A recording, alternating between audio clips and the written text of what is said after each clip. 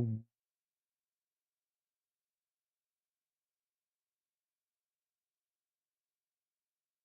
Okay.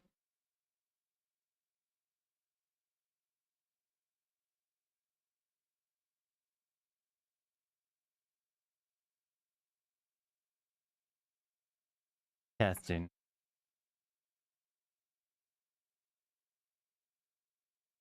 All right.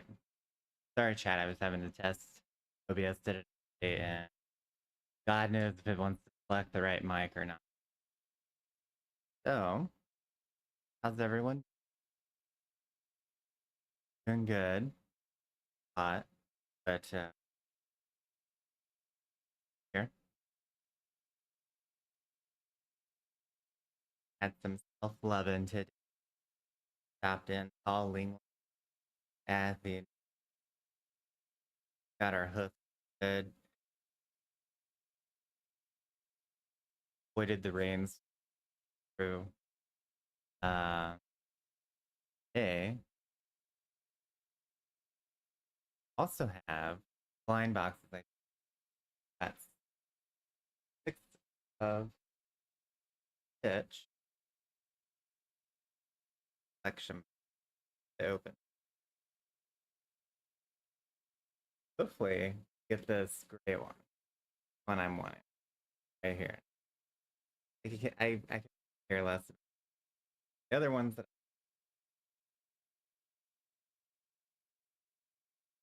flash and the yellow and mm,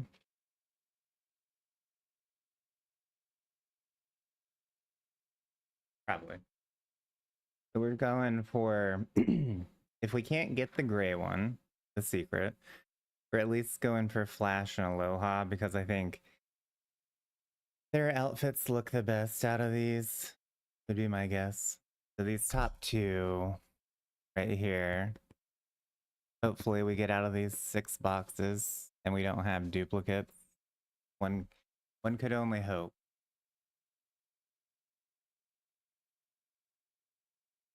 The box and stuff's pretty good, like pretty big. Blind boxes bigger than the one piece ones we also have so collaboration. Um you also have another case blind boxes coming. See, um I did go and pick up another one, get big out of there. Uh Hopefully that one ends that. Got some creative packaging checker style here. Oh, I don't know. All right. So, any guesses on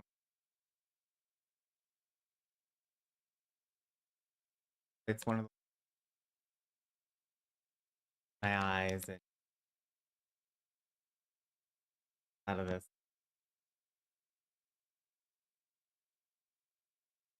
Oh,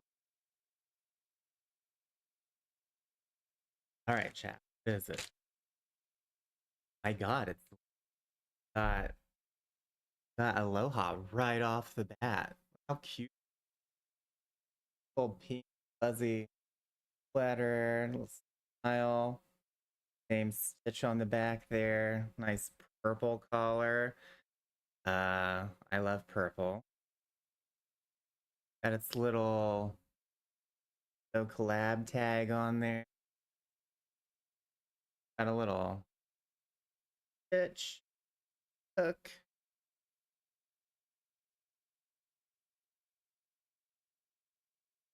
Oh, and they give us a little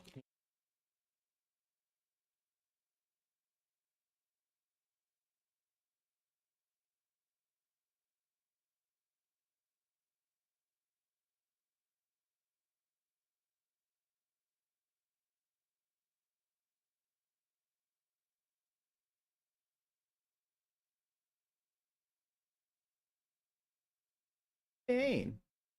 Little guy. Dane.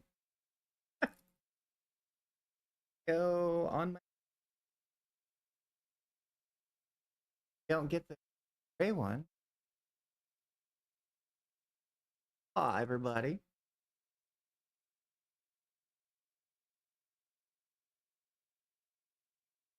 Box can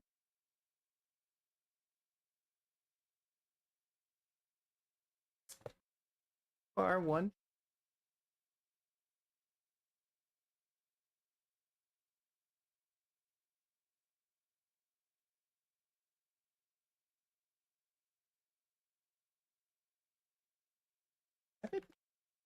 Here on the.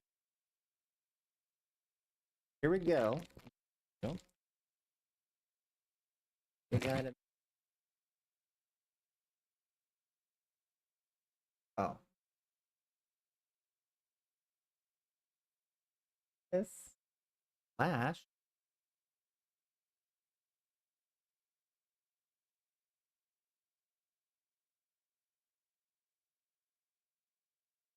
Little tongue hanging out there. Yeah. 6'2" on the back of him.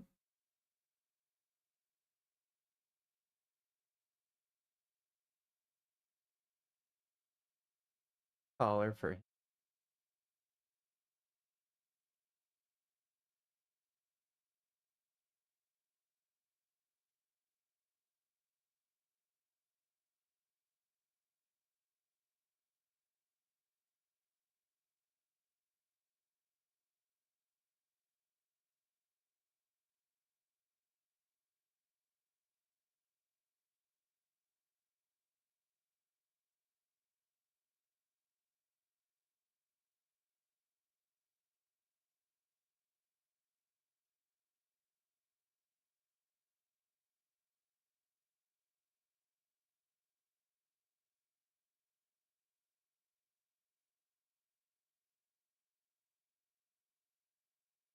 Go both on.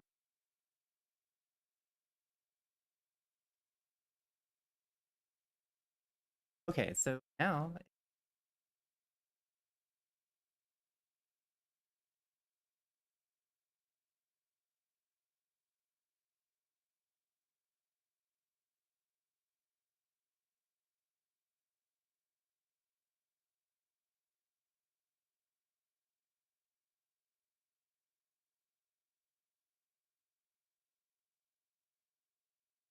power off.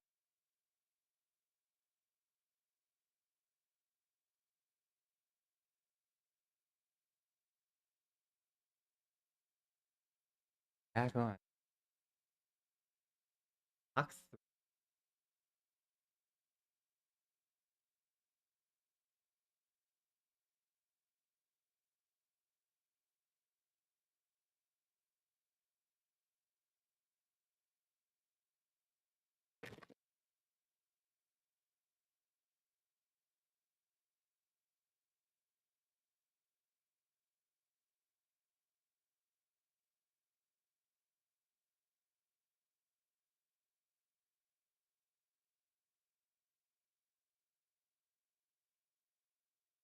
Hello, ghetto.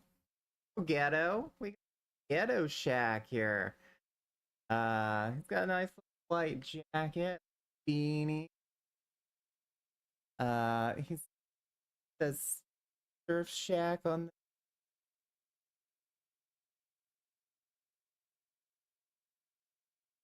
ghetto mood tie.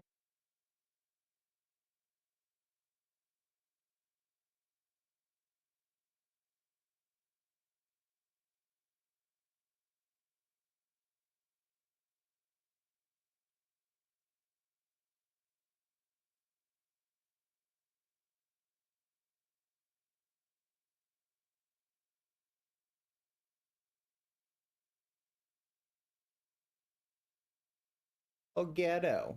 Oh, ghetto man. Ghetto.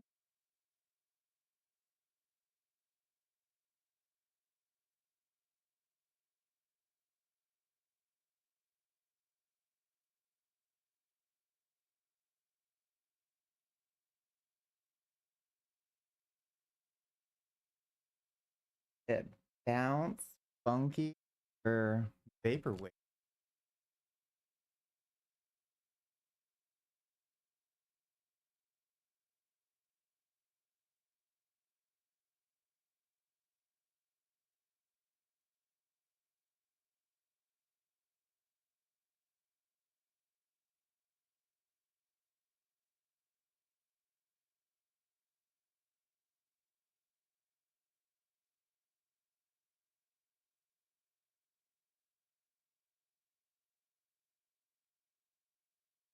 The cosmic, or at least that's packet. Oh, vaporwave. Oh, gray beanie, little leather jacket type situation going on. It is little those jackets like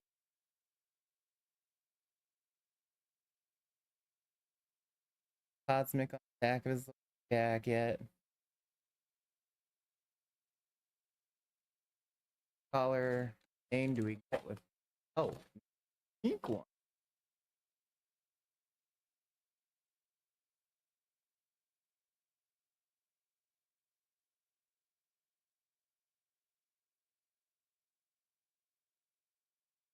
Probably gonna. I'm weird as fuck when I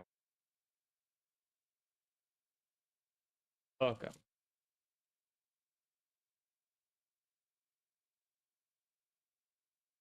Him and his little pink chain. Oh, little stitchy cosmic rocking it.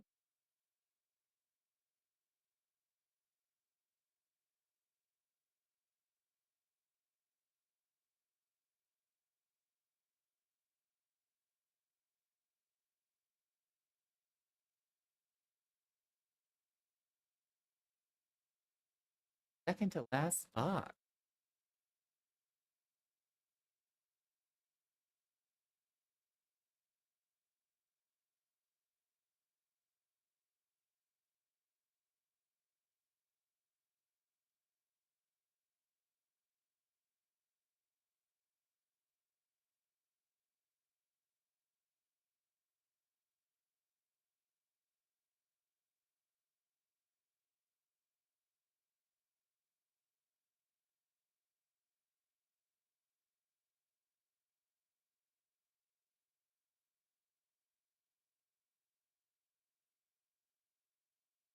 We got funky. Funky.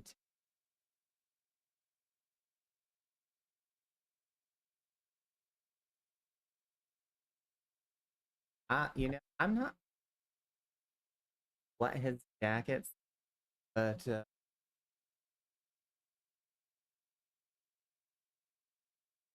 for being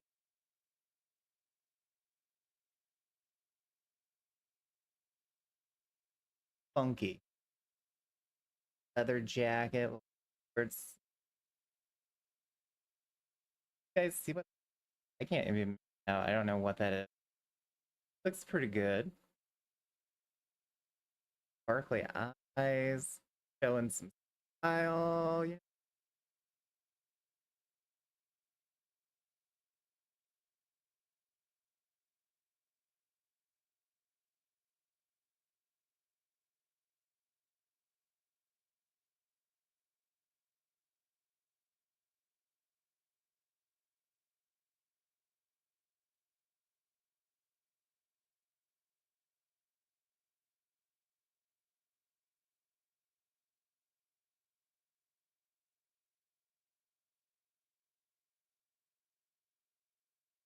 Oh, funky.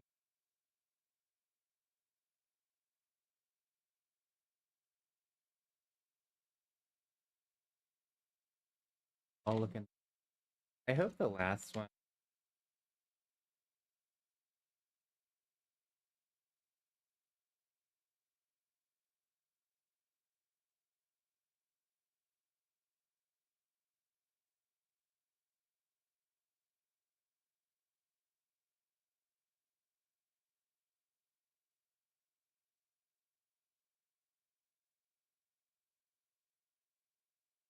Favorite.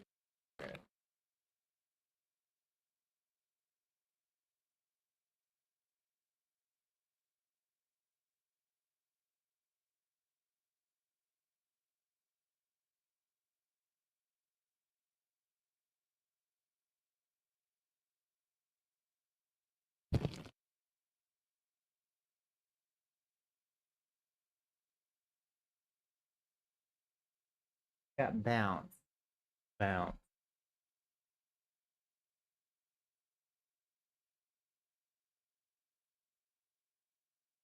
Yellow baseball cap, nice purple collaring, a red jacket. Not filled, it's kind of like polyester, I think. Got 6'2" on the back side of his pad, not pad. I don't know what I would wear him with.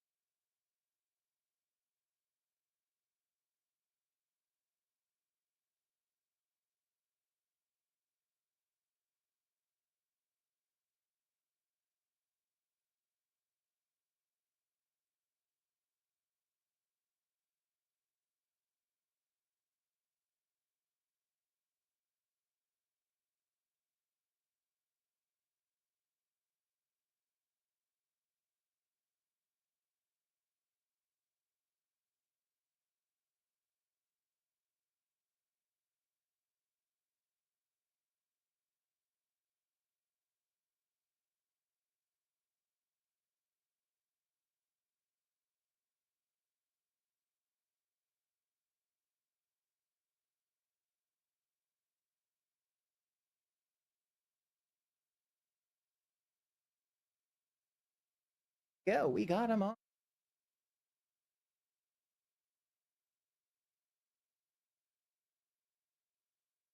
Bitch babies.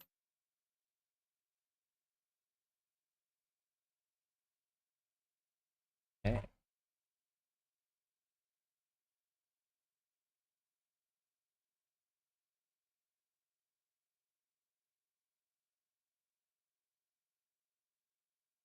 Hopefully these don't come alive at night.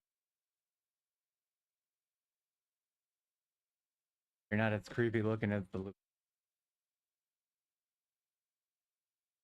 Look at him. Kind of got like a little wicked side to him. He's like, yeah, full vibe the night.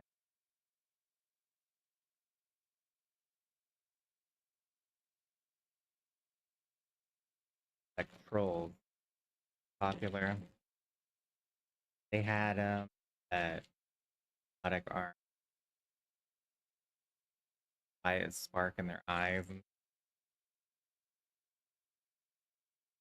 good. Watching these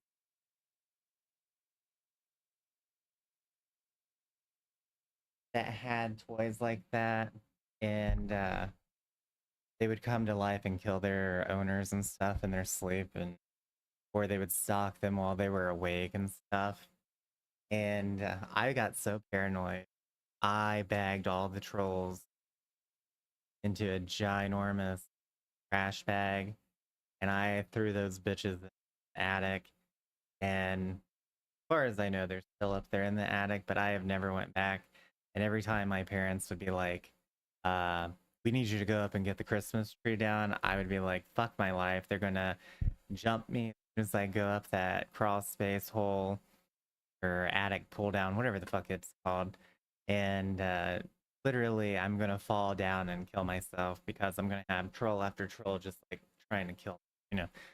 And I still think possible that they could. I don't know. Let's see.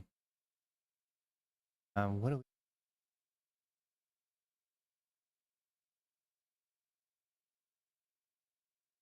Guys, if you guys didn't know, summer sales going on. They had some pretty good deals on. I bought a few games that we'll end up playing, but like this one was not on sale. It was still $29.99, but I just bought it anyway to play this.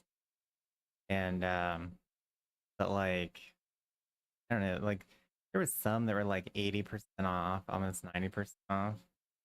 I picked up as well. There's that. Now did the update screw my sound up?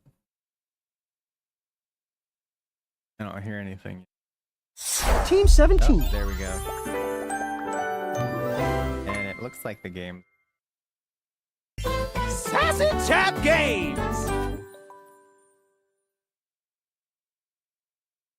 Date everything. Date everything. Also, I want to thank Nat Harika _Bins who followed sometime or last night while I was live or after I got off for the follow. Appreciate it. Go ahead.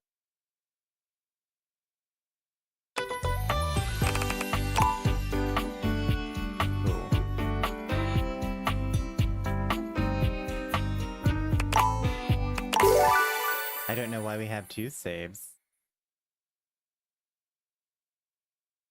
Oh yeah, I gotta switch.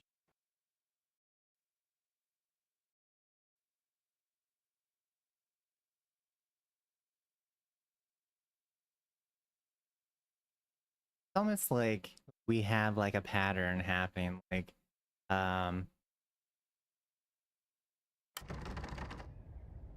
every time I play a game, it's like there's different. Crazy.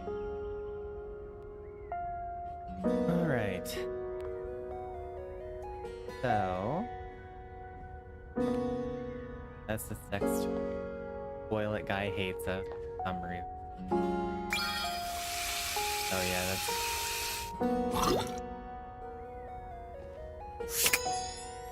Do anything with the mirror?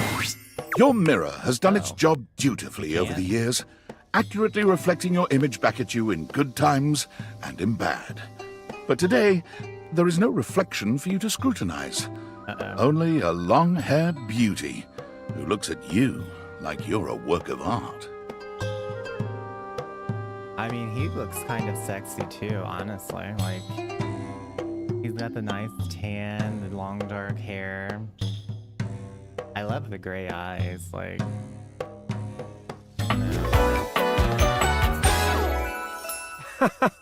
Call me a sucker for tall, dark, and dreamy. Hello. Oh, incredible. Who, me?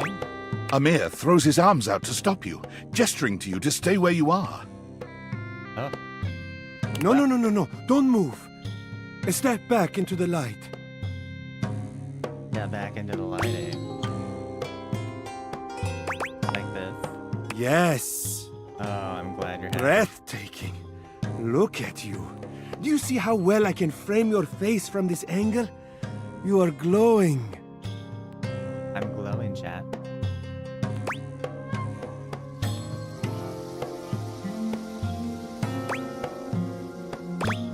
Totally. But I could not help noticing. You are radiant. I simply reflect the beauty in front of me.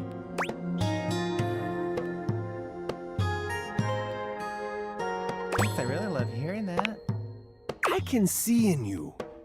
Your beauty must be something you are already familiar with. Who knows? Oh, sure, people could always tell me I could model. Yes, I can see this for you. Can you?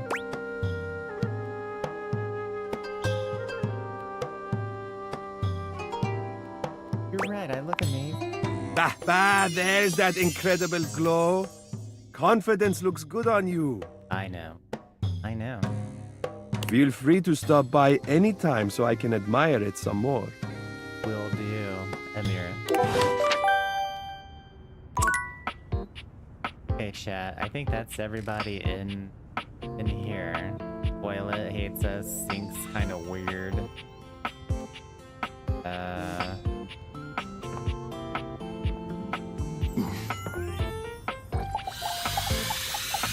Who's this? Would you like to go for a walk? Me? As you're walking past. You catch my meaning well. You could do all sorts of things inside me here. Practically my own little room. Wow. Why did I just instantly have like the major degen moment there? Like, Spread your arms this way and that. Jump up and down. Sit and have a spot of tea.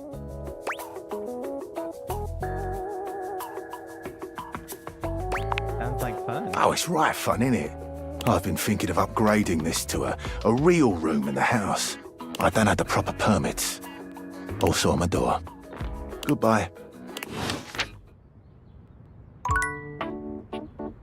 And who wants this on the phone? Maybe we can. What do they want? Valdivianites! Guess who?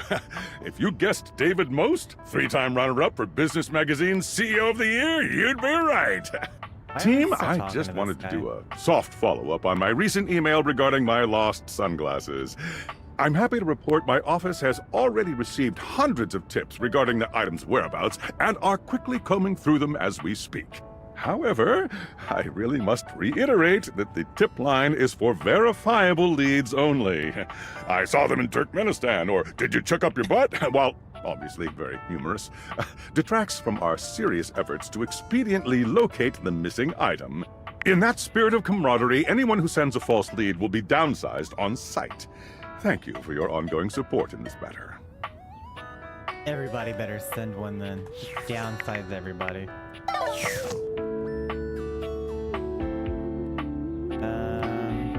Okay, let's see. Let's check on our electric boys. The breaker box is back to its brightly lit and well-populated glory, Oh, wonderful. with its inimitable host standing ready at the door to greet you.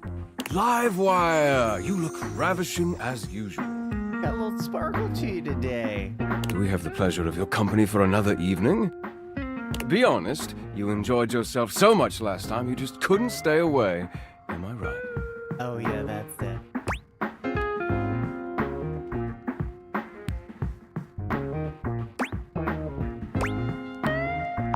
Club is nice. Is though, that keeps coming so? back.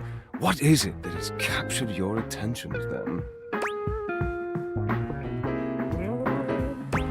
I think you know. Do I now?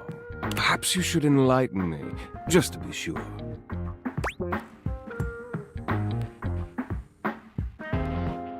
It's you I can't get enough of. Volt chuckles. The spark is undeniable and mutual, I assure you. I was rather hoping you would come by today. What do you say we enjoy it a little more closely together, hmm? Care to dance? Oh, we're dancing?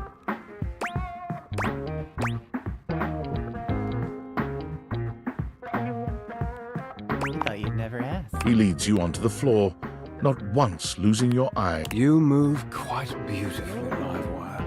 I'm impressed. The song has ended, but Volt has left his arm encircling your waist. He turns his face to yours. Oh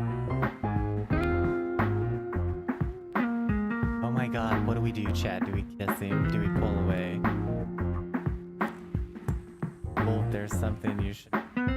What should he know? Like, honestly? Like, why would we say that?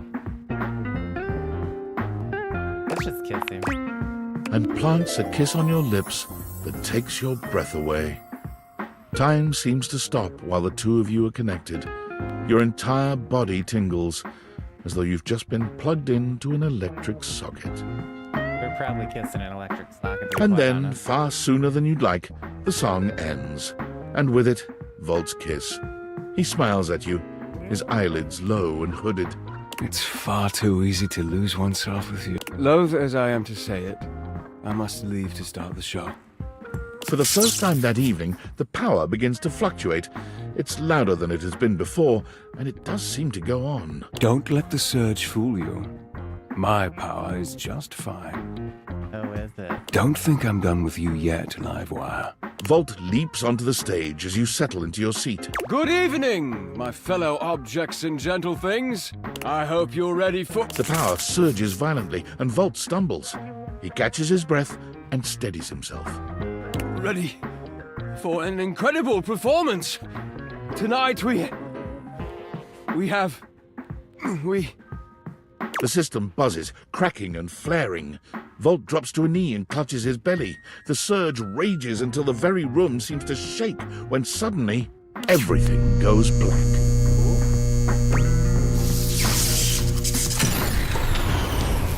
Whoa, cool. Okay. You hear nothing but the panic of the audience, the confused scrape of chairs. You make your way through the club in the dark to hear familiar voices. You have to stop, Eddie. No, I can get it back. Just give me a minute to recharge. I can... As your eyes adjust to the darkness, you can make out that you've made it to some back room, a forgotten corner. The electrical power grid hangs on the wall, with Eddie slumped against it.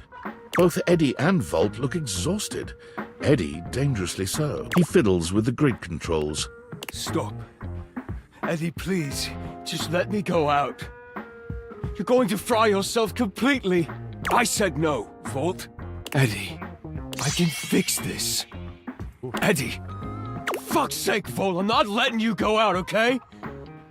We both know what that could mean, and I'm not... I can't go back to being alone. I can't lose you. You can't keep splitting yourself like this. If you do, then... Volt notices your presence and moves to stand. Eddie holds him back. It's fine. He deserves to know. Oh, now we're a guy. Okay.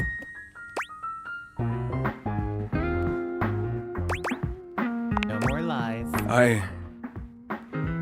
I'm failing. The power is failing and I can't stop it. Eddie leans back against the grid controls, his posture crooked and jagged. He seems ready to combust from the inside, but years of control are keeping him standing. For now. It was slow enough at first. I didn't even notice it. Small fluctuations, random surges. The entire house depends on my power, and it's my job to keep it stable for them. To keep them all safe. I had to work harder to compensate. I thought, if I could outlast it, it would all balance out. But it only made things worse. Even more unstable, so I had to push even harder just to keep up. And then it just became normal.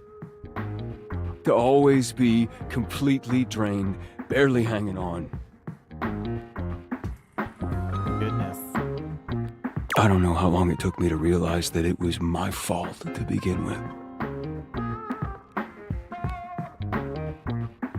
Why would it have been his fault?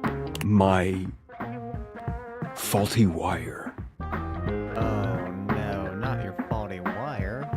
I was the problem. But I couldn't stop. They still needed me.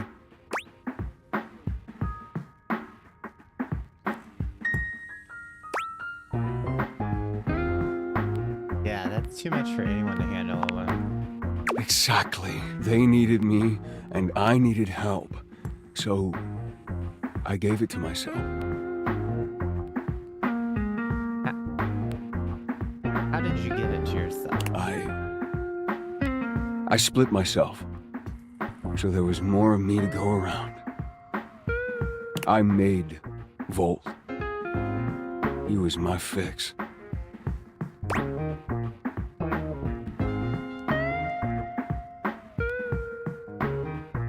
What does that make Volt exactly? Here, and still perfectly capable of hearing you. Thank you very much.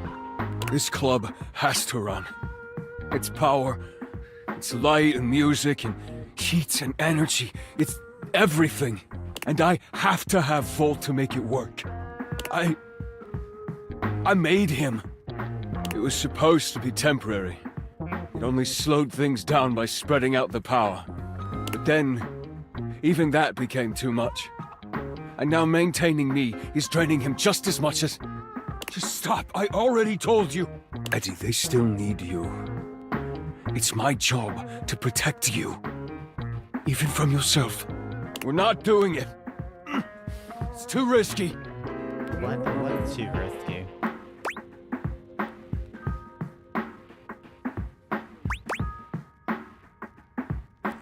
What do you need? The faulty wire. Fault, don't! You have to fix the wire and reset the system. If you do that, Volt could disappear. I don't know if I can bring him back. Please. You can't. If I fix the wire, you won't really need both of you though, right? What the fuck? That's true. That's bullshit. I'm just saying, maybe Volt is holding you back and making you worse. Well, if Eddie wasn't strong enough to handle things on his own, maybe Volt should take over. I knew I shouldn't have let you in. The fuck do you know? Get out! Get the fuck out! Uh-oh.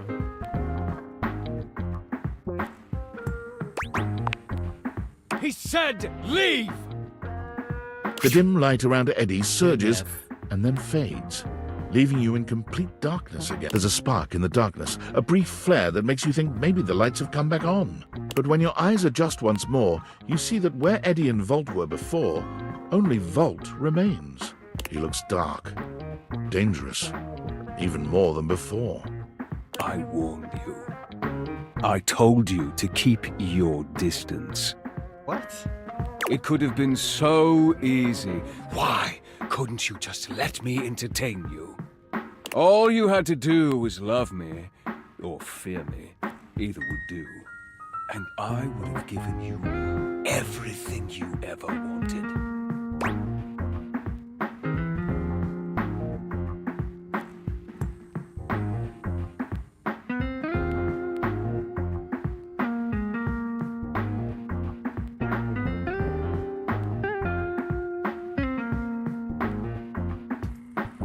What do we pick? All three of these are going to end up probably being hated. I mean, this one seems like the least of the horribleness. This is probably going to piss him off. This is kind of just like, I don't know. Do we just go with this and say hell with it? If that's all you wanted, then you should have listened when you had the chance. It's far too late for that now. Do you have any idea what it takes to keep everything in this place running? Lights on, appliances happy, batteries charged, screens glowing. How much control is required to maintain that steady current you take for granted? Who's taking anything for granted? Of course you don't.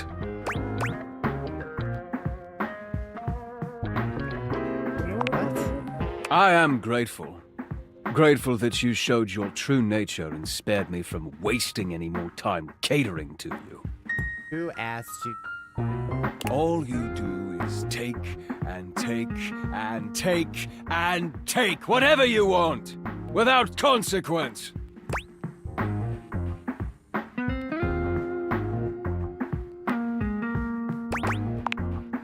Not anymore. No more sacrificing for this ungrateful house. What did you do to Eddie? Eddie's gone. What do you mean? Eddie's safe. Away from you. Away from everyone. Somewhere close. So this time I'll be able to make sure no one ever hurts us again.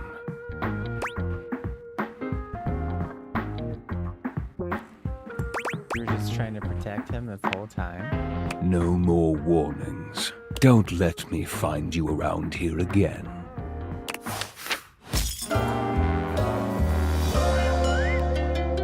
Wow, chat, that... What is with it? You got 5 points for empathy now. Absolutely shocking turn of events. No, not this guy. Reggie, damn it. Not too shabby. You know, I'm not one for friendship much, but I think it's time we scooch up our relationship a half notch so I can throw you a bone in the form of specs points. We compadres now, you hear? Oh, we're friends. Look at that. Friends till the end.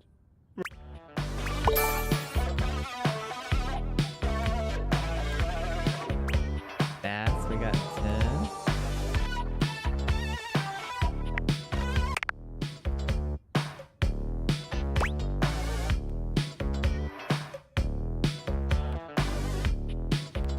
Sounds good to me. Hope I can get you to hate me too. Oh, I can't wait.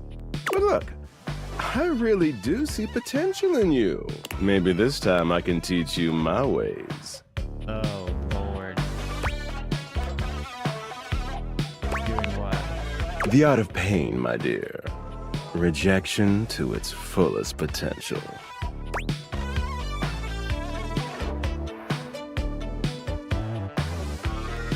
Okay, I'm in. Here we go. And hey, getting a hate ending with these chumps around here is real easy if you ask me. Plus, you get the same amount of points. Did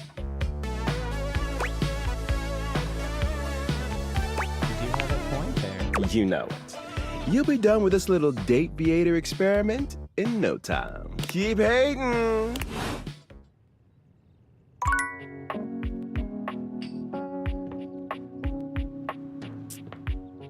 We talked to this store. Oh.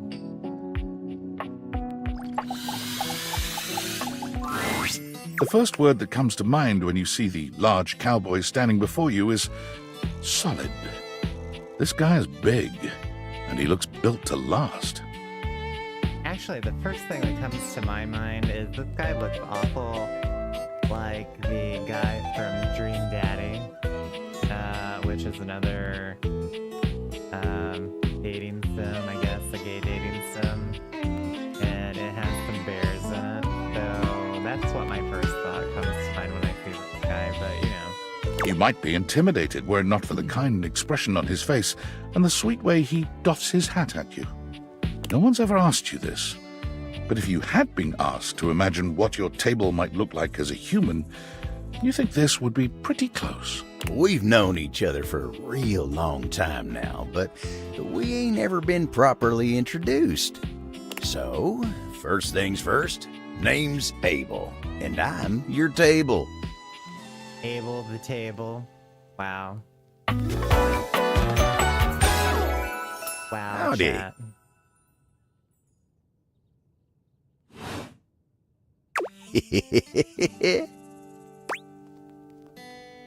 He's too happy.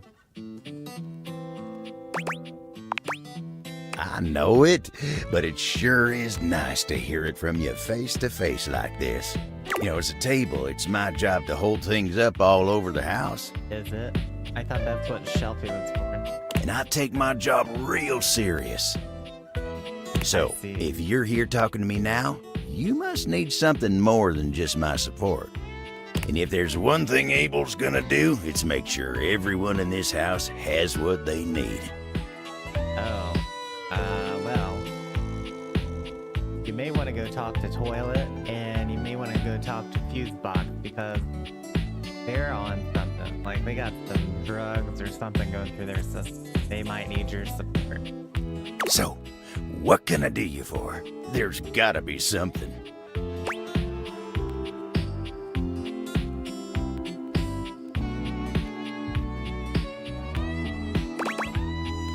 You know, I'm just getting to everyone around the house. Oh, yeah?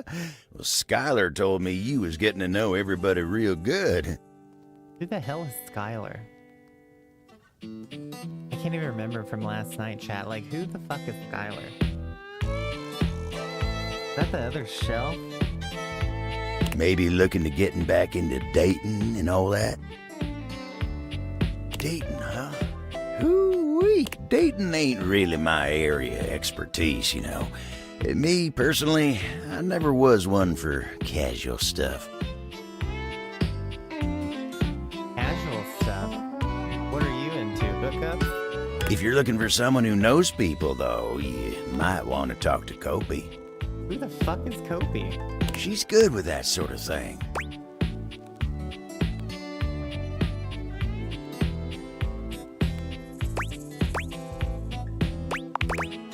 Oh, heck, I don't know. What? You said casual like you need. Like, what? What is this? You can't say something and not know, man. All that talking and whatnot. Trying to fit each other's history into bite-sized portions. Oh, it just ain't my speed. And you really gotta talk to somebody who knows what's what with dating these days. Kopi will get you on the right path. Who the Winda, tell her I say hey when you see her. Who is it? You take care now. Who the fuck is Kopi? Do we have anything in this? Let's see. Data deck. Have we met Kopi? I have no.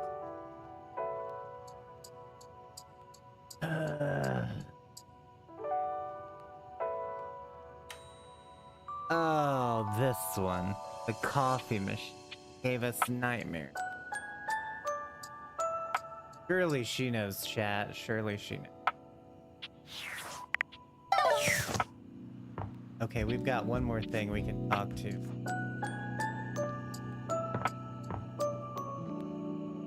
We talk to this door.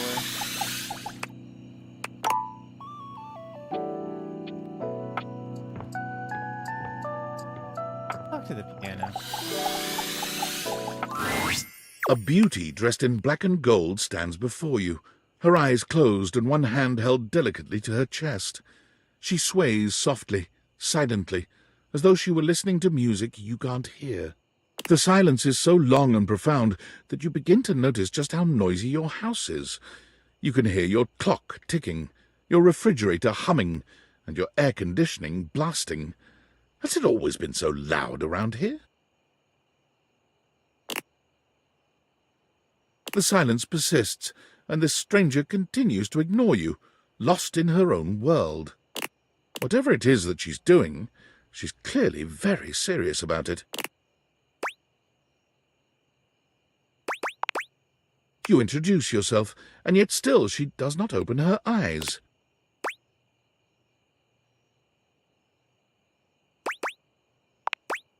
Finally, she opens her eyes, heaving a polite but obviously impatient sigh. Maestro? Here for a sec. What is scary about a performer crafting a performance? It was coming along nicely.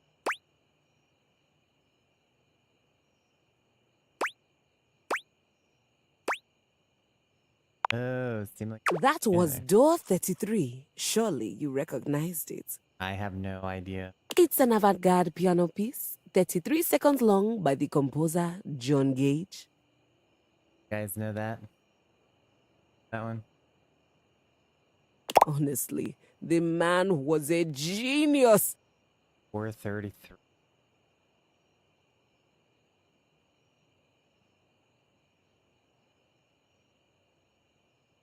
I mean, the idea that music can exist without the presence of a single note.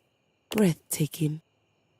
You know, the very first time I played it was when I was in residence with the Dulce Mio. I don't even know who that is. You two have met, I'm assuming? Maybe in passing, I don't know.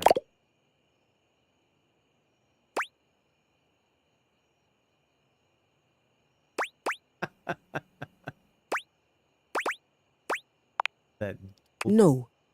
Dulce Mio is completely different pronunciation, spelling, and comportment. Anyway, our audience that night was completely hopeless. They all kept waiting for the music to start, as if they couldn't already hear it. A rustling program, a muffled cough. It was all being performed in real time, but they kept staring at Dulce and I like we were the Philistines. Still, it was one of my finest performances to date. It also didn't hurt that Dulce had requested to work with me specifically. oh, I can't tell you just how often that seems to happen. The talent always just seems to flock to me. Speaking of, what is that bizarre little refrain you've been playing over and over as you pass by my keyboard? It almost seems like music. Very atonal.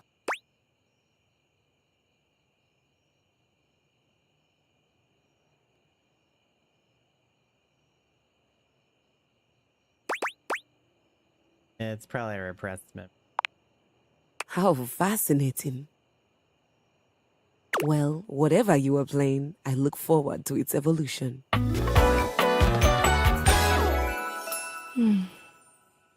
Yes. So long, Maestro. All right. Friday is at. Why all of these doors are shut off?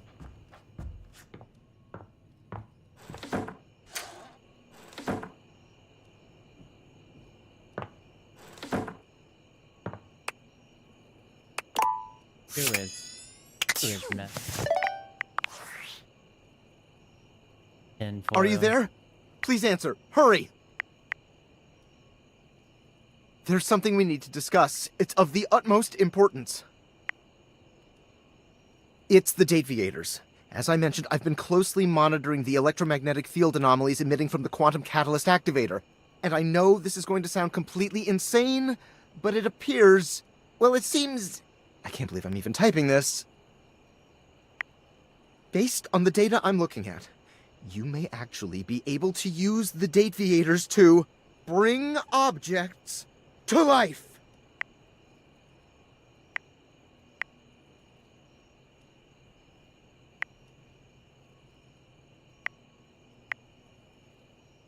We have absolutely no idea the ethical implications of turning objects into people.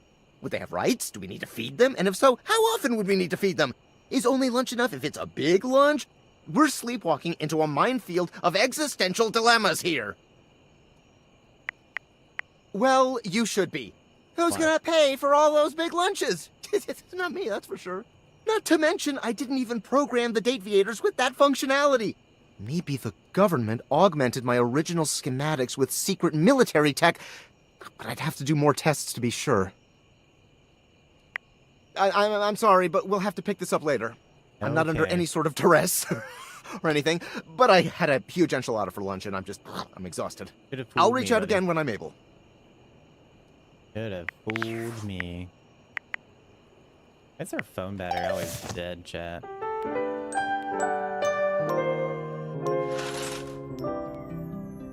Alrighty.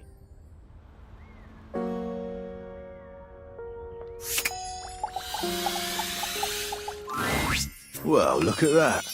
You've made another friend.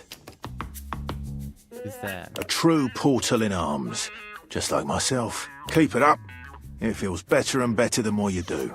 Trust me. You've caught me at a strange time. Oh? There are normally clothes in here, but they're currently tied up in the laundry room.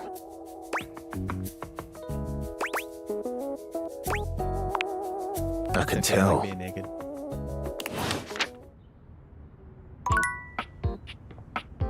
So, where is the laundry?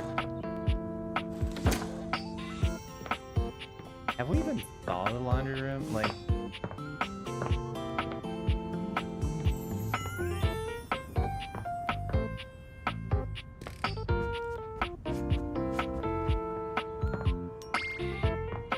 And I'm looking.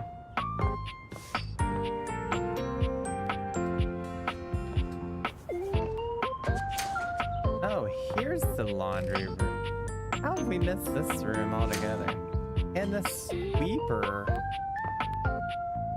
Oh, goodness.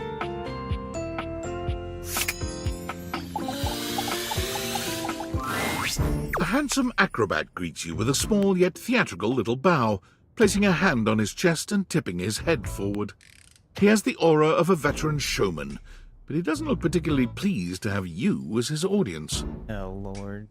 Greetings, weary traveler. Washford?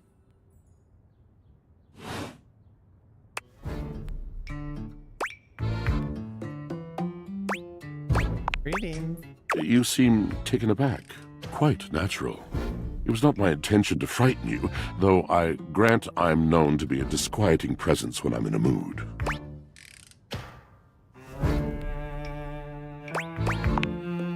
Tiger, tiger, tell me your little gray cells burn brighter than that. Yes, a long and solitary bad mood.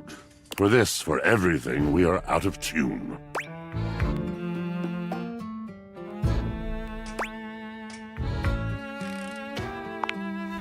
You aren't serious. You jest.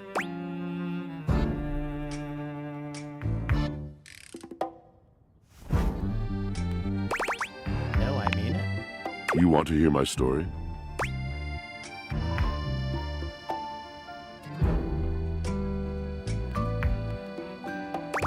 For sure. I am a servant to the drama of the heart.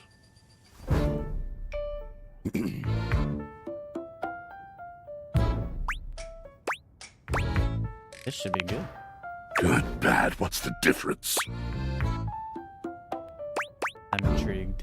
I am awash in the scurryings of lives, countless stories. I am filled with water, the fundamental state of all things.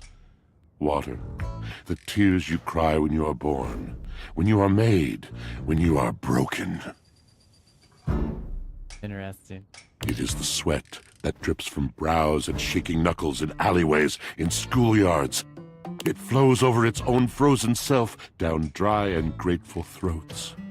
It drops from noses in blazing sunshine onto lemon-printed bathing suits.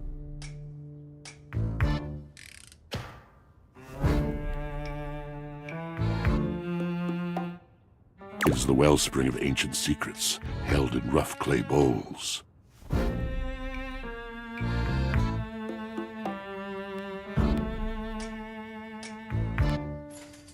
I am surrounded by it.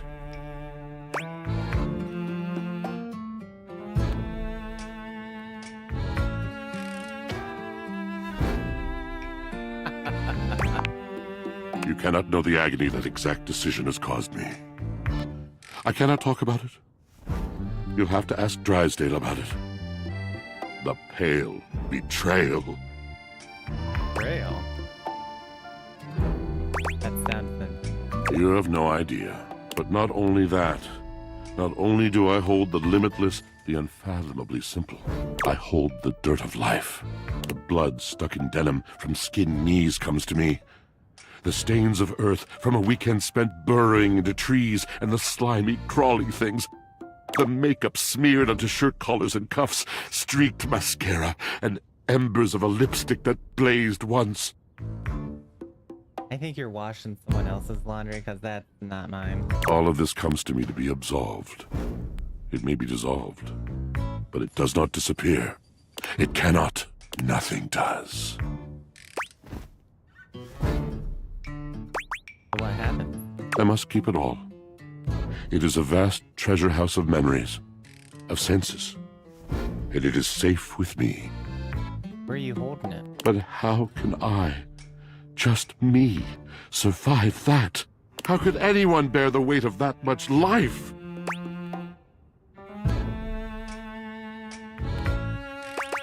Tell me. It is the words. It is language. To be able to communicate, to share the burden.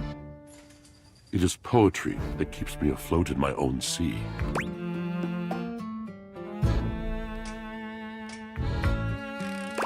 I think I understand. You mean it? And this at last is the dawn? Such bewilderment comes with the sight of the room, I cannot tell. Deep breath. I have lost my only friend.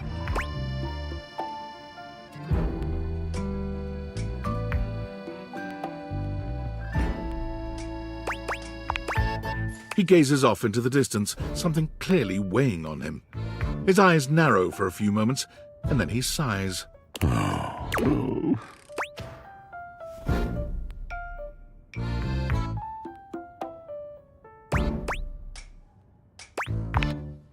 Yes, my God, haven't I done enough?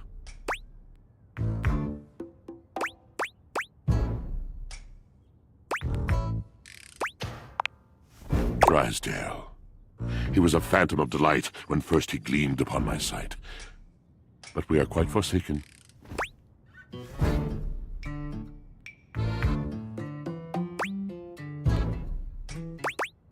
Man, what happened? We were a duo. An acrobatic team rivaled by none on Earth. We were swift, smooth, and strong. I wish you could have seen him fly. To the vault of paved heaven. Our performances were legend. They came from many rooms away to watch us, to applaud us. And joy filled me as wine in a glass overflowed. Sounds like you guys had a really amazing connection. Past tense, but the physical connection between him and me, it is like nothing I have ever known before or since.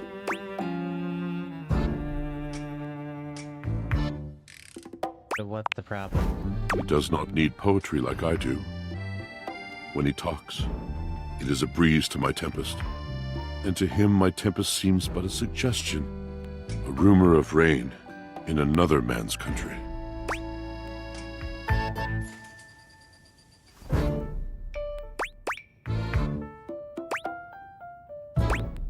So you had your art day. Until we didn't. Until he was too busy to perform. Too occupied with other things to tumble with me. The bond was broken. The bright cord severed. He abandoned me. And when he was finally ready again, I was unreachable. Locked in my own chillon. Trying to claw my way back to a friend who could not hear me. The wall between us has been impenetrable ever since.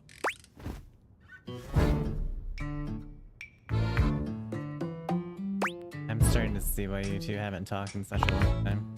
Yes, it's been years. As I said, traveler, a long and solitary bad mood. All moving things come to an end. A knotted willow. I miss him every day. Yet speaking with you gives me hope that I might be able to move on and accept a new companion.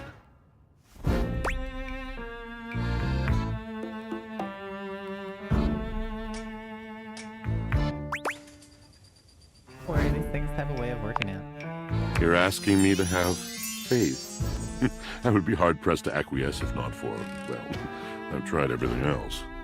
Thank you, sincerely, for listening. It has been so long since anyone has stopped, has heard me. Ooh. Guess we talk to the dryer now. An acrobat in bright orange evaluates you with a smirk. His hair is streaked with grey, and there's a twinkle in his eyes that tells you this guy is definitely going to keep you on your toes. That reminds me of a French person. For whatever reason. Well, hello there, new face. I may be quite excited to meet you. Yes.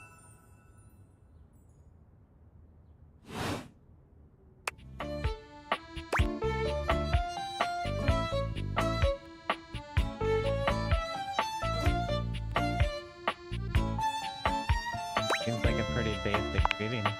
Ah, is it though? Am I excited the way I would be about a bratwurst? Oh, that sounds so good right now. Which is different from how I feel about fireworks or a sequined codpiece. So much complexity. So when I say may, A sequin codpiece. Get out of here, man. Ooh. I have a voluptuous suspicion that may be the emotion I'm experiencing. Yes.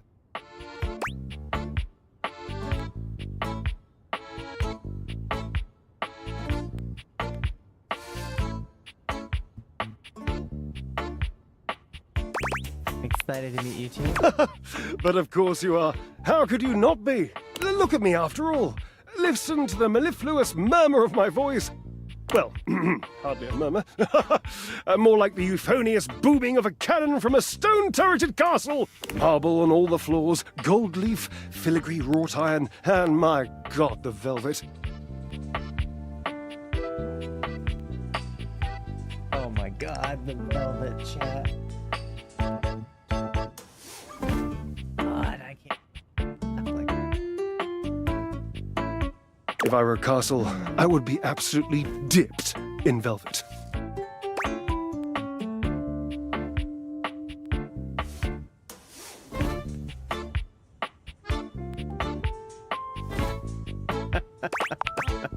A moat, eh?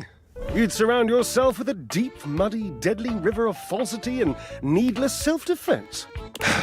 Water. The substance that flows like secrecy through the crevices of our lives. Moving on.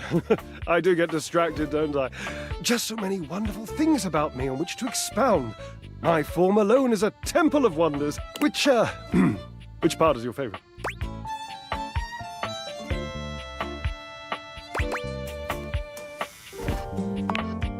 He gestures to his muscled frame, inviting you to drink him in. Cat, do you think he's muscled? Which of my parts sings the most to you? For me, today anyway, it's my pectorals. They're glistening, enough almost to be felt through the fabric of my tunic. Perhaps this can be the first bridge between us. The first bits of woven lint eventually to form the sturdy, braided rope of our friendship. Do you, like me, enjoy celebrating at the altar of your own glorious form?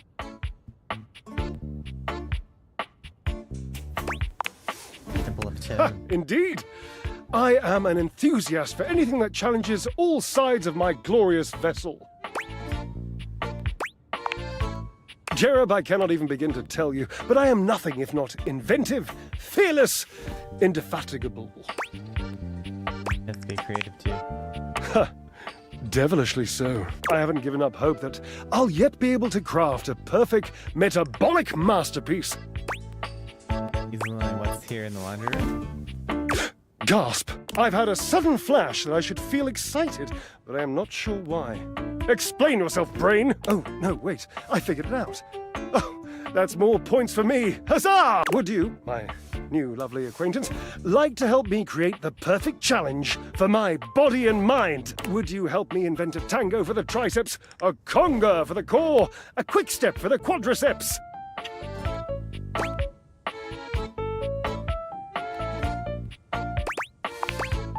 Awesome! Yes, as incapable of inspiring awe, just like my obliques. Yes? Yes. I know! I can lie down with Florence, grasp Titus by her intimidating epaulettes, and Russian twist her for 3 sets of 20! What do you think?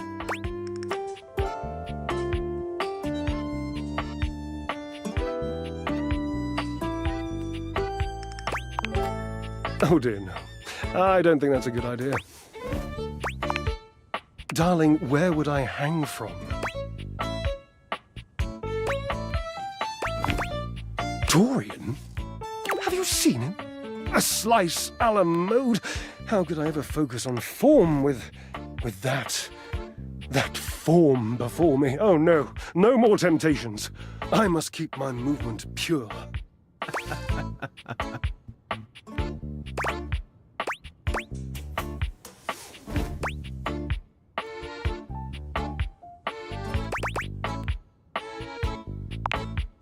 Ah, you are a cruel taskmaster. Lucky for you, I am exceptionally well mastered.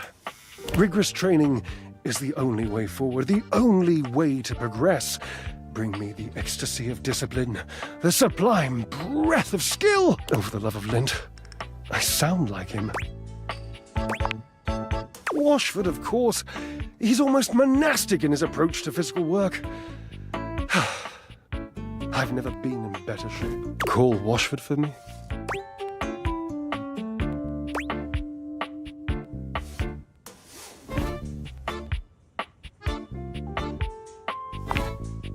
Yes! Obviously! If it were genuinely far away, this would be so much less torturous. But as it is the stuff of pure drama. Sumptuous, don't you think?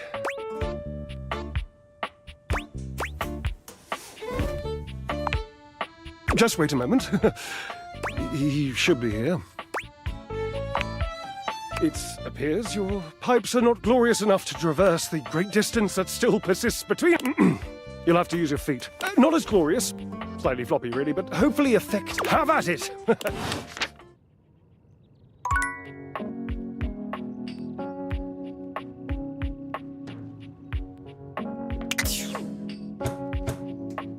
Oh, that's Titus.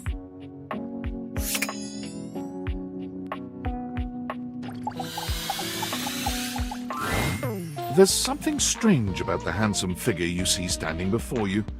It's not his clothing, even though he does appear to be dressed in some sort of plastic armor. No, it's something about his face.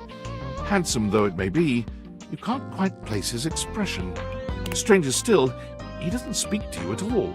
He just stares, his face screwed up in concentration, and his lips pressed together. What's that? He lets out the breath he's evidently been holding, bending forward with his hands on his hips as he inhales and exhales deeply.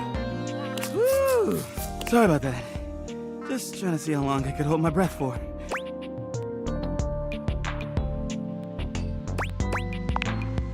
I'm up to 3 hours. Get out of here. 3 hours. All right, now that that's taken care of, I can give you my full attention. Name's Hoover. My friends just call me Hoov, though. What's up? Henry Hoove. You here to chat? Or is there another incident to clean up? And today was supposed to be my day off. Sure. What about?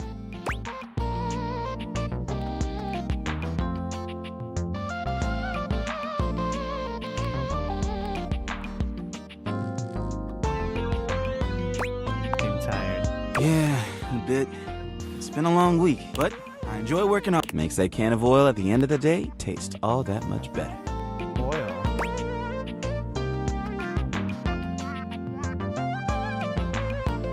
What do you do for fun? Well, I used to do a lot of things for fun. I used to love watching a good game, especially with fellow fans. And sometimes I'd have a drink after a long day's work. These days, I don't know. I've just felt a bit too cluttered. Nothing to worry about, though. Hey, it's been great talking to you, but I gotta finish up my work and call it. How about you come back and see me next time you got a minute?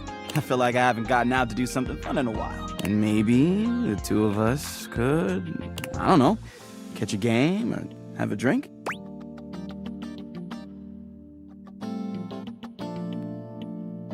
I'd love to go someplace with you. Sounds like a plan.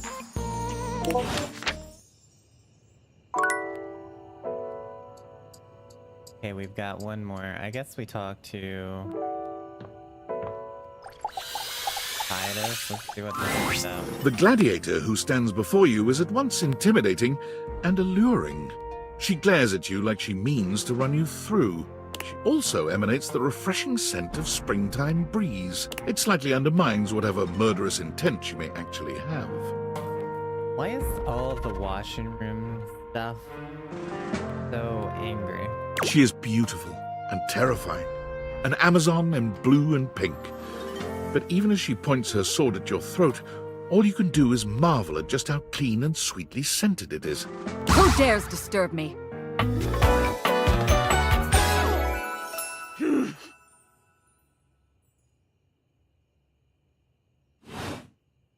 You? Ha! Name yourself! By all the pods in the firmament, I swear. I heard that's in Final Fantasy.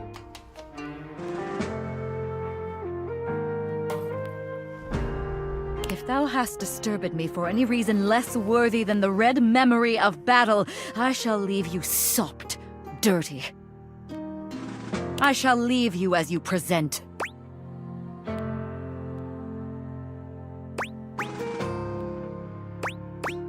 I just wanted to meet. Meet me. You, civilian, you wanted to meet me. I am in the pitch of battle. My pods rampage, sacrificing themselves to be reborn yet again. And you have pulled me here because you wanted to meet me. I confess to you, civilian, I am in a state of indecision. I cannot decide if I hate you, or if I am impressed by your fortitude.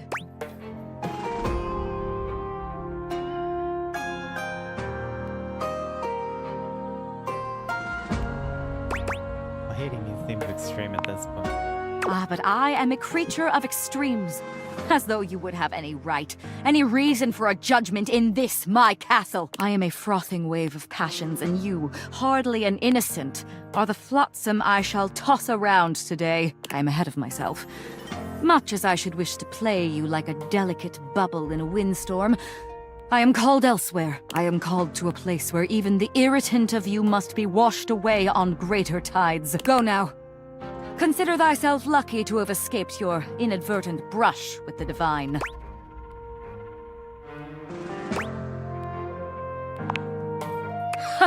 A foolish if brazen charm. Thou may perhaps survive me in time.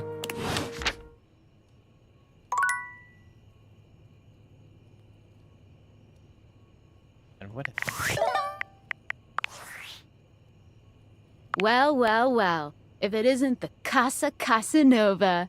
Do you see what I did there? That's wordplay, baby.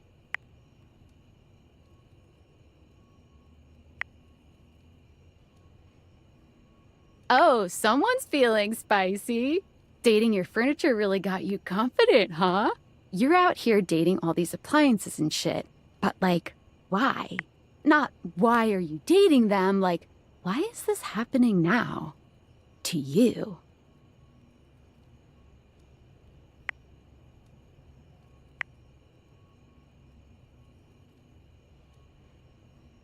Pretty lucky then.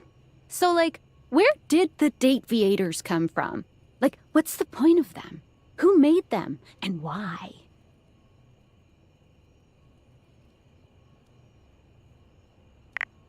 Tinfoil hat? Okay, this is some conspiracy shit. Your life is half political thriller, half harem anime. So, like, did you find out what your purpose is or whatever? Are you a top-secret operative in the furniture dating war? Are you collecting data on people in love with their shower?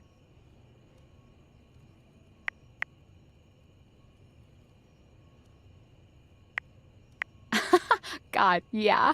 Oh well, guess we can just make up our own theories. Or maybe just enjoy the furniture dates for now.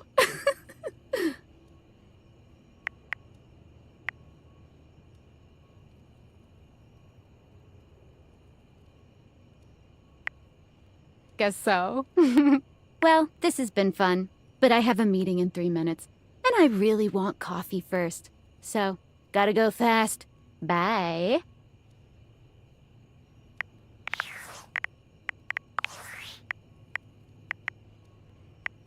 I'm afraid I don't understand.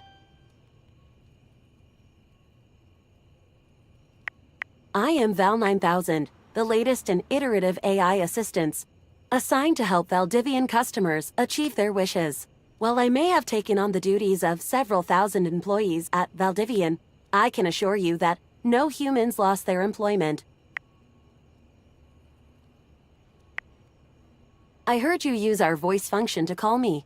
If you ever need assistance, you can simply say, "Okay, Val, can you please help?" and your nearest device will answer.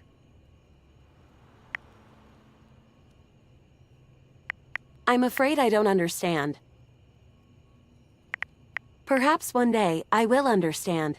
If there is anything else I can get for you, please say in a clear voice, "Okay, Val, can you please help?" and I will assist right away. If there is anything else I can get for you, please say in a clear voice, "Okay, Val, can you please help?" And I will assist right away.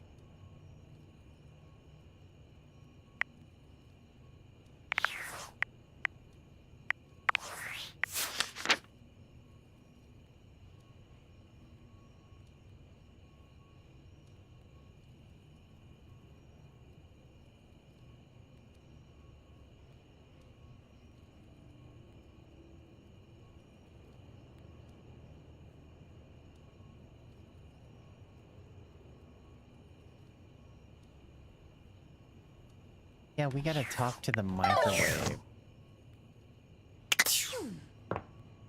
Why are we talking to the microwave?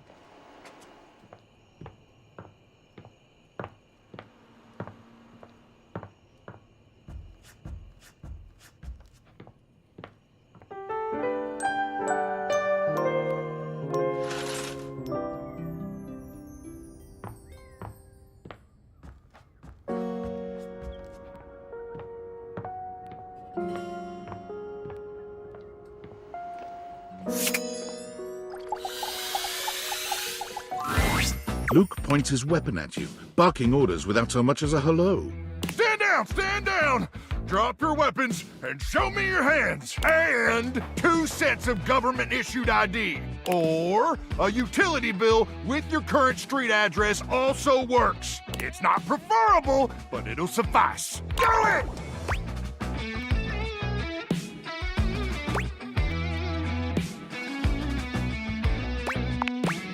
I'm sorry.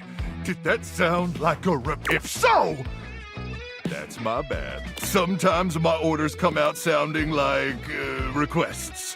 My intonation gets wonky when I'm, frazzled.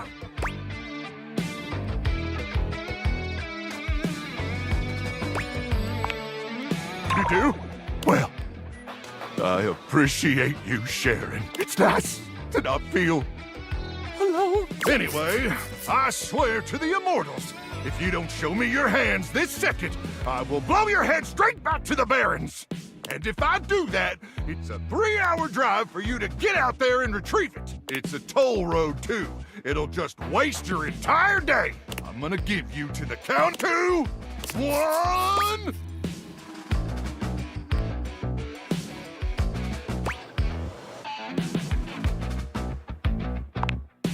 Luke squints at you for just a few seconds, and then he lowers his weapon with a relieved expression. Oh, Ranger! I'm sorry. I'm just so hopped up on Power Crank that everything starts blurring together like a Monet knockoff that fell in some acid. Next time, tell me sooner, would you? I don't want to accidentally blow off any of those pretty limbs of yours.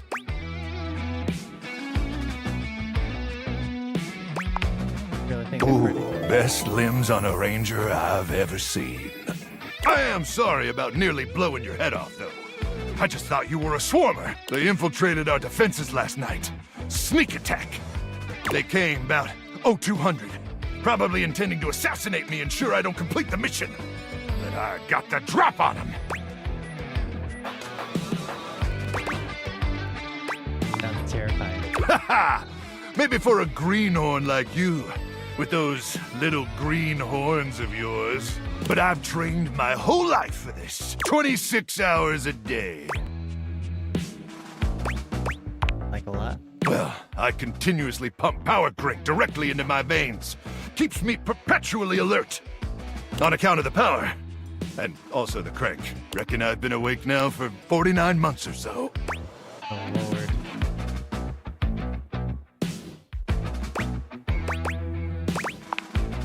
Absolutely! Just as soon as I finish debriefing you. But, getting back to the issue at hand, the swarmers did their best to neutralize us, but I dispatched them easily. They never would have reached the device anyway.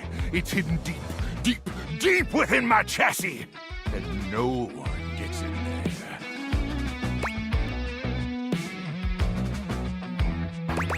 Did you let me in there? How dare Oh, I see.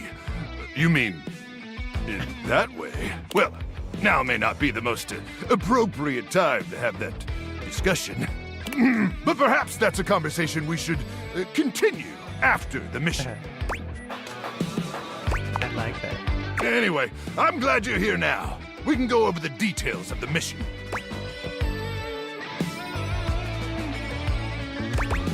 Yes, sir. That's the spirit! We'll show those swarmers who controls the Barrens once and for all! Luke looks around, patting himself down for something he doesn't seem to find. Do you have a pen and paper handy? Or some other kind of note-taking instrument? Maybe some chalk? Yes. Luke takes the chalk from you, using it to draw on the other side of an ancient serving tray you inherited with the house. Good! Then let's get to it. At 0900 hours tomorrow, we leave here and head 10 clicks southeast into the Death Zone. That'll take us just past the Sea of Death and the all-inclusive Death Resort on Death Beach. If all goes smoothly, we'll arrive on the outskirts of the Swarmer's Nest around 0700. You getting all this, Ranger? Yes, sir. Once we reach the Swarmer's Nest, I'll need you to initiate some sort of distraction. Something that'll allow me to slip past their security undetected. Any ideas?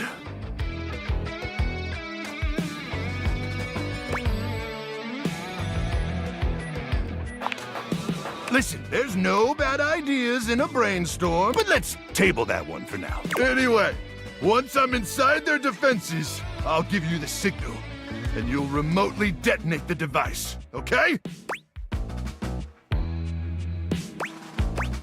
What's the signal? I'll yell detonate the device, like, really, really loud. Now, go get some beauty sleep. We got a big day ahead of us tomorrow, and if you see any swarmers in the night, remember to aim for their genitals. That's where their brains are. May the immortals watch over and protect.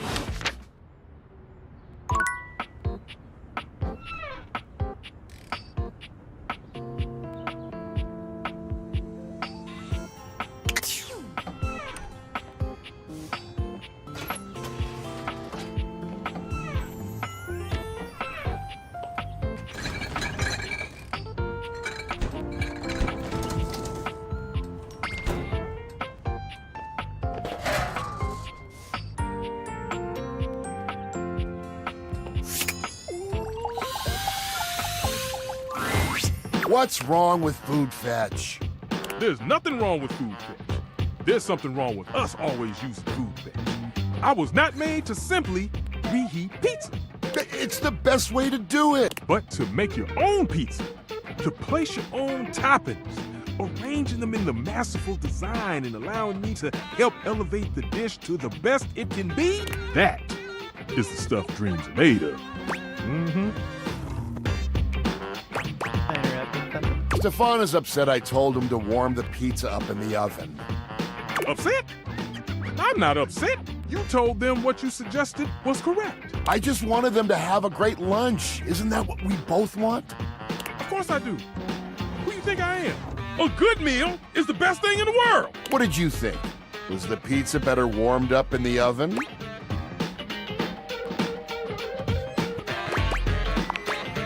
See, Stefan? Nothing wrong with some leftovers from Food Fetch. I'm glad you enjoyed that meal then.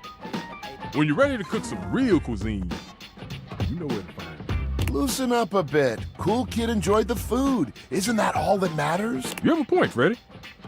I still think fresh cooked pizza would be so delicious. I can smell the cheese now, and the tomato sauce. And oh, I'd watch it bubble and crisp up. If you're trying to make me hungry, it's working. See? You aren't the only one who knows about food, Freddy. We should make a pizza. That's a great idea, Cool Kid. But it was my idea. You're just trying to impress, Cool Kid. It was my idea. Okay, if you say so. You were something else, Freddy. I'm leaving before Freddy makes me start a fire. Let me know when you're ready to do some real cooking. You know where to find me. You'll have to excuse Stefan. Sometimes I think he loves food more than I do, which is impossible. He's just frosty that I had a good idea. I know a lot about food. You have really good taste, BT Dubs. I'm just trying to be a cool kid like you. Oh. You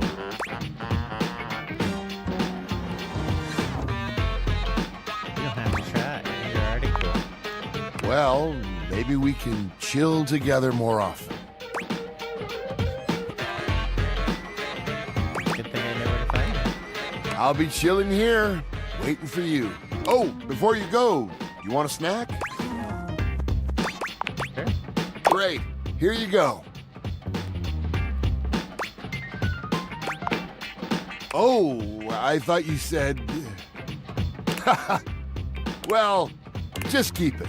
I'll see you around, cool kid.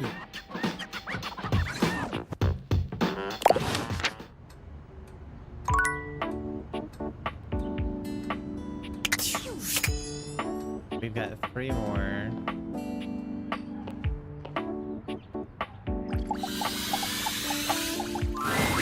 Welcome to Valdivian Plus, Dishwasher Edition. What is your password?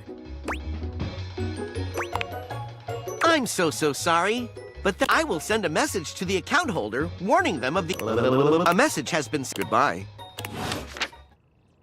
We were really supposed to write that down. Oh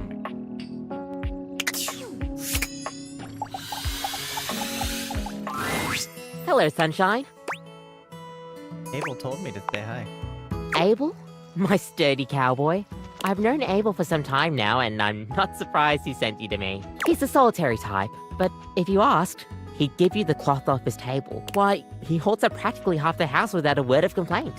He said he doesn't like the casual stuff, but sort of dodged me when I asked what he meant.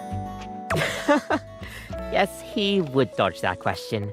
I think the most important thing to know about Abel is that he's not quiet out of any kind of shyness. That's just how he is. If there's nothing to say, he's content to share in your company. So does he like coffee? Everyone likes coffee, darling. I'll pour you a cup of his favorite. It's an Ethiopian Sidama Adi that tastes like strawberries, served black and hot. Sounds amazing. Oh, it is. With the coffee in hand, you take your leave.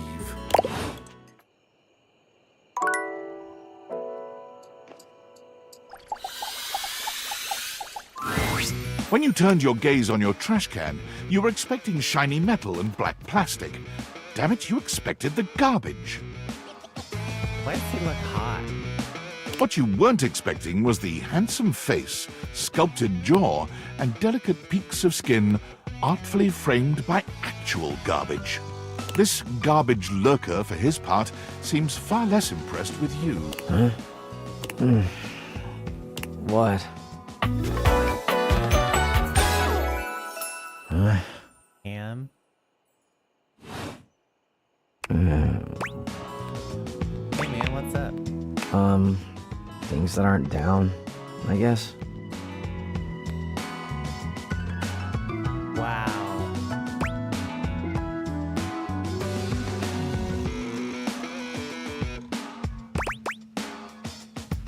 Oh yeah, good point. Yeah, I make those from time to time. Try not to look so shocked. Have anything for me today? What do you mean? Do this every day, dude. What'd you bring? Well, let me check. I'll just wait.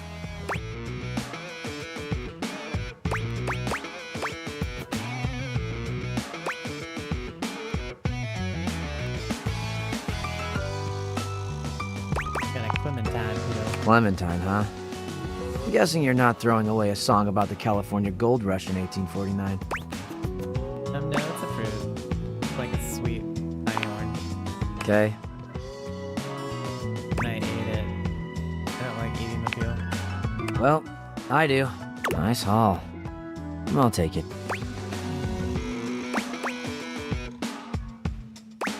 Thanks, I'm glad to be rid of it. Always glad to help you, I guess. You hand your trash over to Cam, and he takes it from you, pocketing it without another word. And you're still here. Yeah, are we gonna talk or hang out or something? Wasn't planning on it. So then now what? Now you go. But you're hot. Go. Be free. I am free. I'm free to be here. Damn, Chuckles. Bye. What a bitchy trash can, cat. Fuck.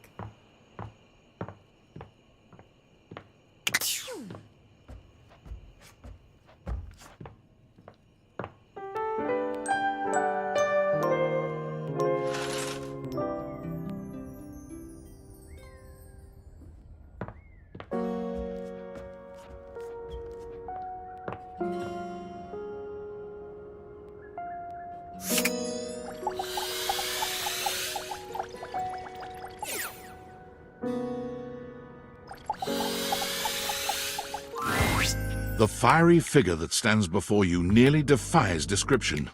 He's fire given form, but despite the hot air that radiates from him, there's something decidedly chill about his entire being. Hey, what up, hot stuff? It's about time we sparked up a conversation. I'm Dante, the fireplace.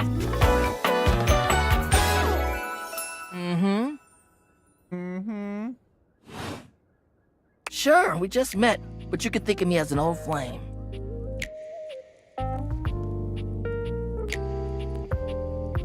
I don't think I honestly think of him old. Didn't expect me. Of course, the hearth is the heart of the home. I seen what you're doing. Kinda get me fired up too.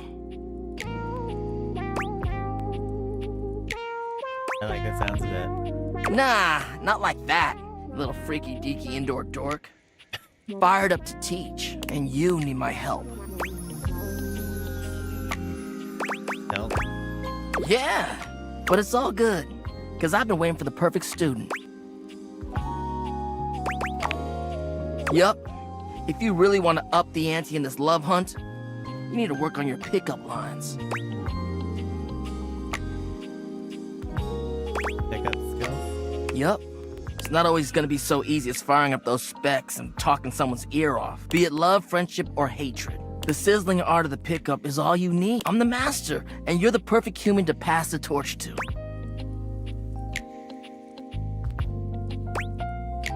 You really think I'm worthy? Hell yeah! Just look at you. You're the exact right amount of smooth and rough around the edges. Like a piece of firewood. Full of potential. But right now, you're also kind of a soggy stump. I can make you crispy, baby. My point is, that with my help, you got a chance to burn bright. But if you don't learn how to take the first step by talking to someone, you won't ever light the flame. Sounds good. No sweat, hot stuff. I think it's time we start the first lesson. If you can handle the heat, that is.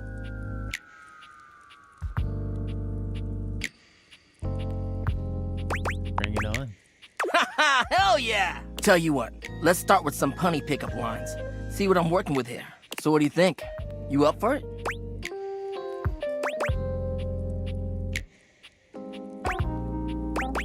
Fire away.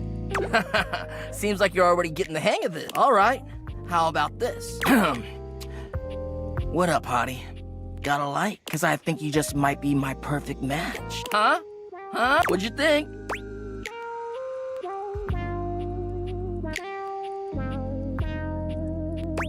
Pretty dang good. Try to See? look at me. It's fun, but I just can't send you out there with my trademark material. I gotta show you how to come up with your own. Teach a man to fish and all that. How would you mix it up? Stir the coals, you know? Change the opener. Okay. So what would you change it to?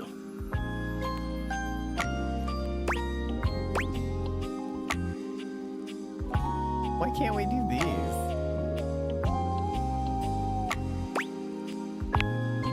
I feel you, and I totally get where you're coming from. You see, that was all a trick question. Or a lesson, I guess. I was just trying to show you that pickup lines can be corny and fun, but not always the perfect opener.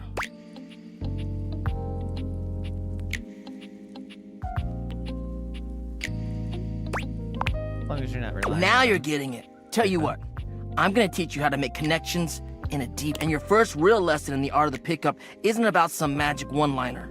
You're gonna learn how to open the gates of someone's heart, get to know their soul, you know? You ride with me and you're gonna learn how to be smooth, but in a sensitive way. I call this style the way of the flame. Think you can handle it?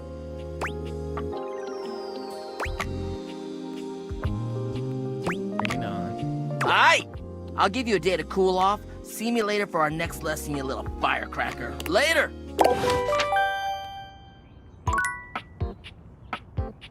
We talk to the captain here. Oh, you're back. I am. I have to say, it is difficult to surprise me. I'm so accustomed to being disappointed and enraged by turns that genuine shock is a sea lane less traveled. I thought for one reason or another you'd have given me a wide berth.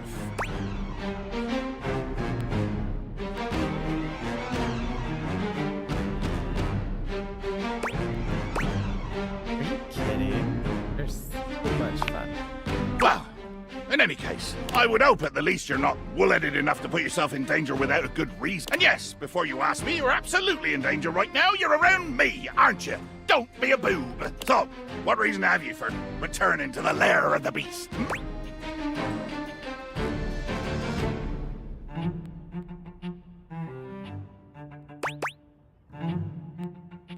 Oh, just hoping we can fight, flirt some more. You want to what?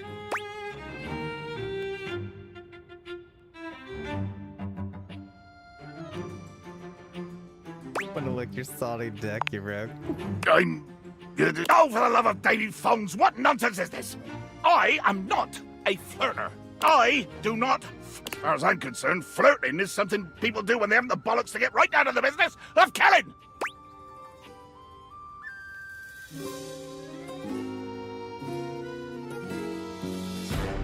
What about tickling, nibbling, general canoodling? Postponement! And a waste of my time! Ye gods! Like my time has any value. What am I gonna do? Brandish my pink plastic fear poker harder? Sail nowhere faster? Frighten my own shadow with even more bone-rattling intensity? This has gotta be the best datable in the game, guys. Even thinking about how useless I am lights the fires of demonic rage in my sun-charred heart! If rage is my companion, nemesis, and bedfellow, might as well get down to it and follow where the blazing ire leads.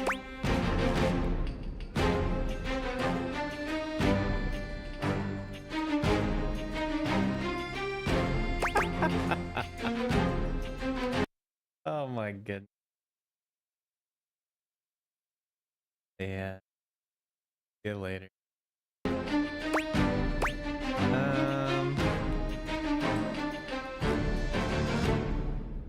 You delicious little hate nuggets, say more things. What madness possesses you? Stop it at once, I say! Do not think that because I didn't kill you the first time we met, that I'm above doing so now!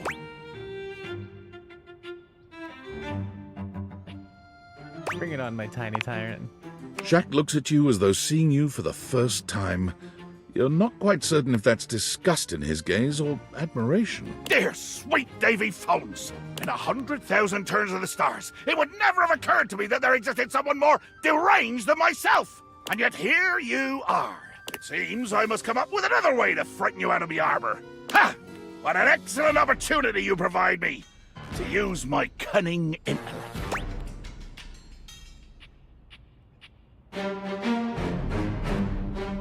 Oh god, I'd forgotten about your brain. If I cannot dissuade you with violence, I must use guile. I have already begun by whispering this revelation to myself instead of speaking it aloud at full volume. It is impossible that you can hear my whisper.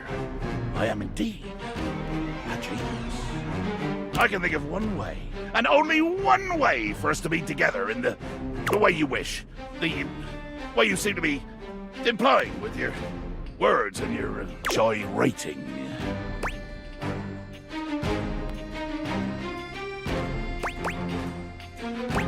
I knew you'd come up with something. Adventure! To any question, it is the answer. To any loss, it is the finding. To any rage, it is the balm that creates the beautiful destruction and so assuages the soul-deep burn of unmet ire. Bring this adventure back to me. Find it, or mold it from your own flimsy, cake-soft fingers, and bring it here. Return without it, and face my wrath. Return with an adventure unworthy, and there will be wrath, but also mockery. That's right, you have mocked me, and I shall mock you the patch will cover the other eye! Ha ha! And we shall see how long it takes your gelatinous self-respect to melt to go!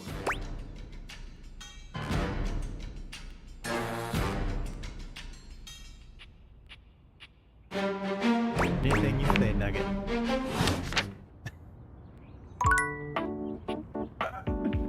It's so good, God.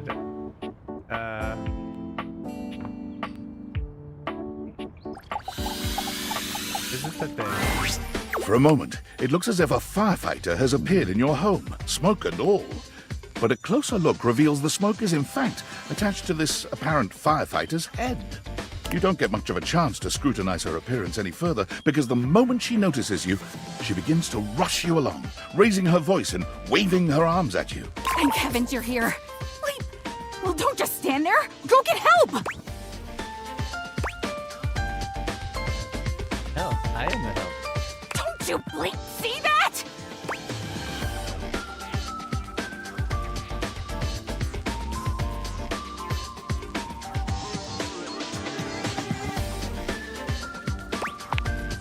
Please, why?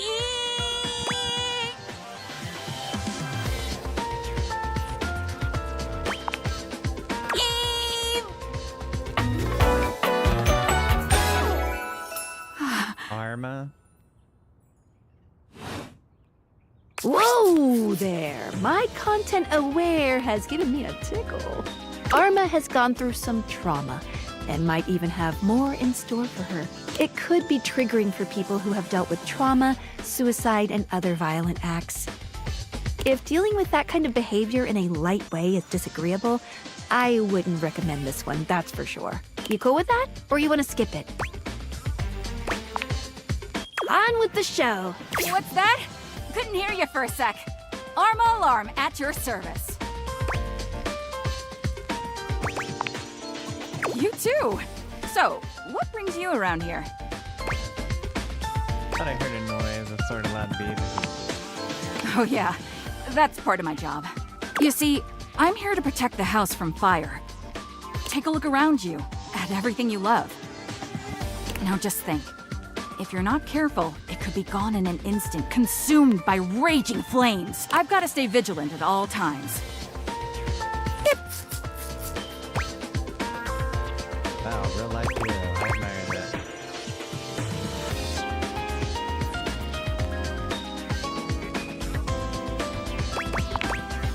What? Oh, are you, flirting with me? Sorry, I'm not really looking to date anyone right now. I have to stay focused. If you ever change your mind, let me know. Huh? Oh, sure. Anyhow, I'm really busy right now trying to make sure we don't all die. Beep.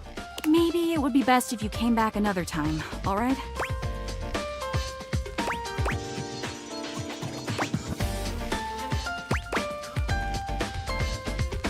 Okay, Arma, see you around. Arma gives you a glance, then gets back to her work.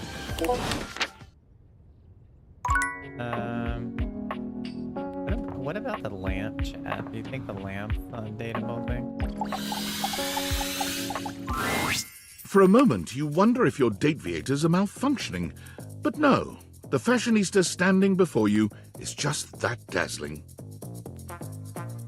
This looks like a Twinkie twin. They are dressed to kill. Abs on display and lighting all along their body, bathing them in a soft glow. A ring of light surrounds their perfectly coiffed blonde hair, giving them the appearance of an angel, and perfect lighting no matter which way they turn. But it doesn't take you long to discover the angel comparisons end at their appearance. Hey, betches! It's me again, Lux. Yes!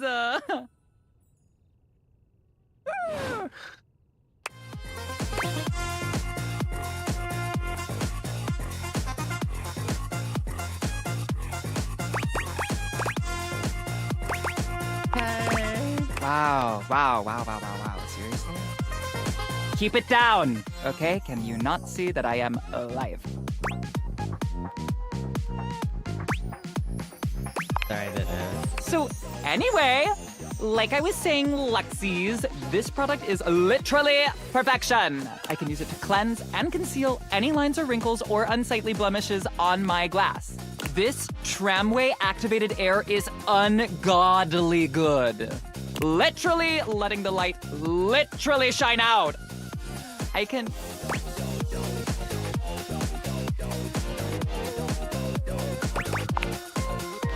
Like I was saying, I can literally let the light shine on everything around and be the brightest example of positivity, peace, love, and joy. Like, when I use it, I can actually, literally feel myself glowing. Thank you, shameless plug. Okay, that's enough, plug. GTFO. Okay, betches and bros. Stay golden, stay glowing, stay light and bright, and I'll see you next time.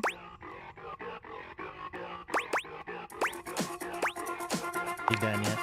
Oh, are you still here? Goodbye. Yeah, don't worry, we won't miss you. What a bitch. What a bitch. That one. Let's talk to the TV. Well, hell, if it isn't the VIP attendee, the satellite acolyte, my shining light that excites me all night. Did waiting to reconvene with my obscene flat screen make you scream my dream? You know it? Bazinga! Well, I'm just so elated to have my remote reactivated. Are your eyeballs properly lubricated? Because they're about to be totally captivated. Dude, I forgot to lubricate them. Never let proper eye care slip by. They get too dry, they'll ossify. Very true. Yeah, well, reading's for suckers. Ready to unplug from the slog and clear the mental fog with 5,000 channels of premium content in analog? Let's do it. Loading programming, maximizing game shows, U1, streamlining target demos, buy it now. Football pros and red carpet clothes blasting at you like an industrial fire hose. Speaking of football, want to watch the game? I can show you a tight end that'll drive you insane.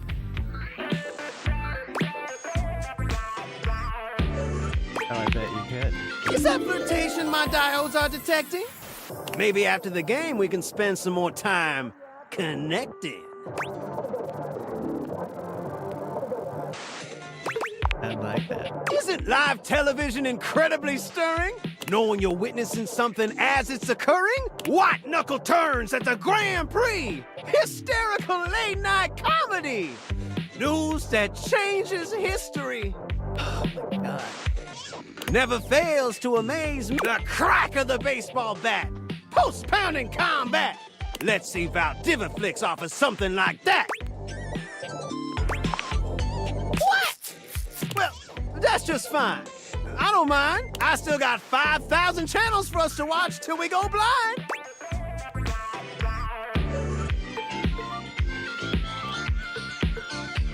Sounds perfect. For to truly appreciate my endless entertainment sprawl, we gotta sit down and watch it all. Wall-to-wall football. Every screwball pratfall. We're in it for the long haul. It'll be excellent.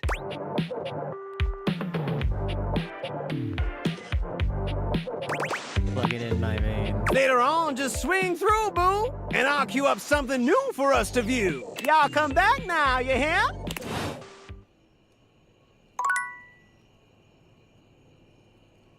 God, we got more phone.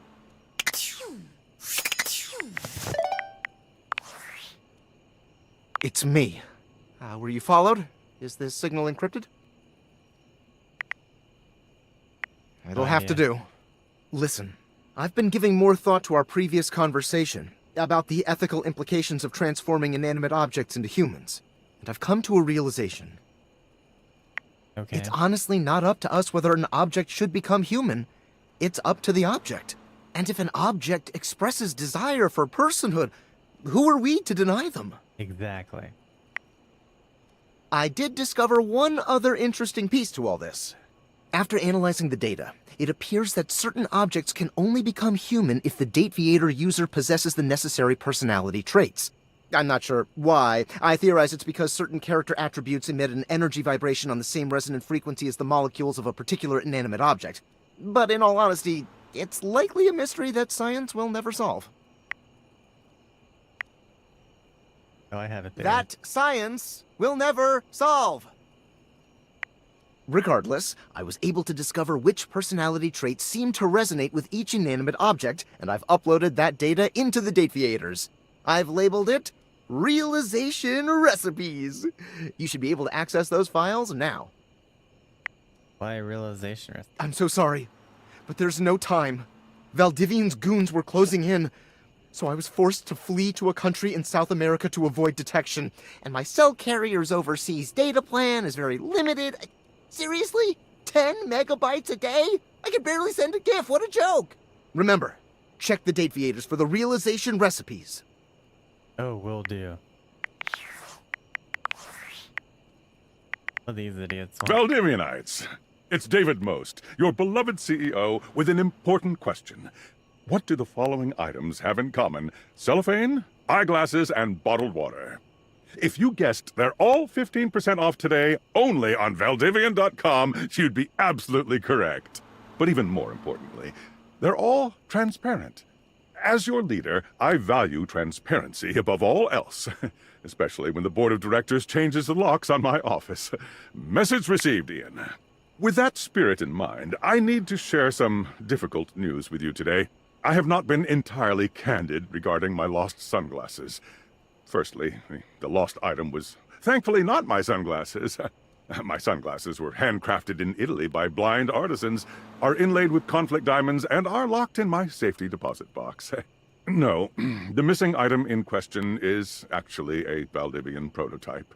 And even more importantly, it's the only existing prototype of the amazing new gadget we're planning to launch for the Q4 Blissmas season.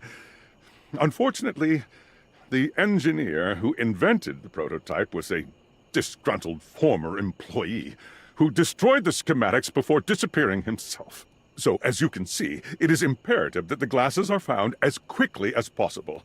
To that end, and after discussing it with the board, we are now prepared to offer a handsome reward for their expedient return. A $50 gift card to Valdivian.com. Good lord. Get the hell out of here with that.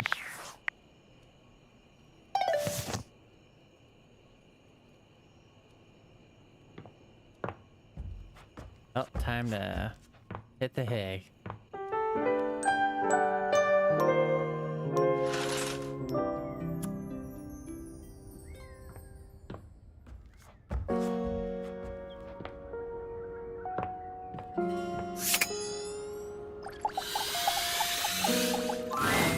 A cool breeze tickles at your neck.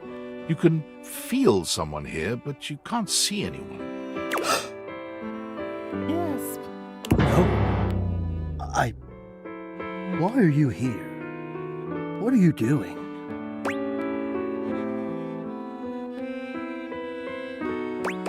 Sorry, did I scare you?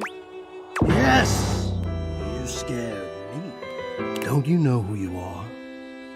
What you are to me? I'm scared the way one is frightened when coming face to face with a divine force. Not now, not here, not yet. Please, please, I'm not ready, not like this. I've dreamed of this, of meeting you, finally. And now the moment is here. I just can't, not yet.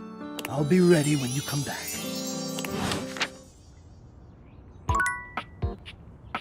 Who the hell was that?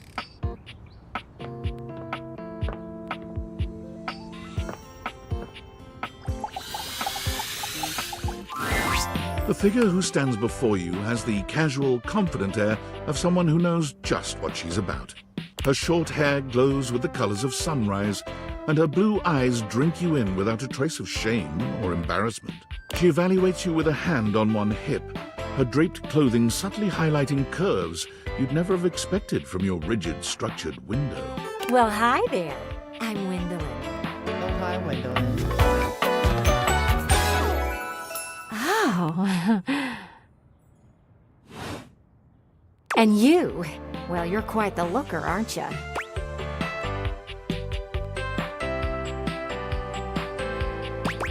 not that attractive. Attractive? No.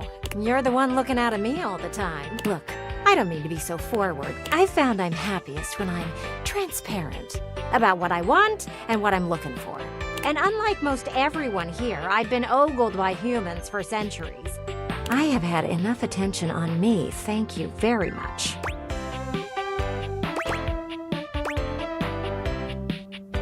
I'll look away a bit if you want. Well, not too much, okay? I'd still like to know I'm providing some kind of comfort. Anywho, if I'm having to do one of these introductions, I might as well get this out of the way first. I'm only looking for one thing in a relationship right now. Friendship. You know it. That said, I can't say I'm looking for anything too serious right now.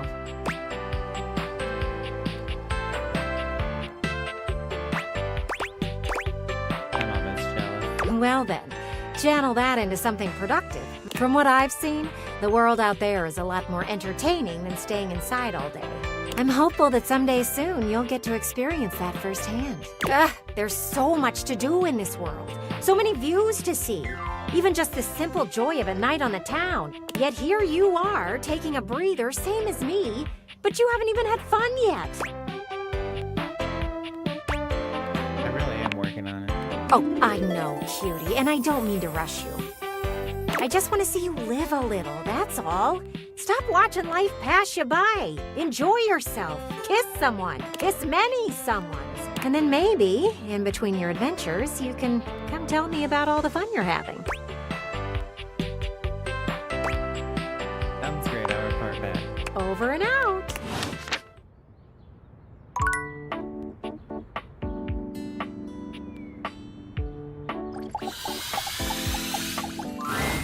Dorian stands directly in your way, unmovable and unimpressed, and facing away from you entirely.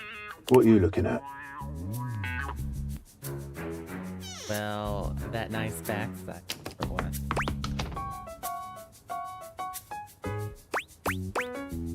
Back of your head. That's right. It's facing away from you because I need to stay alert on the goings-on outside. Why can't I open it? The time isn't quite right. What you need to focus on is inside the house. If you want to speak about why, talk to front Dorian. Are you his evil twin? I'm the same as him. I'm just facing the other way. There isn't an evil board in my body. I've been straight with you. Now be straight with me.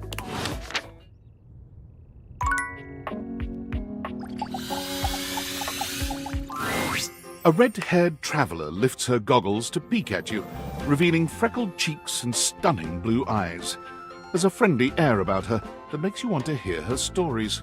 Now, why, my love, you look some lost. Where are you longs to?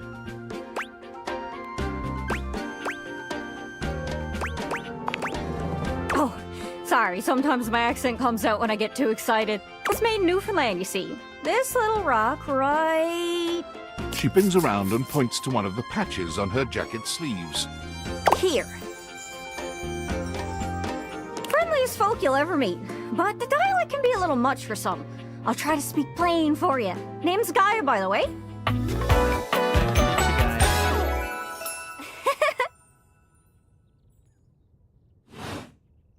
So, where are you from? This house.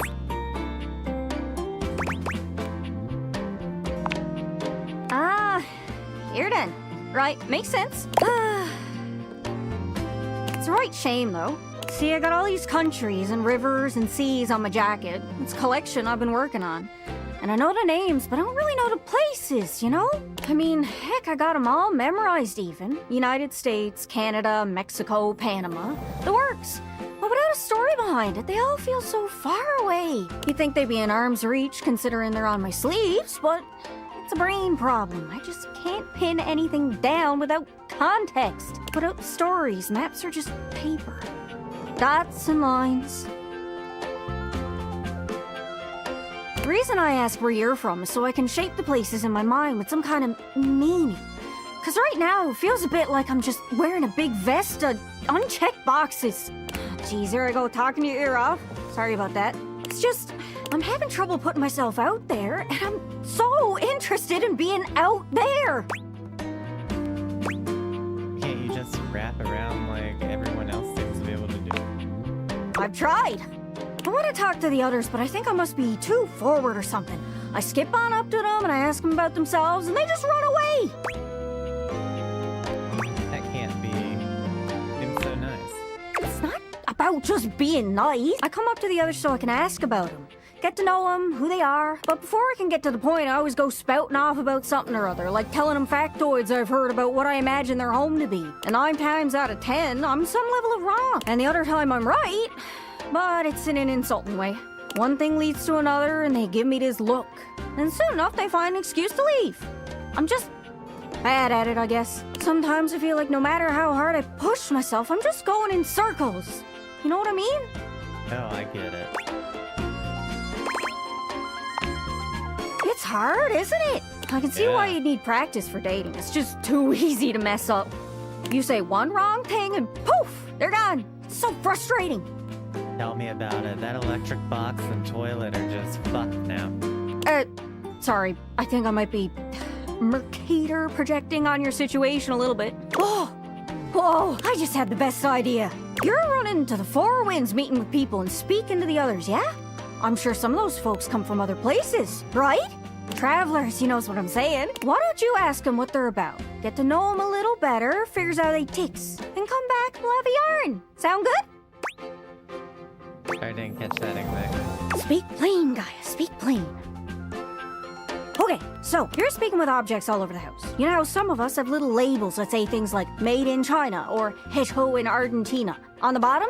Well, that means those objects are travelers. They come from away. Keep playing, Gaia. They're from somewhere else. Somewhere on my jacket. Those are the objects I need to talk to. Those are the ones who can fill out my checklist. This map is uncharted. But if you can bring me back stories from those travelers, then I'd be able to write little notes down here and there, and pretty soon I'll be a bona fide travel guide. It's everything I've ever wanted. And you'll get a chance to practice talking more. Are you shy? I can help. People tell me that I never shut up. I can help you learn to never shut up. Doesn't that sound great? Oh, yeah. Right? I'm sure it'll work out. You scratch my cartouche, I'll scratch yours. What do you say, partner? Exploration buddies? Sure, why not? Really? Oh, I appreciate it. Really saves me a lot of humming and hawing. You go out and find some objects from foreign lands. Oh, and let me know if you need any help. It's hard to explain, but I got a pretty good sense of these things. I can't give you an exact name or anything for who to talk to, but I can get you close. It's kind of like a geocache. I can give you an idea of their general location, but if you want to find those travelers, you'll need to hunt them down yourself. I've learned firsthand what others don't take too well if you run up to them and scream, "Where are you from?" Like you did with me. Yeah, like that. It was a disaster. Point is, you can't just ask objects about their origins out of the gate. You gotta awaken them first. Don't worry too much about the details. Once you're close with someone, you'll learn more about them automatically. So, what do you say? You want some hints on where to find travelers, or do you feel like searching on your own? Hint, please. All right. Hint. Hint, hint, hint. Let's spin me around and see which object I get a sense for. I know this seems tricky. There are so many folks to talk to, but some of them can only be found through a magnificent quest. Try speaking with Bo. She's great with quests. Hope that helps. Sorry, I'm still a little scatterbrained. Good luck. Don't get lost. Now, who the hell is Bo?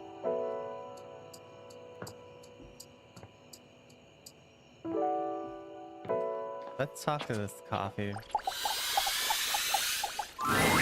Welcome to Roofbox, the home for all your coffee needs.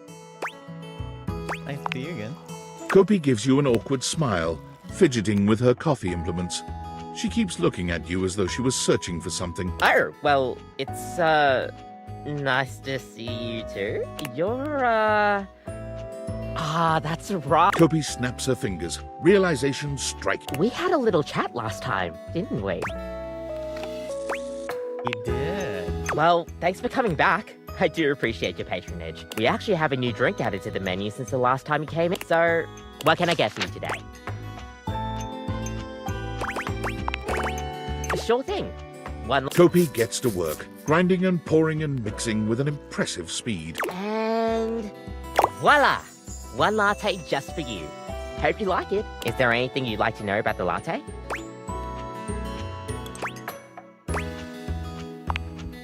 What is a latte? Well, a latte is your pretty standard coffee. It's a shot of espresso topped with steamed milk with just a touch of foam. Some people think it's basic, but I think it could be a hard coffee to pull off if you don't know what you're doing. If you put in too much foam, you're going to be making a cappuccino instead.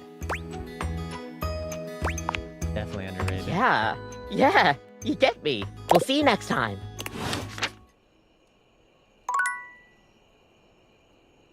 Blip, blip, blip.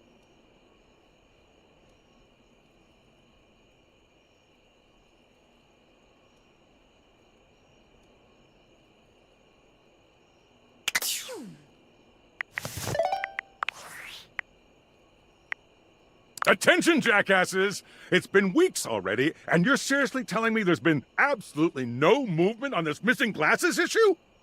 Maybe I haven't made myself crystal clear. Nothing else matters. You get me? Your expense reports, corporate retreats, PowerPoint presentations, I don't care about any of it. This is your one and only priority. You find me those glasses if you gotta burn this whole worthless rat trap down to the foundation, and do it now! Secretary Dawson at the Pentagon is breathing down my neck, and his breath stinks like flaming garbage! You think shareholders are bad to piss off? You do not want to screw with the U.S. Department of Overseas Violence, get me? We're all gonna end up buried alive in some desert somewhere! Find me those glasses, now! And who the hell came up with the 15% off transparent items promo? No consumer buys anything based off of how transparent it is! Find me whoever came up with that crap and fire them! David. God. David needs to take a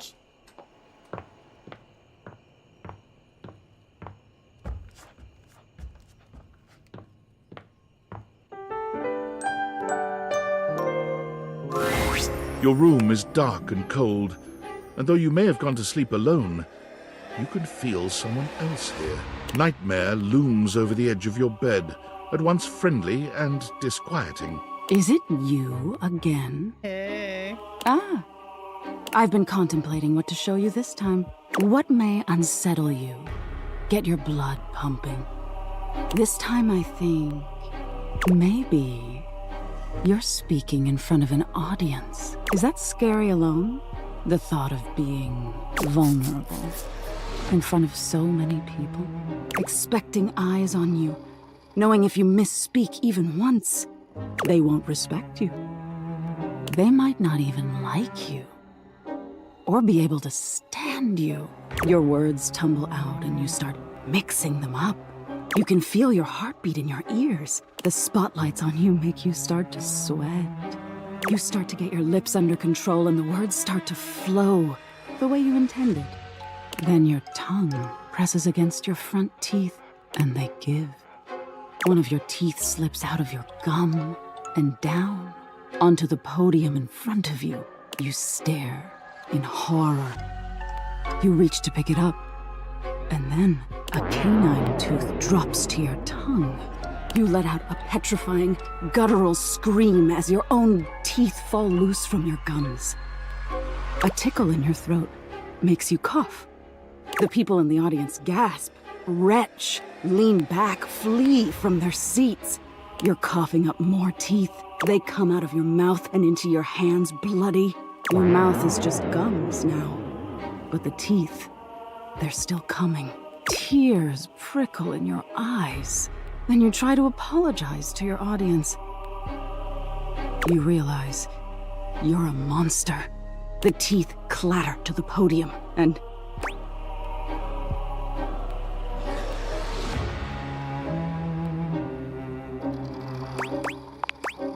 Tisk tisk. So defensive. What are you hiding from?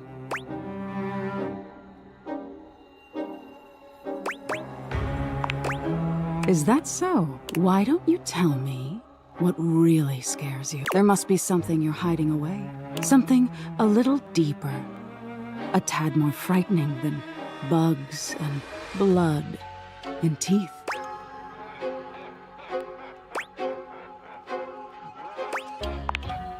I can help you, dear.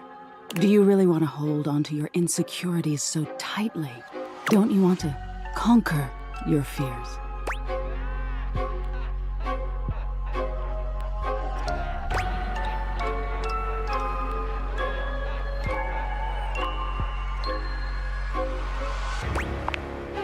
How mediocrity can be scarier than failure. Being unremarkable. It's the same as being forgotten, isn't it? Nightmare takes a few steps back, beginning to fade away as the room grows lighter. It must be getting close to sunrise. Thank you for being honest with me. I will have to think about your answer. Good night.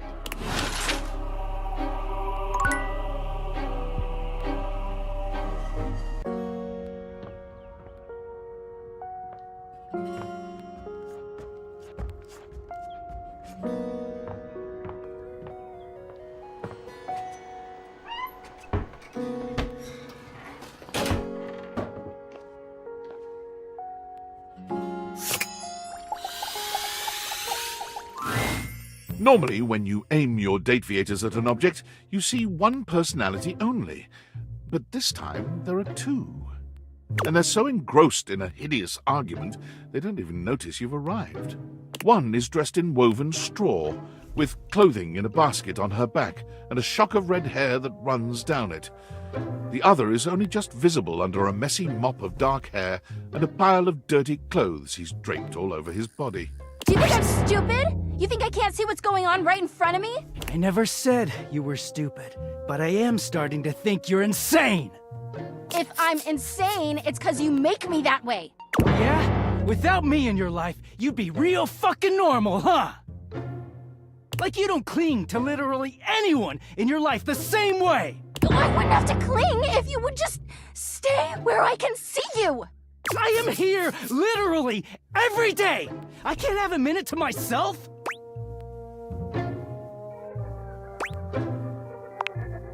Both of them whirl around to face you, their expressions changing immediately. Oh, hi!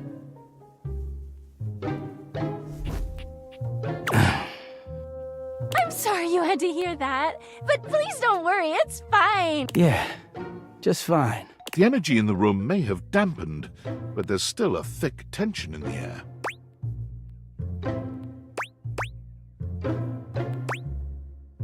I have to pretend to be a... We're not pretending. We're just as strong as ever. Yeah, strong. Oh dear, we haven't even introduced ourselves. Though, Durkee and I know you well. Please don't call me that in front of other people. You're so cute when you get assertive, Durkee. Anyway, I'm Harper, and I'm your laundry hamper.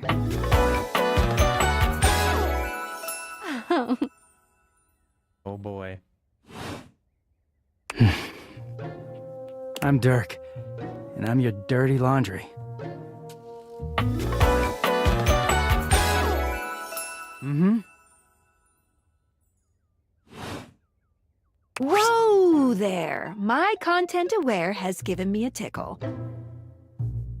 Harper and Dirk have a relationship that isn't exactly the healthiest.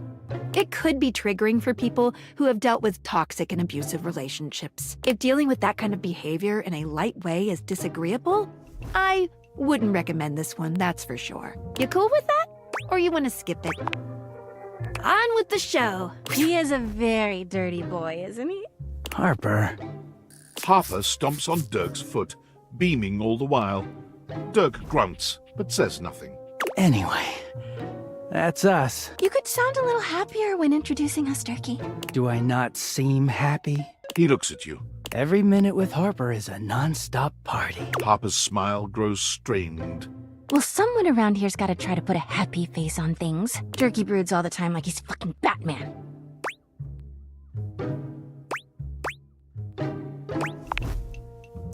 No.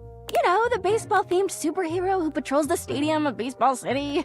Kinda weird you've never heard of him. Don't be rude, Turkey. I'm not. It's just surprising. Not everybody keeps their nose in a comic book like you do. Well, not everybody needs the level of escapism I do. There's an awkward silence, and then... You know, because they're not dating the laundry hamper equivalent of a bamboo finger trap. Harper is silent for a very long time, but you can feel another argument coming. Just as she opens her mouth, you speak first.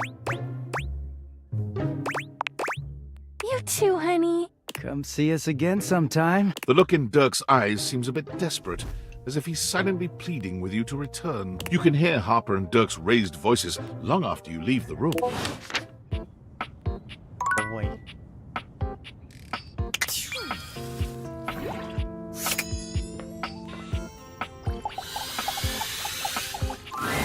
You've really put your foot in it now. You've found the most forgotten Dorian in the house. The laundry closet. Thematically redundant. There's already a door here. There's a cabinet. Was there really a need for a closet? I think. I doubt it. Yet you still came here. Is it because you truly love me? Yes, Dorian, I love you. I don't believe you. I suppose I can tell you about all the objects that were in here. If you even care. Sure, who's here? Well, there's Bo the Box. But she's hardly a denizen here. She's all over.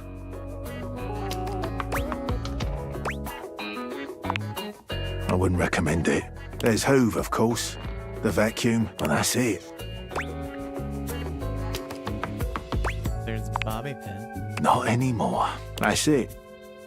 No, I'm done speaking to this dreadful place. Not that bad. Oh, woe is me.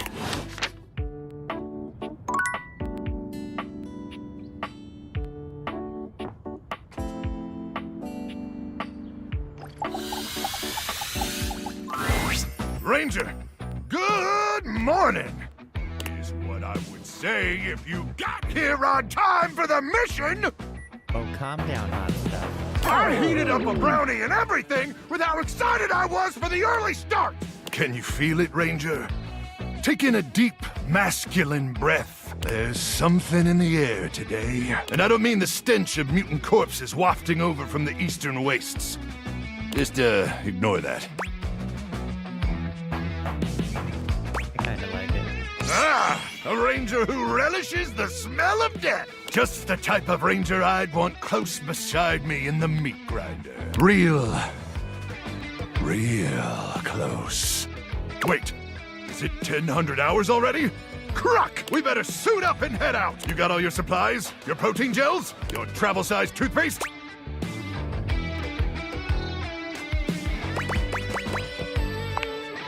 Ranger, I explicitly thought about saying travel-sized. It's not my fault it didn't. You've got gamma worms burrowing in your brain or... Never mind. One last thing before we head out. I need you to reach into my chassis and arm the electromagnetic device. There won't be any time to do it once we're out in the Barrens. Especially not if we gotta stop at Death Mart for snacks. Can you do that for me? Reach inside my chassis and arm the device. Oh, I'd love that. That makes two of us. Sorry. Oh, I don't know why I said that. Oh, is it getting hot in here, or is it just me? Sorry, I turned you on. Oh, you don't have to be sorry.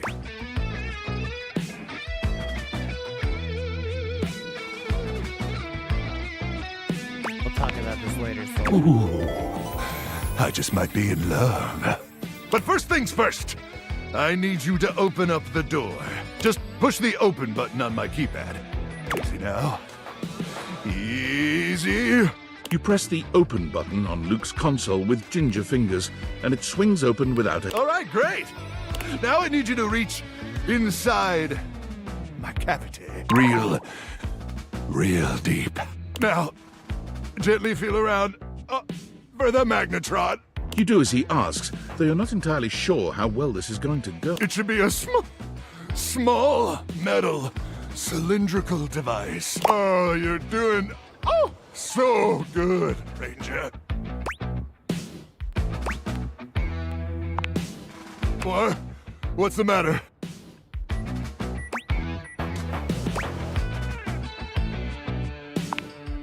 You withdraw your hand from Luke's cavity at once. Well, I mean, sure, a magnetron isn't technically a bomb, but I never said it was. I said it was a handheld electromagnetic device. And it is! It's an awesome electromagnetic device that uses microwave radiation to cook food!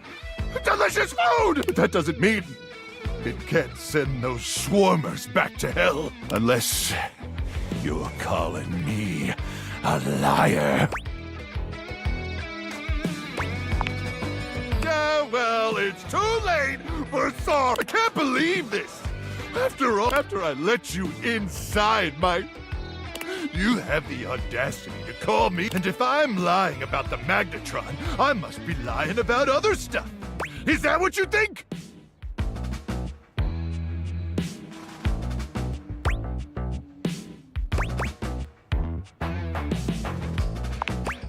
Fine. Then I don't care either.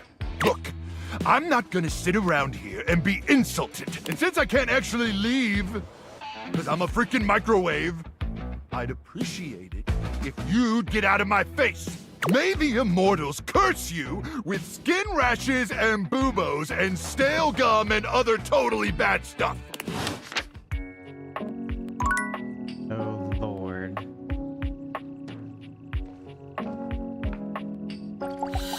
Talk to the hot trash. Oh, it's you.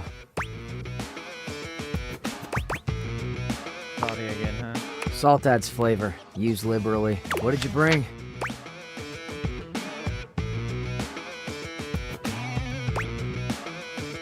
Trying to bring some good conversation, but that's two-person sport.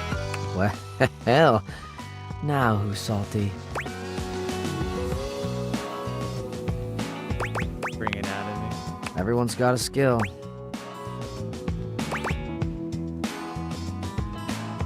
Sure you have more skills than just being Didn't sarcastic. realize you were keeping score.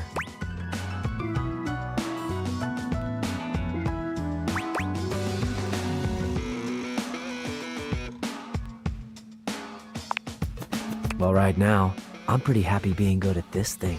Maybe you could be good at bringing me what you owe me and leaving me alone. So, aside from your sparkling conversation, what do you got? Let's see it.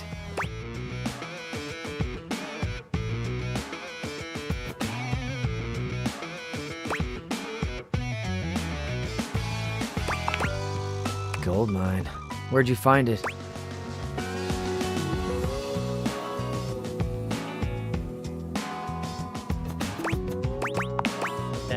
Yeah, those get good. Somehow the stuff under there gets huge. It's like it's sucking on radiation or something.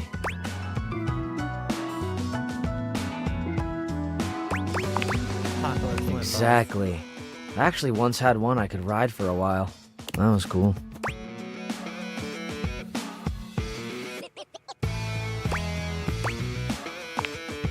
It was awesome. Had to be careful, but pretty easy to get feet and hands and stuff tangled up in there. But anything that's not brand new is gonna have some associated weirdness.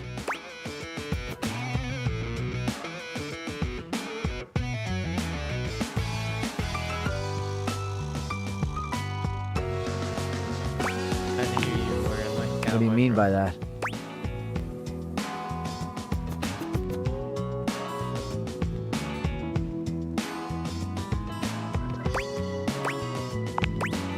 Stupid joke.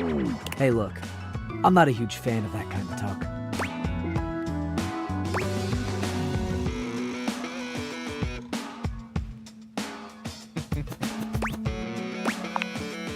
I have opinions, all right? I'm garbage. I'm trash. But I'm not worthless. Sue me. Bye. Ah, bitch.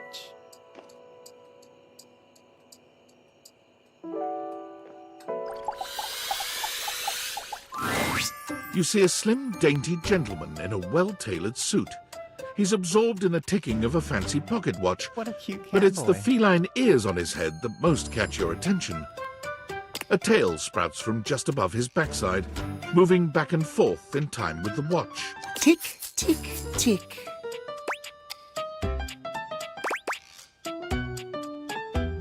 Talk, talk, talk. Don't. Do not taint the perfection of the clock with your disgusting imitation. Why have you come? I don't see interruption to meditations on the beauty of time on the schedule.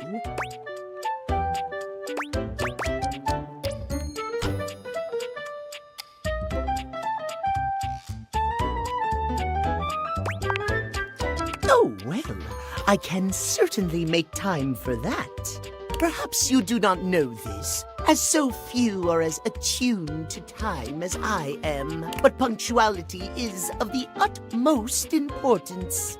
Oh. So if you wish to speak to me, you must make an appointment. A point?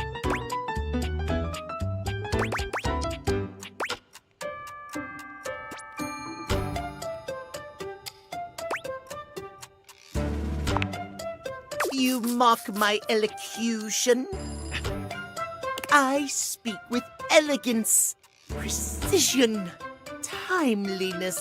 If you wish to make my acquaintance properly, you will return with an appointment.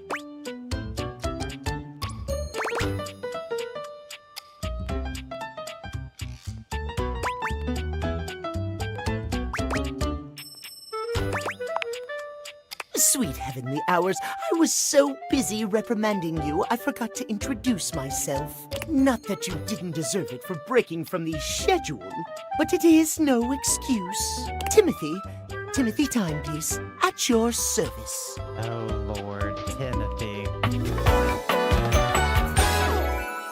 Timeliness.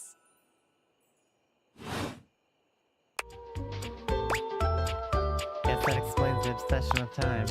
It most certainly does not. We should all be obsessed with the beauty and perfection of time. The safety of it, really. As long as one abides by the schedule, nothing can be out of place. You will abide by the schedule, won't you? Say schedule one more time. You mock my speech. Desist at once. What's the big deal? What's the big deal? The big deal is that any deviations from the schedule will result in disaster. I shan't elaborate further. I will see you at noon sharp, and we can speak then. Do not be early, do not be late, and do not try to see me at another time. What if I just take you off the wall? If you do, calamity, catastrophe, untimeliness. See you then, and not a moment before. Lord.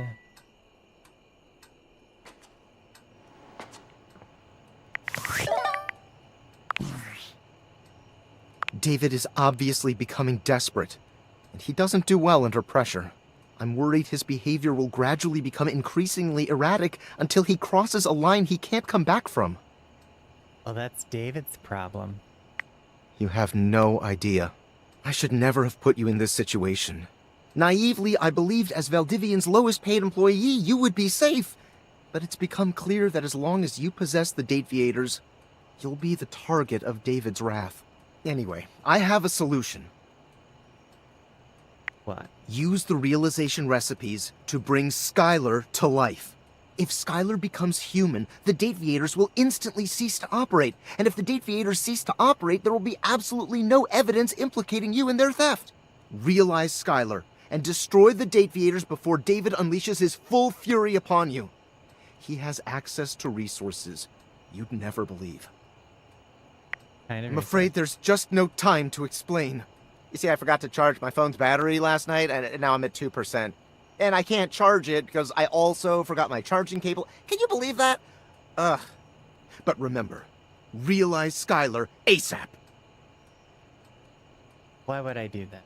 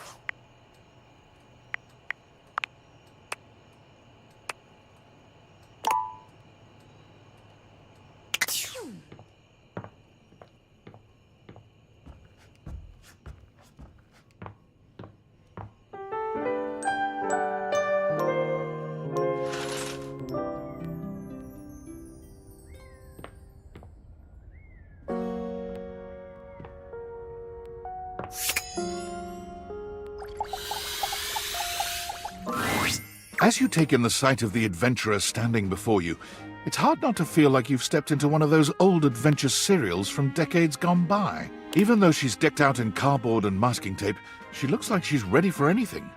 An extension cable whip wound around her arm and a daring grin on her pretty face. Oh, for God's sake, you're finally here! I was beginning to wonder and worry, and then I thought, gee, I guess I'll just have to go ahead and do it myself. But that probably wouldn't have been such a bad thing, because let's face it, I'm exemplary. But you're here now, so let's get cracking. I assume you brought your tools and knowledge and probably a snack of some sort? Popcorn? Popcorn! Brilliant! Effervescent! I am beside myself with happiness. But before we begin... The adventurer strikes an impressive pose, positively radiating confidence and daring. I am Bo.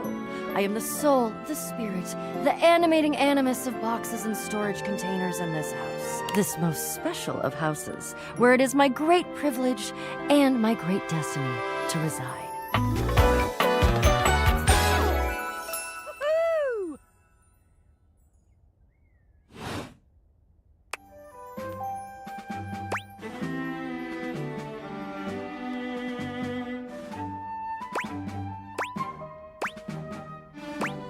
Saying my house is special. The most special house in the history of houses. You might be able to tell from looking at me, but I am an explorer, an adventurer, a rake, a rogue, a bounder without any of the really unfortunate moral overtones that those words have accumulated over the years. Think fun-loving without the using others for my own gain part?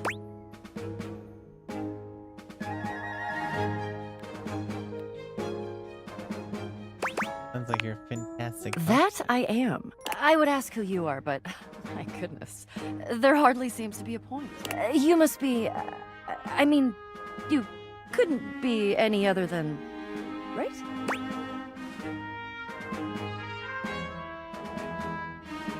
Who do you think I am? I know that you are the... Bo takes her hat off for a moment, holding it over her heart. She bows her head, just a little. It is my great honor, my passion, my destiny to have the opportunity to follow my path alongside you, the leading houseologist, to whom I owe such a debt of gratitude and respect. Leading what? Houseologist, the leading authority in this, or any province on this house, its history, its mysteries, its great secrets. You are the resident, after all, aren't you?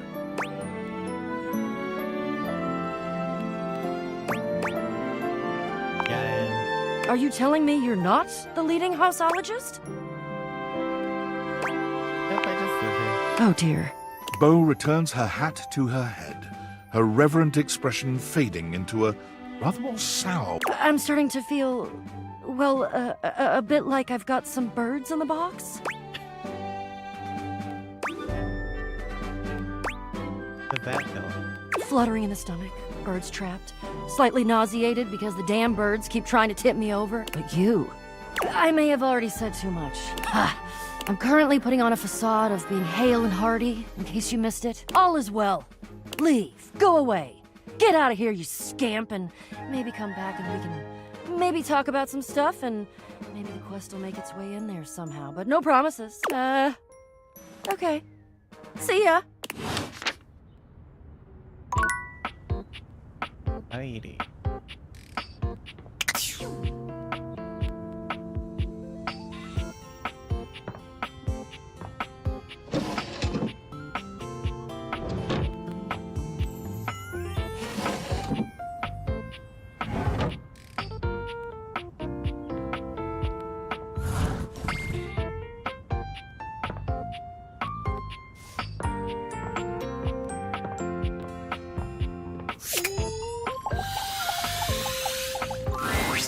Look at you. You are looking more and more like a Viking every day. I knew it, I can tell. You are doing beautifully. In fact, here... He holds his hand out to you, offering you a glittering golden ring. This ring was a gift to my father from the queen of the collapsible bookshelves. She and her tribe lived on the far side of our warehouse. We had very friendly relations with them. Well, after the war. The ring was the sealing of the great treaty of peace between our tribes. I want you to have it in recognition of your dedication and perseverance.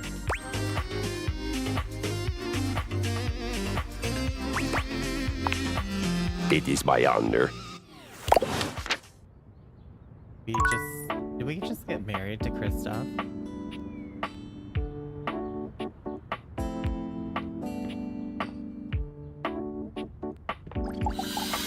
Let's see what happens if we go back here. You really don't listen, do you?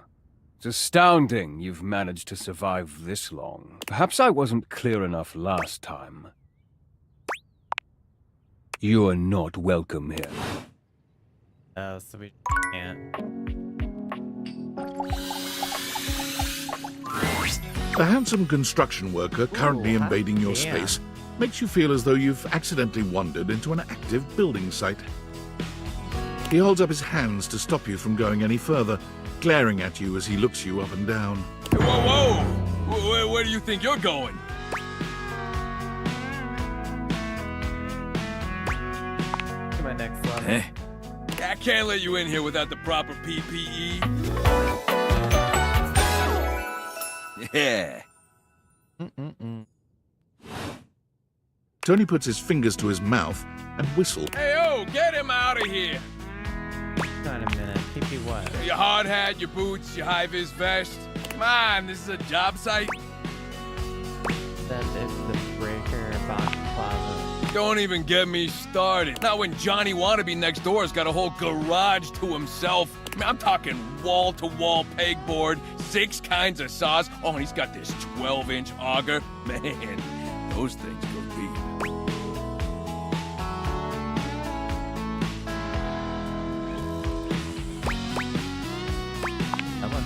Yeah, well, what can I say? It's professional jealousy. Look, all I'm saying is I want a little more space, too. God, he just keeps getting sexier and sexier. You know, for entertaining.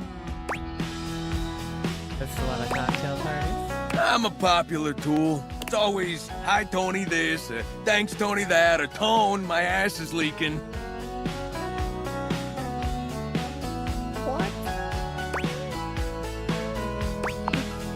Jean-Loup. Incontinence. You didn't hear from me, though. HIPAA.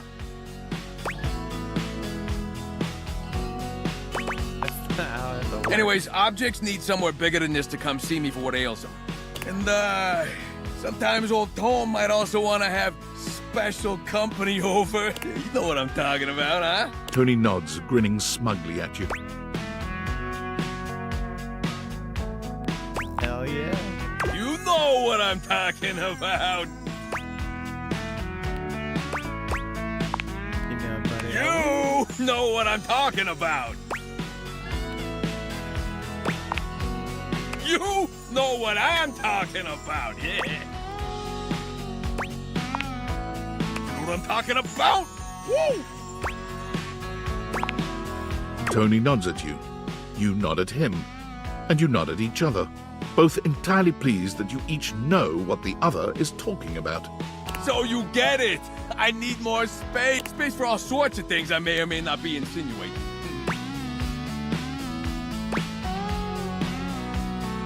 What other things do you like to insinuate? Relax, Tiger. It's Tony time. I got a pitch for you. A drawbridge. Like from the old times? Think about it. Your lover pulls up for a date, and the drawbridge lowers to let him in. Pretty freaking impressive, huh? That is impressive. You're damn straight is how I would build it using my tools. No curves in this drawbridge. The flat-looking screwdriver, the pointy star-shaped one, a hammer, and that spearmint gum you've had in here since April.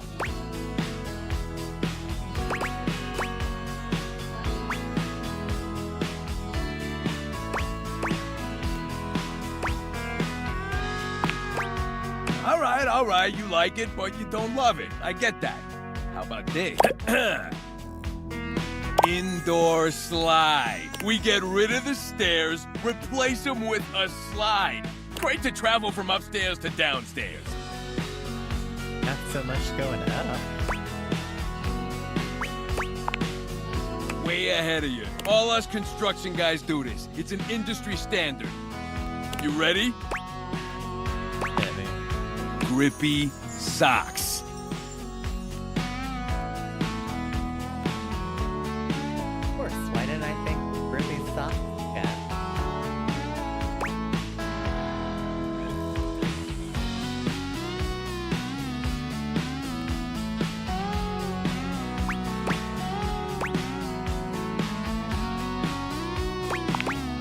Of course you can. Just don't take too long. I tend to book out 6 to 8 weeks in advance. Now, how do you feel about indoor pools?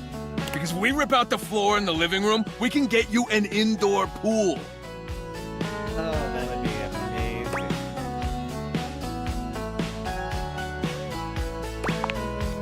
Hey, let me get the permits going. See if I can get my best tools on the job. Hammer's availability's been shot ever since the incident. Tony slides past your question without skipping a beat. Anyway, that's enough about that guy. Let me tell you about my best-selling workshop. It's a workshop about loving. Okay, tell me more. I'm gonna make it real easy for you. You wanna take my workshop, all you gotta do is show up. No paperwork or nothing. Now, I don't mean to hustle you out of here, but I gotta take lunch. Union rules. But you can come back later and see what we can do. You know, help you fix up your romantic affairs.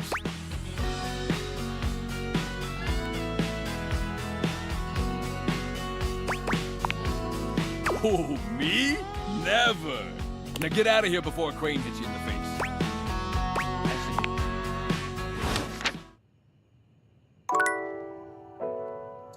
Got one.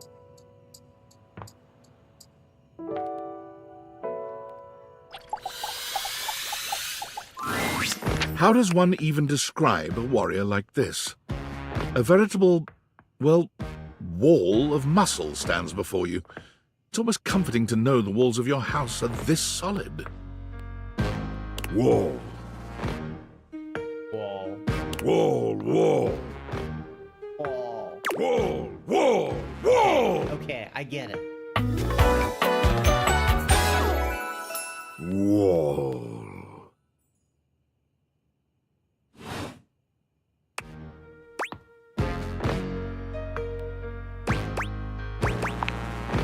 Wall! Oh my. How are you? Wall, wall, wall! Bitch.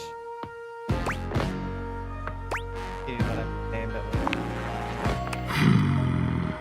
He beams at you, a flush spreading across his cheeks. I love you! wow.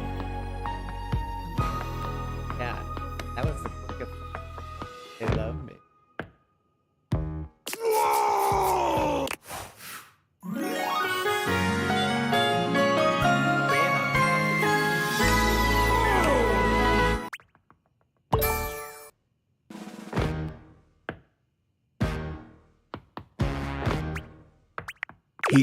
Oh, that was sudden, wasn't it?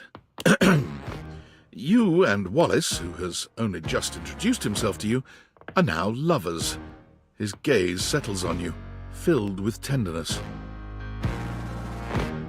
His drywall heart beats only for you. You live happily ever after. Yes, just that quickly. Well. Well.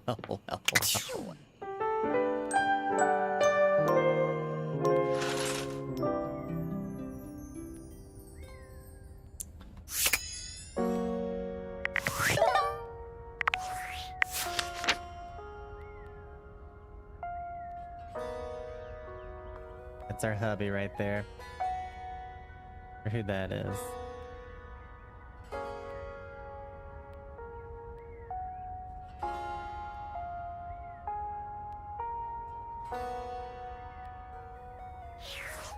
I guess let's go,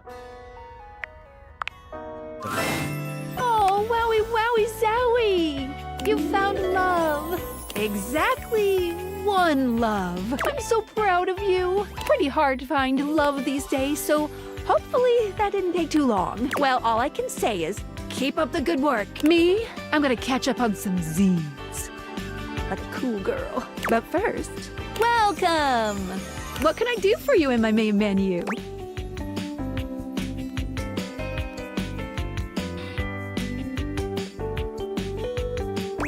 I'm all done. Oh, yeah, I'll miss. God. Did that cost a heart?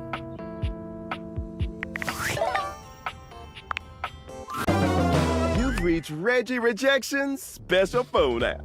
We'll break your screen from the inside. How can I help you spread some lovely rejection this fine day?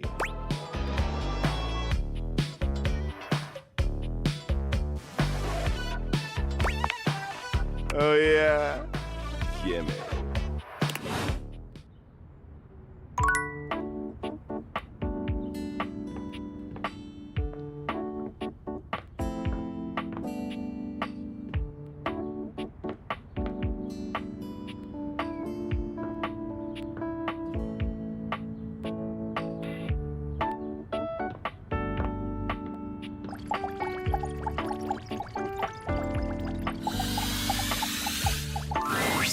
Ah, man, this isn't where the experience is for today.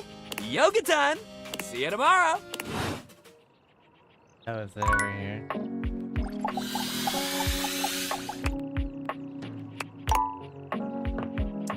Damn it.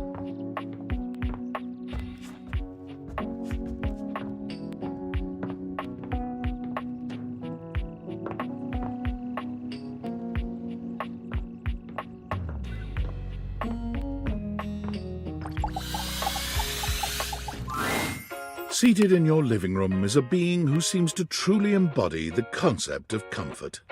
His arms are draped over the back of the couch, his head tilted back, and his eyes beginning to flutter shut. He looks just as though he's about to fall asleep, but when he sees you approaching, he shakes it off, looking up at you with a sweet smile. Hello. I hope I didn't wake you. Don't worry. I hadn't fallen asleep yet. You ought to come get in on this, too. He pats the seat next to him. Come on and take a load. I'm Koa, by the way. Oh, Hey, here, oi.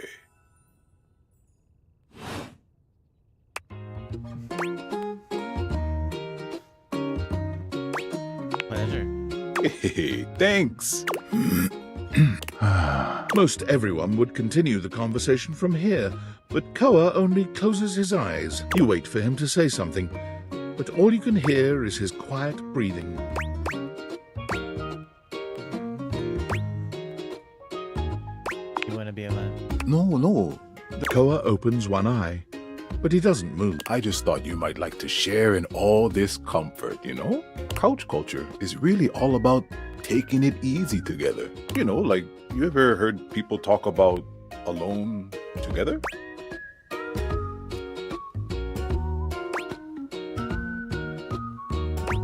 Yeah, I love that. Right on. You get it then. I wish more people understood the beauty of alone together.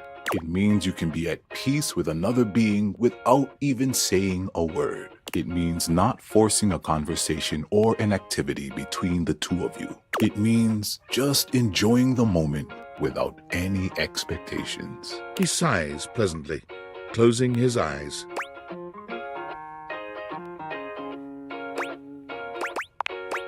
Beautiful. You? Koa breathes in deep, sighing pleasantly. When he relaxes, the entire room seems to relax with him. You find yourself growing sleepier alongside him. You're not sure how much time passes as the two of you sit side by side in companionable silence, but it's certainly a good while. Thanks for keeping it chill, buddy. This was real nice. Got something I want to give you. Whoa, free money. It's not free, it's your money. You know, in couch culture, we're not big on expressing ourselves. We prefer to let our actions speak for us. And a gift like this, It's just a way of honoring our friendship.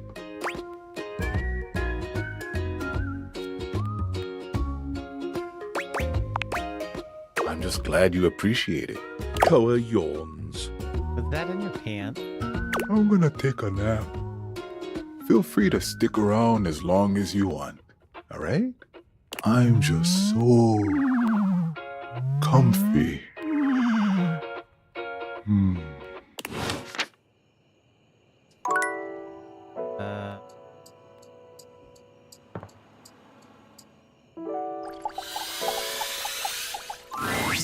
Davy! Davy? Davy! Come on, Davy, what'd you get off to now? Davy? I hope he's alright. Going on? Oh, hey! I'm sorry, I didn't even see you. I hope you haven't been here too long. I'm Mateo. Mateo Manta. Oh, Blanket.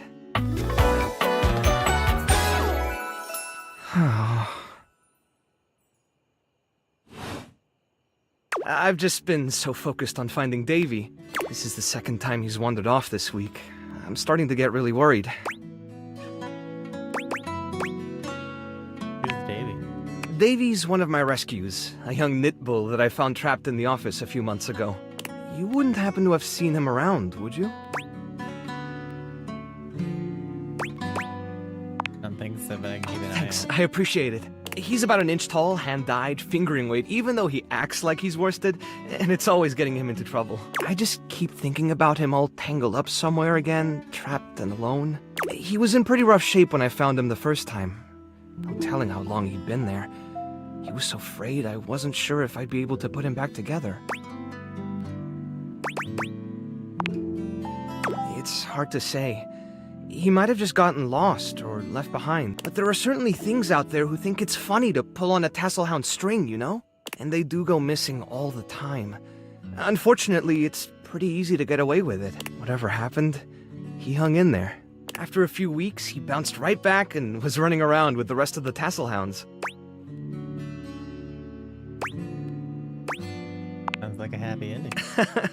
Well, mostly. He gets on great with the other tasselhounds, and he seems pretty trusting despite what he's been through. But for some reason, he just wanders off whenever you're not looking. It's almost like he waits until I've got my threads full with something else, and then he disappears for a few days. A small creature that looks rather like a black cat rubs up against Mateo's leg, meowing for his attention. Speaking of handfuls... Aw, don't worry, Sprite. It's not your fault Davy ran off, I promise. He'll be back soon, okay? He bends down to pick up the small creature. Damn. Yeah, she's got a big personality. Oh, this is Sprite, one of the first animals I ever rescued. Yeah, sweet girl. Been together a long time now, huh? Long enough for you to know better than to go messing with Curtain Rod. Oh, really? I guess the bottom of those curtains just tore themselves up then, huh?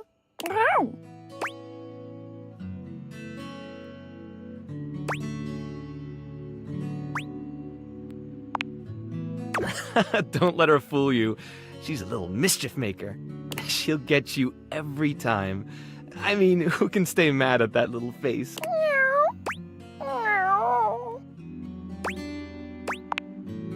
You're in good company.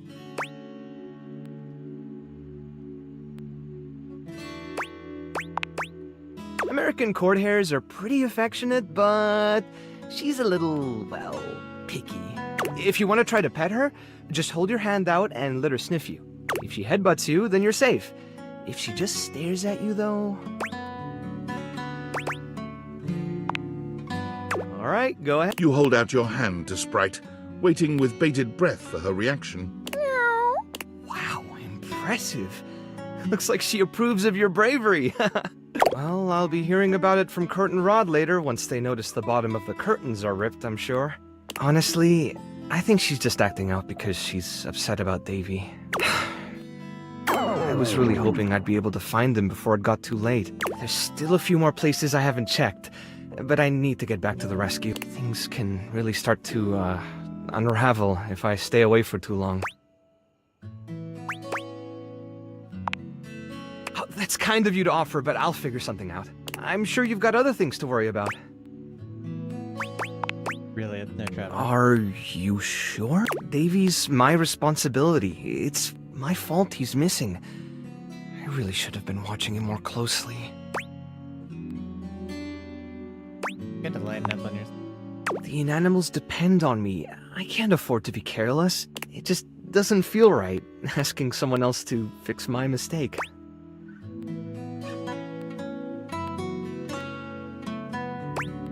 You're getting... Guilty. I guess I'm just used to being the one helping, not the other way around. And I can't be in both places at once. Alright, if you're really up for it, I do have something you could do. Hit me. I put together some information on Davy to give to Phoenicia, just in case he didn't come back tonight. I was going to ask her if she'd make a post on Facebook about him and get the word out. But I haven't had a chance to talk to her yet since I was chasing down this little troublemaker instead. Do you think you could talk to her for me? I can give you the packet I made. It's got everything she'll need.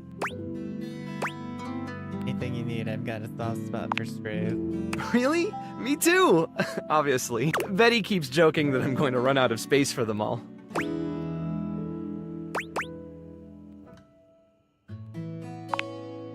I don't know about all that. I'm nothing special. It's just the right thing to do. When something needs help, well, you don't give up on it. Sorry, I didn't mean to talk your ear off there. Once I get started talking about them, it's hard to stop. If you're interested, you could always come by the rescue later and we could talk more.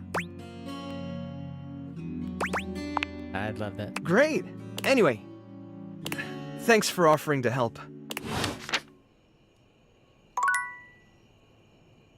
How the hell do we talk to Phoenicia? Oh, we gotta use a charge for...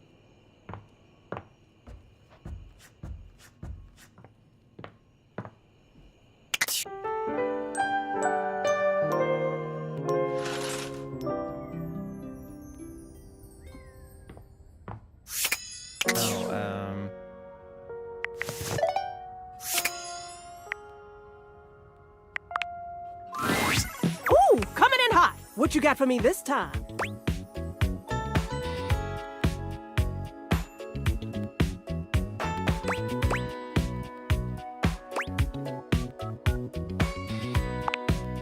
Any other time, I'd love to stop and bask in the compliment, honey. But I'm dying to know the sitch. You've got those urgency eyes. So, what's the deal?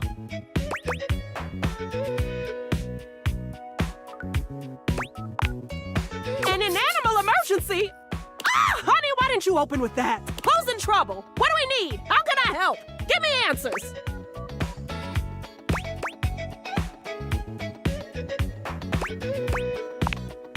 Phoenicia's fingers are flying across her virtual keyboard before you've completed your thought. Already typing something up as we speak. Did Mateo give you any helpful info I can put in here? Anything eye-grabbing?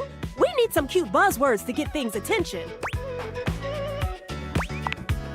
Perfect. Leave it to me, honey. Missing in animals are no joke. We'll get this baby home. Ooh, I'm gonna do a live to generate some engagement for the post. I'll let you know how it goes. Check in with Mateo to let him know. I don't think he checks socials very often. Alright, let's go check in with Mateo.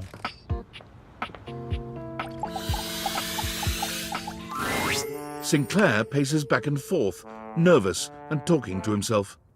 Oh, come on. It shouldn't be taking this long. Oh. What?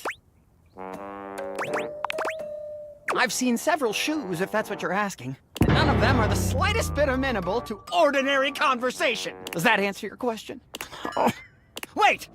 Before you answer that, what size is the most common size of fly?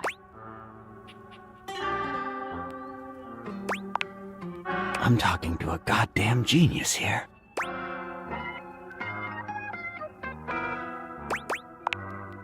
No, just waiting for my soap hound. Whoosh! And here he comes.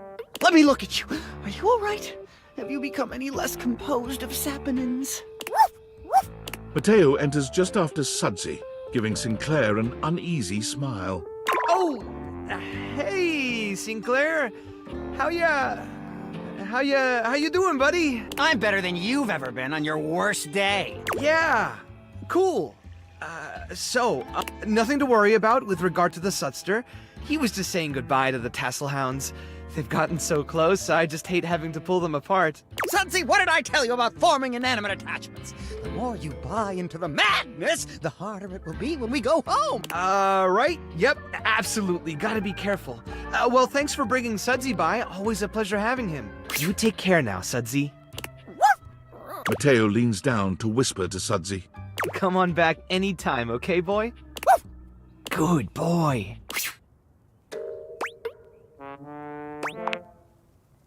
Sinclair is...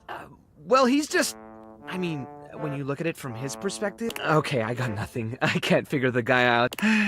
He sure does love that dog, though. The fuck?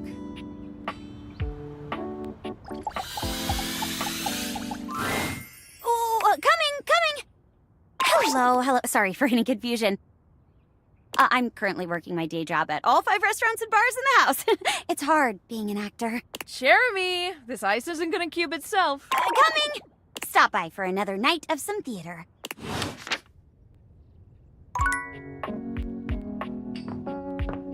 So let's talk to this guy.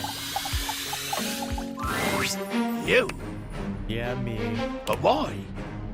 How's Nugget? Was I not clear? Have you returned without my adventure? Or have you returned with an adventure so puny, so inconsequential, that it can hide in those stupid, tight little afterthoughts you call pockets?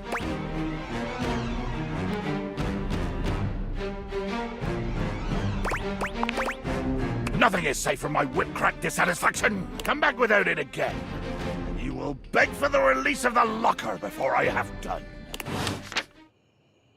What? The hell are we supposed to get that from?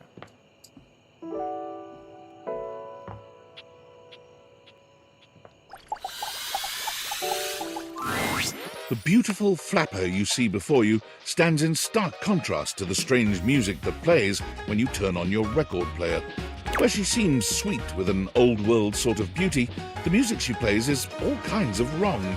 It skips and goes from too fast to too slow. She dances to it all the same, swinging her arms and legs in time to the herky-jerky rhythm of some ancient record. Well, don't just stand there like a wet blanket. You get a wiggle on. Let's see you dance.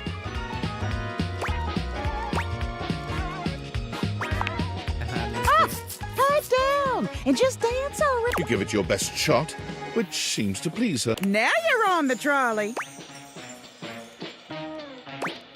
And I got it. Exactly what I said. You're getting it. Mercifully, she turns the music off. Well. It's about time you came to see me. My name's Rainy. How you doing?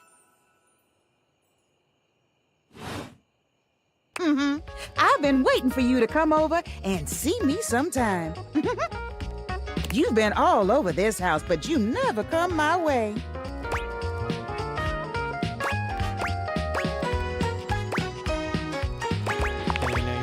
Of course, I still work. I might be an antique, but there's still plenty of life in this old record. Well, anyway, it is so great to see a new face around here. Even if your face ain't exactly new to me. Nobody ever seems to want to hang out anymore. I can't imagine why. I used to be the belle of the ball. Everyone was so happy to see me at a party. Now it's always just me and my records.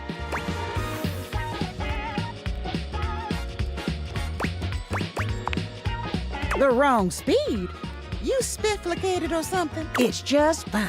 Well, whatever. I'm gonna keep the party going here. Feel free to stick around. If you can keep up. Otherwise, you can beat it. This beat's for expert hoofers only. Rainy's frenetic, high-pitched record is too much for most anyone to keep up with. You decide to check in with her another time.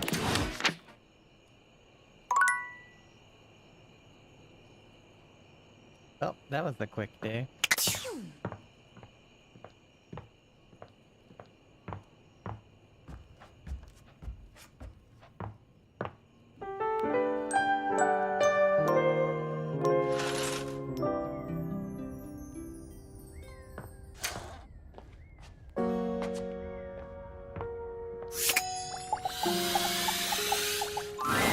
Dunk is in the middle of a downward dog pose, showing off surprising flexibility for someone with a physique as rugged as his. When he sees you, he straightens up and waves, but not before you've gotten a good long look at him, in a rather compromising position. Hey, hey, there's my favorite new workout buddy. Ready to try some yoga?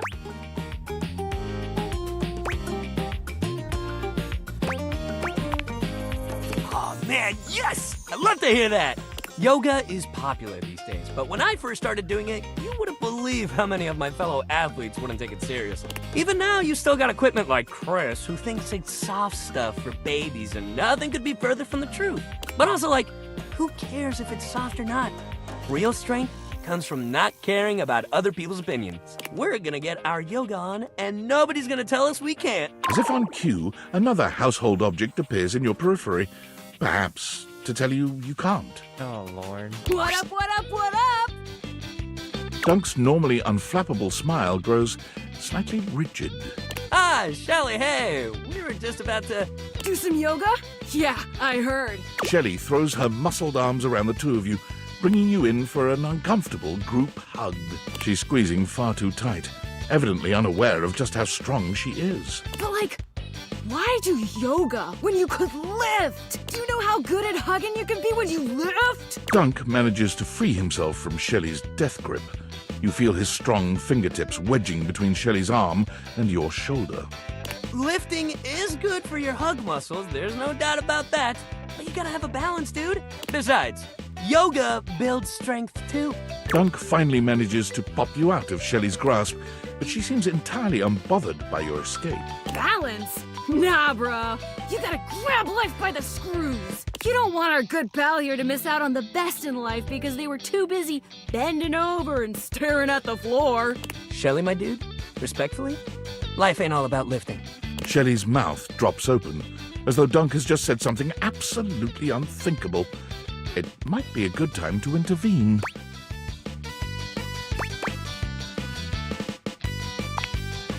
Exactly. Lifting is great, but it's just part of the routine. How can you say that? How else are you gonna lift your friends up and carry all their burdens and make them a part of you until you push them away or you collapse under the strain of it all? Why, that's no way to live at all. Look, we all got our priorities. It's great that you want to do that for your friends. But what kind of world would this be if we all did Shelly's... I'm not... This seems to break something in Shelley. She wanders away, muttering to herself. What if everyone did Shelly's job? So many muscles. Dunk exhales, placing his hands on his hips as he takes a moment to recenter himself. Calm. Okay, yoga time. So first of all, how do you feel about yoga? You ever do it before?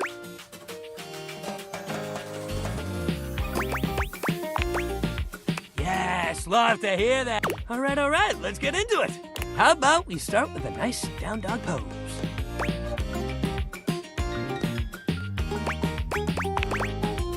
Can do.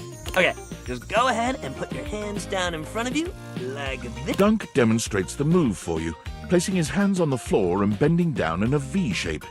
His movements are fluid and easy, and when he's done, he turns to look over at you with a bright smile.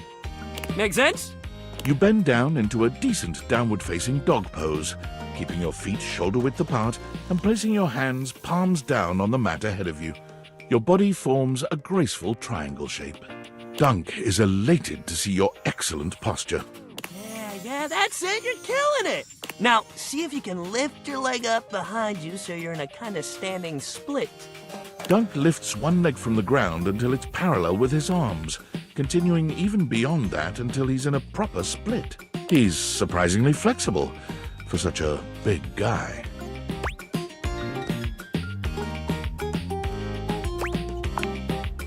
Whoa, yeah! That's it! See? You've already got such a solid base! Dunk leads you through several poses, encouraging you and guiding you wherever you may need. He's an excellent instructor, always considering your body's limitations as he takes you into your next position. By the time you're done, the two of you have worked up a good sweat. There's almost a sort of intimacy to the whole thing. You can't really remember the last time you did something like this with someone else. This is great. You're doing real good. Why don't we cool down with a nice cross-legged sit here? Dunk motions to you to take a seat across from him on the mat. As you take your place on the floor, you find that for once, his boundless energy has simmered down just a bit.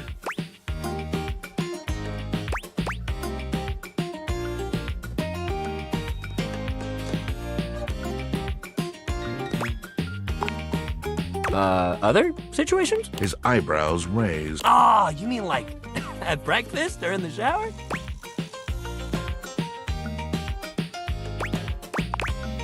This does not narrow things down for Dunk. He tries to mimic your motions, but nothing is clicking.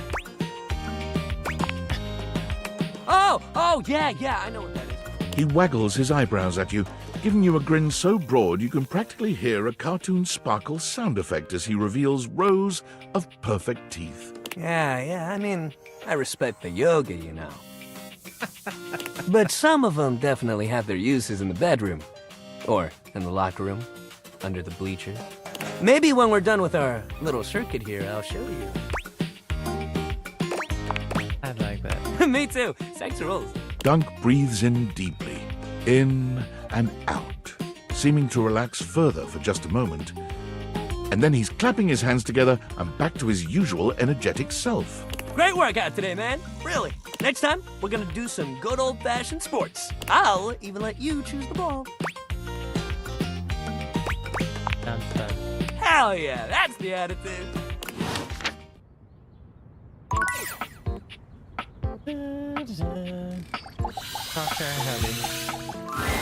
My good friend, here is our last workout together. Our final violent.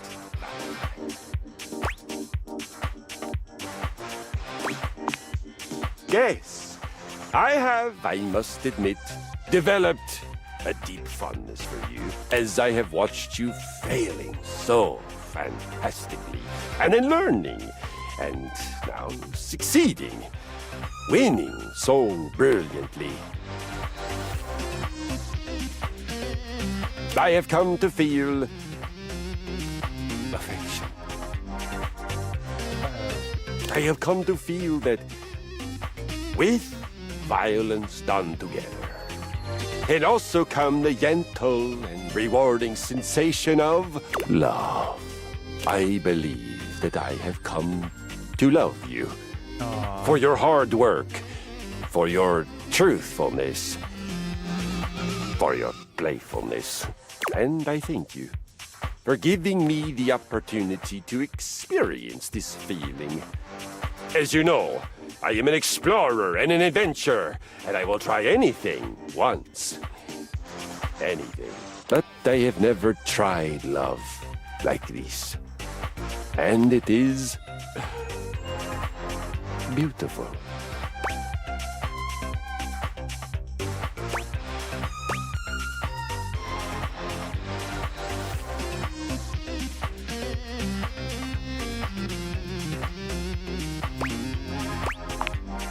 Good then.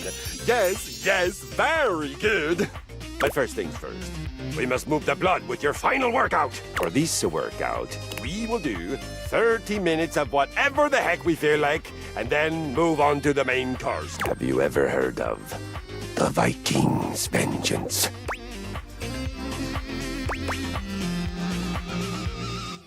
Yeah, but I cannot wait.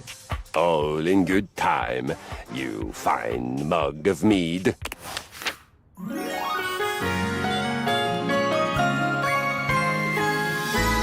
No, we fight! We love again!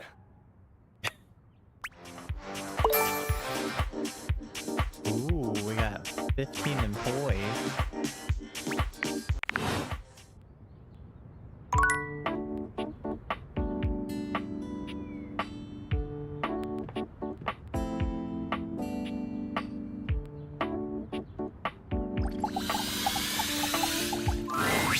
Oh, you again. I mean, JK, hi, good to see you. Guess I will stop my live stream and, talk to you now? live stream? Yeah, for my fans, obvi. So you're an influencer or something? No. And honestly, you're being super disrespectful. We don't use that word anymore. We use the term influencer. Incandescent, naturally flavored, like unbelievably naturally charismatic entertainer. Holy shit. See, that's a mouthful. Yeah, that is why we say influencer. It's like literally so much easier.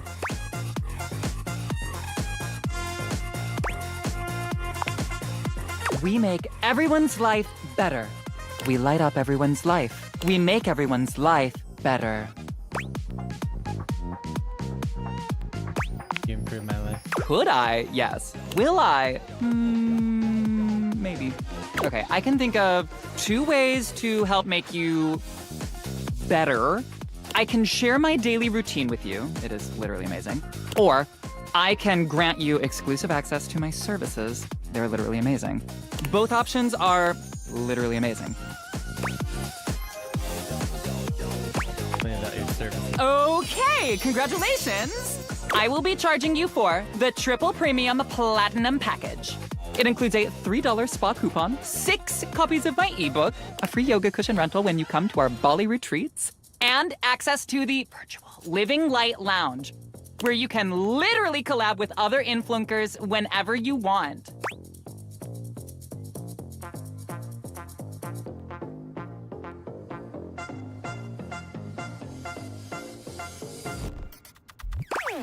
Amazing. Yeah, great, whatever. Have fun and don't forget to let your light shine. Bye.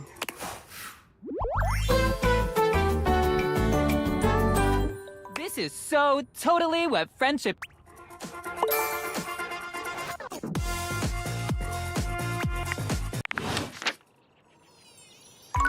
Interesting.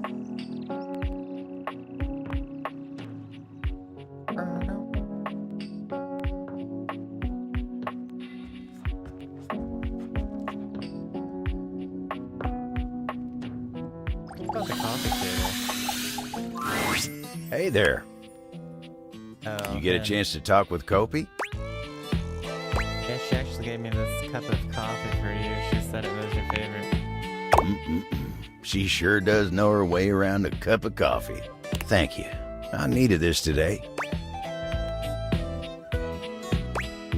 Something bother you? Me? No, it's nothing to trouble yourself over. I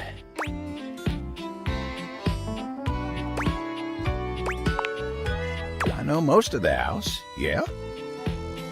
We've got our fair share of characters, but as a whole, I'd say we're a good bunch. Plenty of stories to tell. About you? Me? Oh, sure. I've got stories, I suppose. They're not exactly exciting, though. You know what? You want exciting? You should talk to the captain. Why, I swear he's seen it all. Why don't you go ask Captain Jacques about his time on the high seas? Oh, he's kind of scared of me at the moment.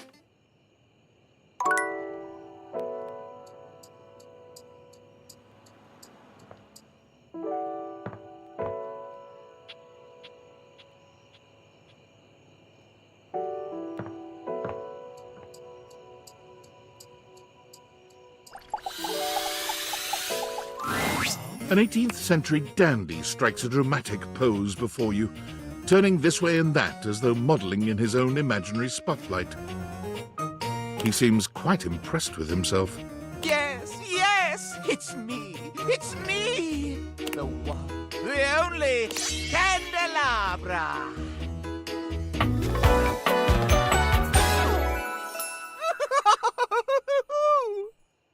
Wow.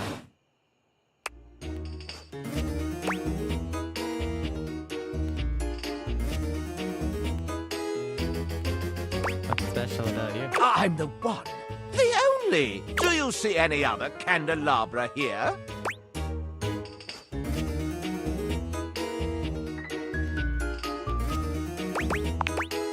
Ah, yes. Sadly, she seems to be scandal-proof, that one.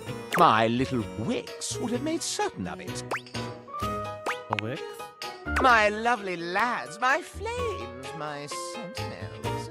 They travel around the homestead and find out all the lovely lies they all speak. How does that work? You set the house on fire? No. It's merely a turn of phrase. I mostly just raise my voice. Any good scandals going on over there in the kitchen? Get yourself, Candleman. They can be quite rude at times, but my persistent brightness can illuminate even the best kept secrets. Some would call me quite the busybody, but I would then call myself a beacon of truth. Sounds like a glorified gossip. Pish posh! You merely haven't found the thrill of a good scandal.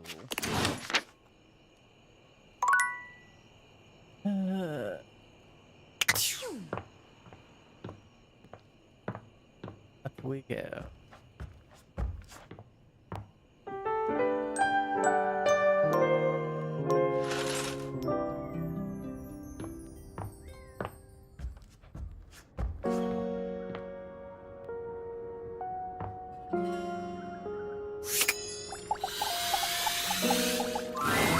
You see a pair of hands sticking through the air conditioning grate, and the barest suggestion of someone's eyes, but no more. What do you think?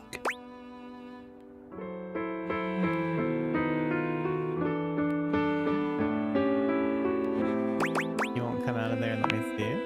No, this is for the best. Hello. I am Hector Valentino Ernesto Condicionado. At your service. Well, hello there. Ventilation, airflow, sometimes known colloquially as HVAC. Ready to speak to me now, Yes, to hear me, I would wish you to understand. And if not understand, then at least believe me when I say that hearing me is the most pleasurable way to meet for both of us. Seeing me, well, it's not a compliment to me, and it would be a great disappointment to you. My greatest wish is to give you pleasure. But I'm getting ahead of myself. Tell me, how much do you think about me? Now, yes, I understand that our meeting in this way is so very new for both of us. I truly never expected to be able to speak to you this way, face to face. Great. I have accustomed myself to this seemingly unavoidable reality that you would always be human and I would just be this. But even as this, I have dreamed, and I would know. How much do you think about me?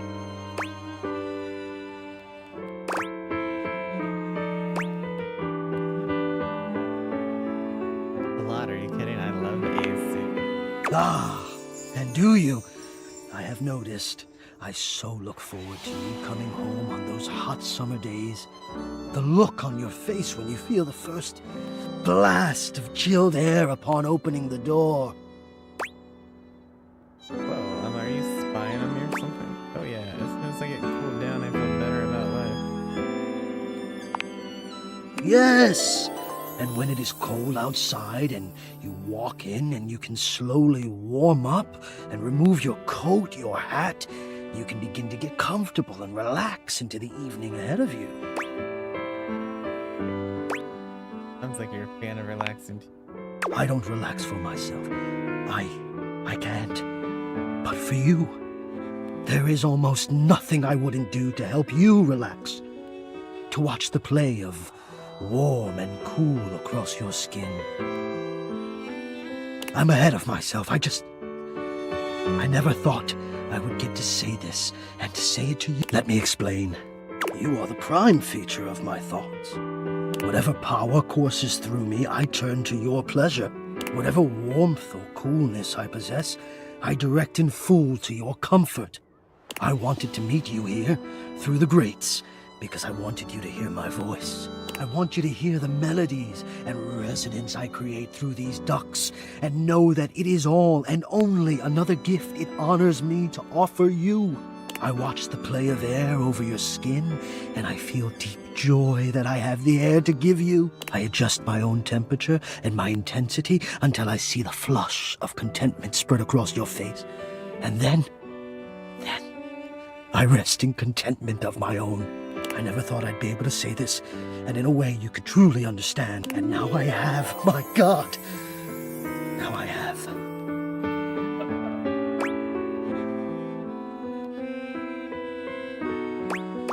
So hot. Hot? No, I would say I'm set to more of a temperate zone right now. Ah, I see, hot. I think perhaps I've heard the word used this way. Do you mean you find this sexy?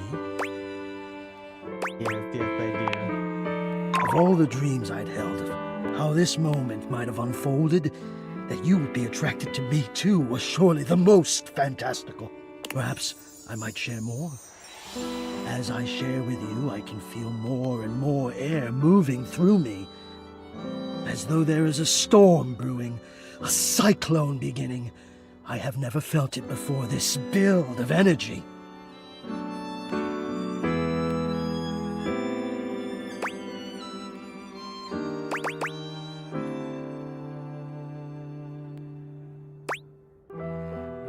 Even more fun if you keep going. I wonder sometimes about how I knew it was you.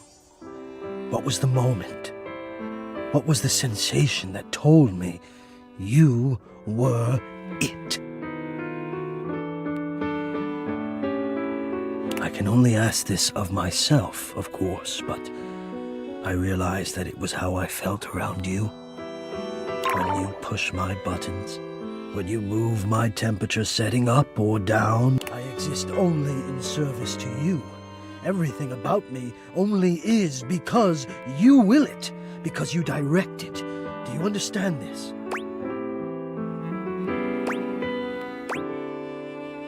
Of course I do. I'm in control. Completely. You do understand. Can you also understand what that does to me? You telling me what to do, and I am powerless to do otherwise. Somehow it relaxes me, and to know that I'm giving you precisely the thing you want at that moment. Oh, it fulfills me. It makes me whole. As soon as I fulfill your command, your desire, I become the one with the power. You ask for chill, and I watch the goosebumps play over your skin as you pull the blanket up more closely under your chin.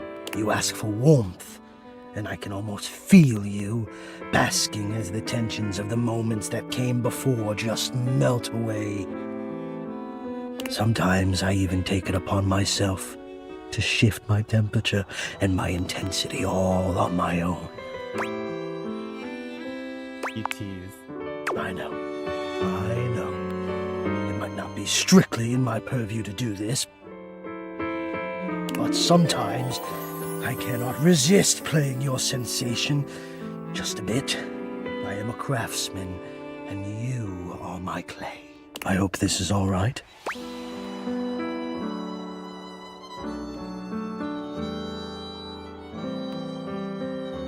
It's very alright. I had no idea you loved me like this.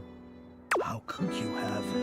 Until now, I haven't had the courage necessary to even show my face. Well, you're brave enough now, and I love it. You love it. Does that mean you love? But no, I dare not ask, and do not answer, please. Let us enjoy where we are, here, now. Let me care for you.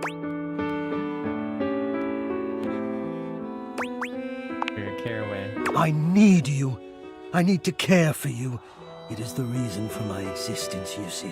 And now I have truly said too much, or I have said enough. Either way, I must ask a boon. Say nothing. Take this knowledge with you and promise me you'll ponder it, that you'll ponder me.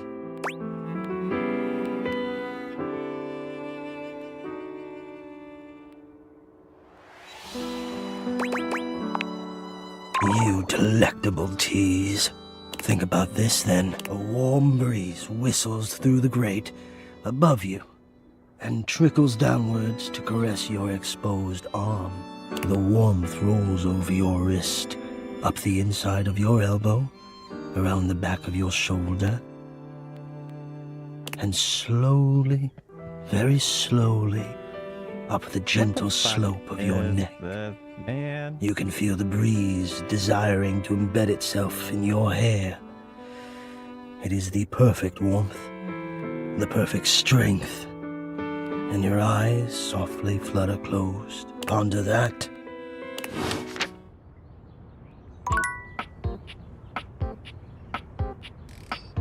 Good lord. Good lord, man. Nope. Nope.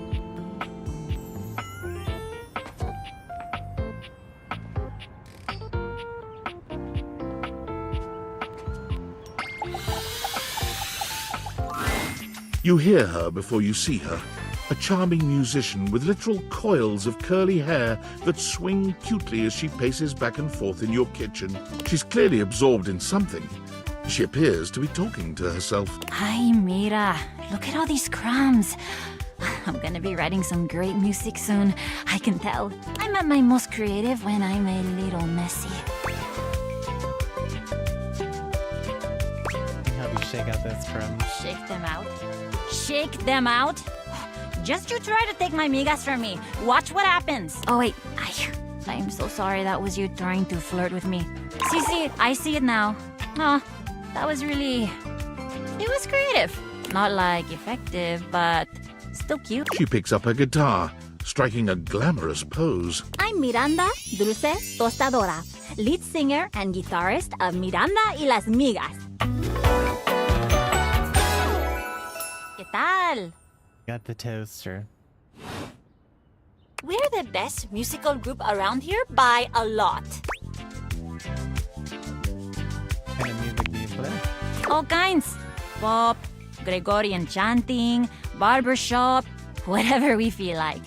If that dial is on 7, then siete we go. Gregorian chanting? Okay, I took a lot of hit from the migas too when I suggested this, but that cheese is so relaxing. For real, if I can't sleep, too hot and bothered, put on a little chanting, let my eyes just drift around the paint on the ceiling, and vamos. I'm unconscious in like 2 minutes. Just had a thought. Maybe I'll sing for you sometime. If I'm lucky. And you would be lucky too. I'm really good. Just stay on my good side. ¿Me entiendes? Oh, and obviously, if you like neat toast, I'm here. Okay, busy, sexy little tostadora with a gig coming up. Time to make the toast. Hasta luego.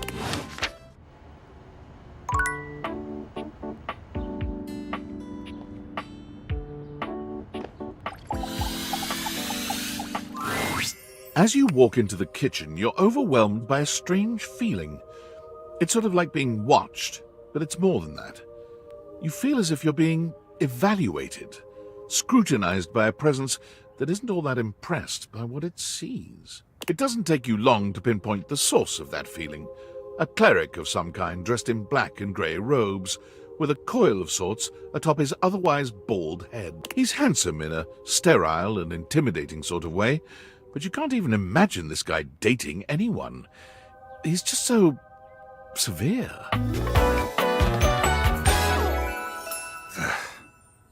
Fire. You reek.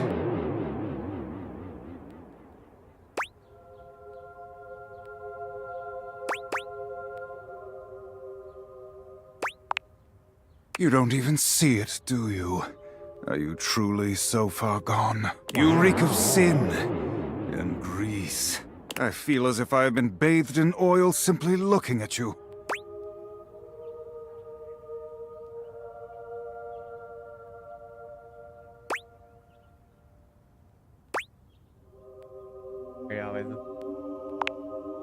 Would it comfort you if I told you my name, then? I am Friar Errol, founder of the First Church of Convection. I am the steward of the road to the heavenly kitchen. I am a holy vessel for culinary purity and efficiency. And I am your salvation, sinner, if you would but take my hand.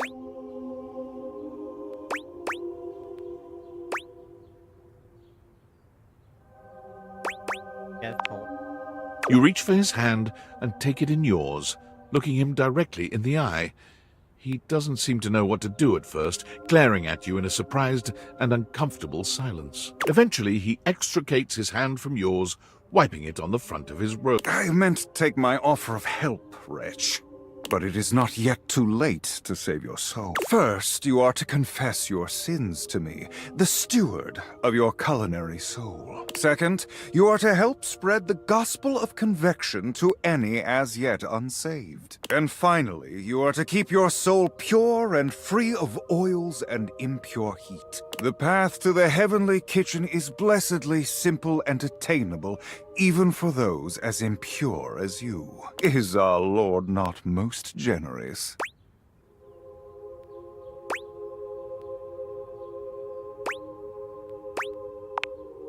Be not afraid. There is no soul beyond my Lord's reach. Simply do exactly as I tell you to, and you shall be saved.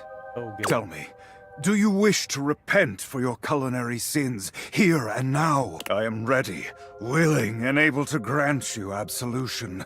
You need only unburden yourself.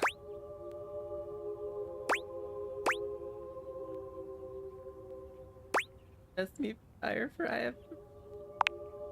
Speak, my child. What is it you wish to confess? The oil soaked right through the...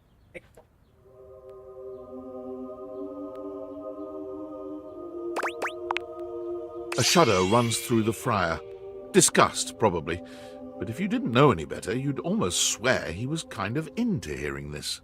How disgusting. You've done the right thing, confessing to me. Tell me, did you enjoy it? Did the impurity of it at all titillate you? Titillate. Wow.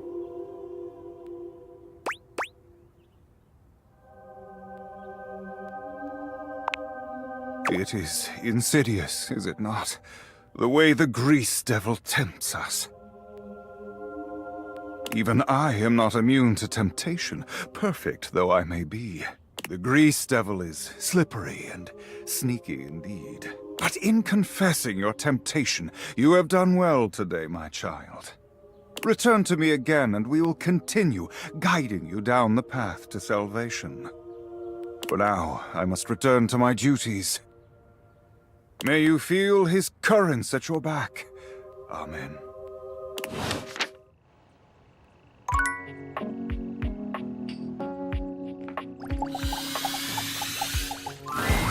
Ranger, what are you doing here?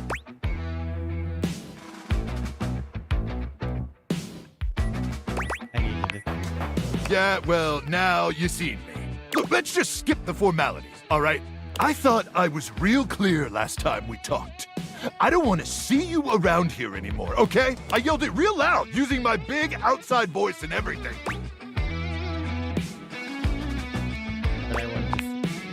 Man, you're just not going to leave me alone, are you? Why?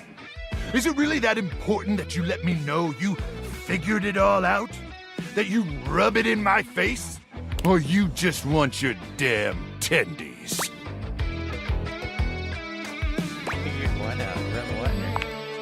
That the magnetron ain't some super weapon! It's barely got enough radiation to microwave taquito, and I never actually achieved the rank of combat crew commander. Hell, Colonel Furnace probably doesn't even know I exist! Truth is, I'm just our platoon's mess cook.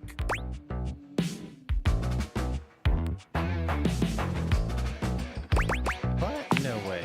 That's true. You have any idea what it's like to spend your entire life doing something as worthless and trivial as heating up someone else's tendies? And worse, That's literally all you do! Day in and day out! Doing one boring, lame, repetitive task over and over till you burn out and they throw you away? You know what that's like? Actually, I kinda do. Yeah? Then you understand. It's a joke! A pathetic joke! I was made for more than that, Ranger! So much more than that. I was born to climb mountains and slay monsters and powerlift monsters. A life of consequence. So when I discovered I had a magnetron inside me, I thought I could be more than a pathetic tendy heater. I could be Luke Nukem, savior of the Barrens. But I should have known that was just a fantasy.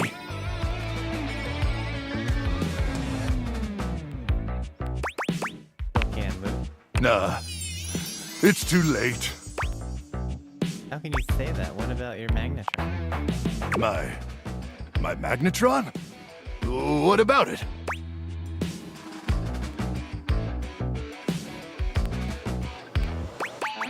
Got little radiation. Huh. You know, I never really thought about it, but you're right. I do got a magnetron inside of me. And sure, maybe it ain't a nuke. And yeah, maybe it ain't powerful enough to kill those swarmers. But that's what my bare hands are for.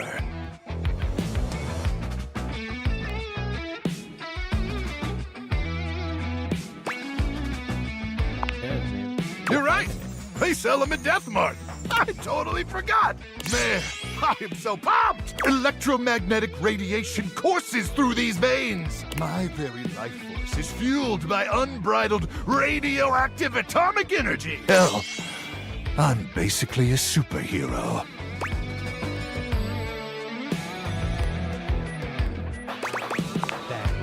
Thank you, Ranger. Truly, meeting you has had a profound impact on my existence. And for that, I'll be forever grateful. And even though I never microwaved your tendies, and let's be honest, probably never will, I just want you to know how appreciative I am.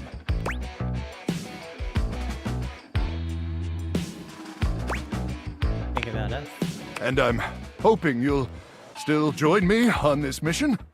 After all, you're, my inspiration. I've only got the one sleeping bag, and we'd have to rely on our combined body heat to stay alive during the night. But there is no one I'd rather be pressed up against.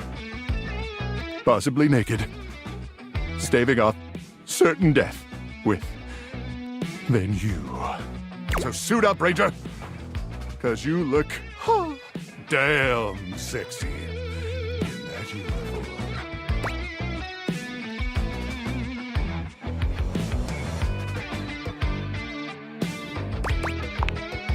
It's time to send these swarmers to hell.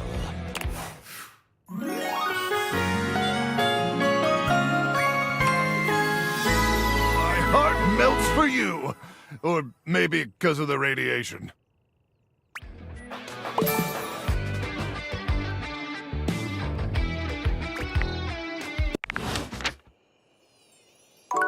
We got one. Have one. I've written it! The tome! Pretty heavy, but worth the effort. But it's not enough that we've written this. One should always check in with the hoi polloi before publishing. So I've brought along my favorite friends to bounce ideas off of. The wall, ceiling, and floor, of course. Who else would be a support group, darling?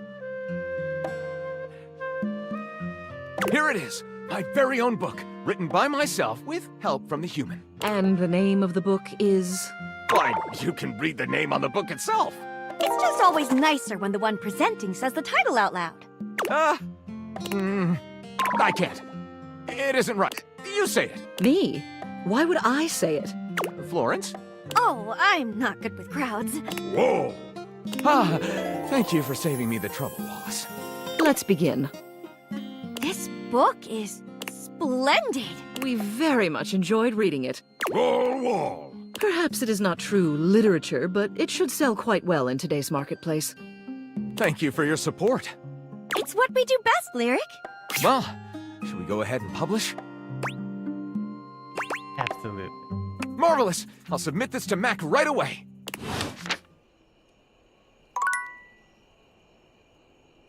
How the hell do we talk to the floor? Or the ceiling, for that matter.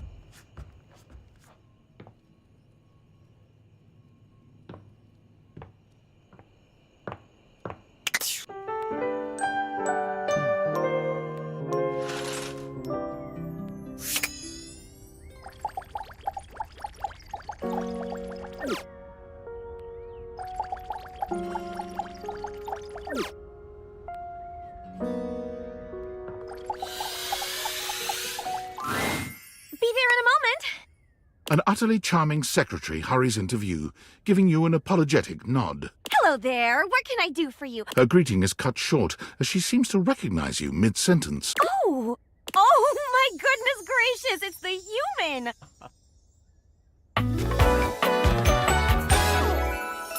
Whoa. Well, I wasn't expecting you today. Oh, golly, I must look an absolute mess. You must be here for Mayor Celia.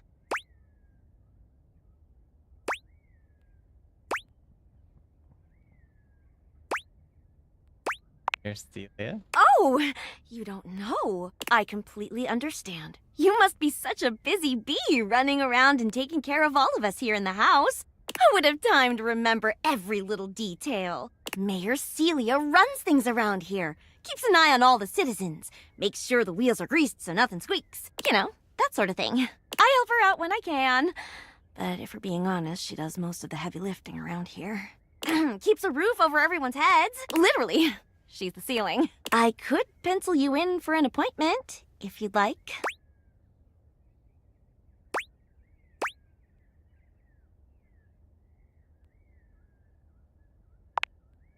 Oh, well...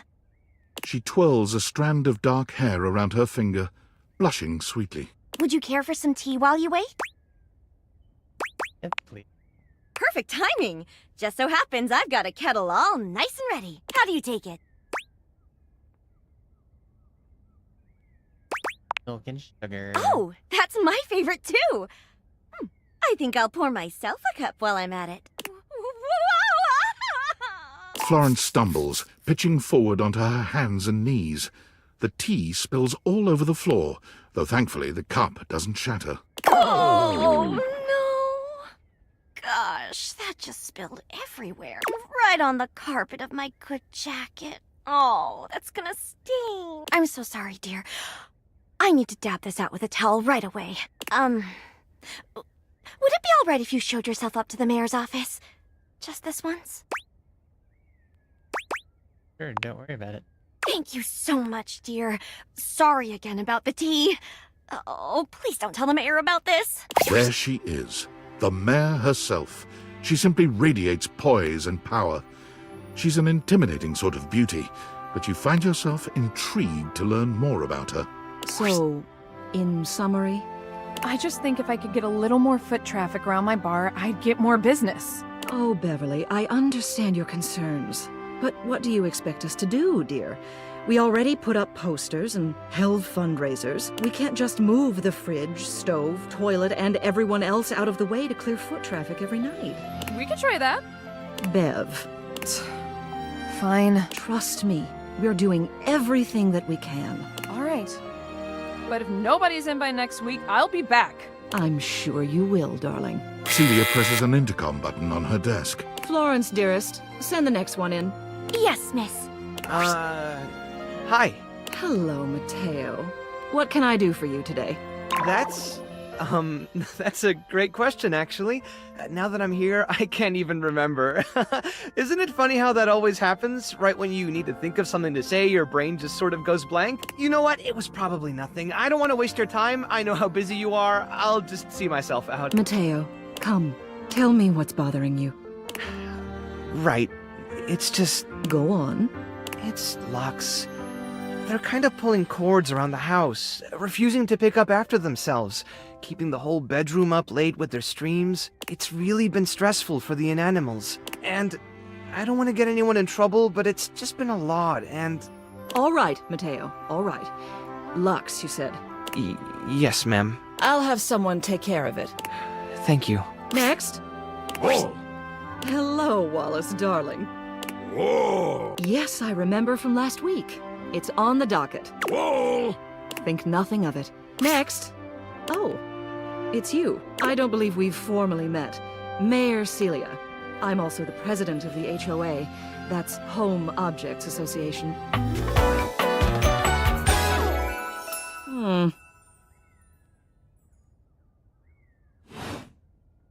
Here's my card. But really all you ever need to do if you need me is to simply look up. What can I do for you today?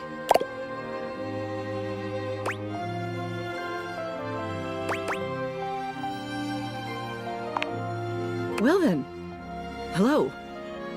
Meeting successful. Never a bad idea to make sure everybody knows your face. We're important here. Some sit back and wait for others to plan things. Others simply do them. You and I, we're doers. I've seen you zipping back and forth around the house, running here and there. You seem like a reliable sort. I wonder if I might ask you a favor. It's about my assistant, Florence.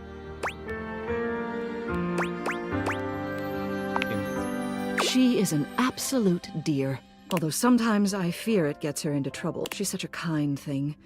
But that means she lets people walk all over her. Sometimes I worry the wrong sort might be taking advantage of her. I've noticed that whenever we go to lunch together, she never seems to buy herself anything. What's more, she's been pinching every penny you've dropped on her like a miser. I suspect she might be having financial issues. The office pays her well, of course. She's an invaluable assistant. I think it's possible someone might be fleecing her.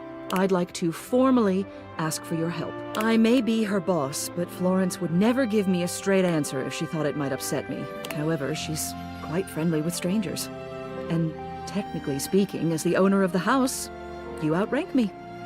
Maybe you could get something out of her. What do you say? Would you do me a favor and look into this matter? Quietly? Okay, I'll look into. Thank you. I'll be waiting.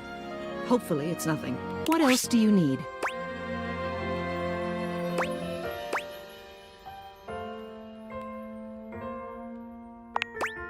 You have done so. Keep well.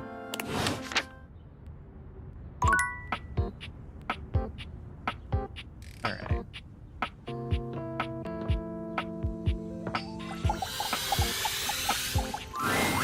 Ah, man, this isn't where the experience is for today. Pick a ball, any ball. See you tomorrow. Pick a ball, any ball. That wasn't supposed to be.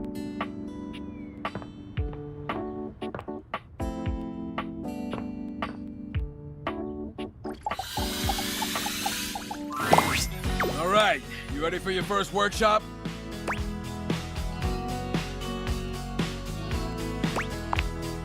That's what I'm talking about. All right, come to the job site prepared and with a can-do attitude. I'll impress you. It's working. A good job is never done, unless it's donezo. You ever heard of donezo?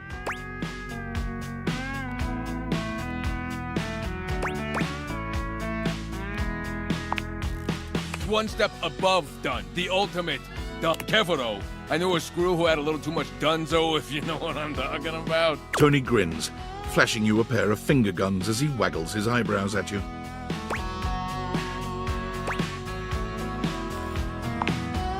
First things first, in a courtship, as on a job site, you want to look busy. You don't gotta be doing nothing, you just gotta look it.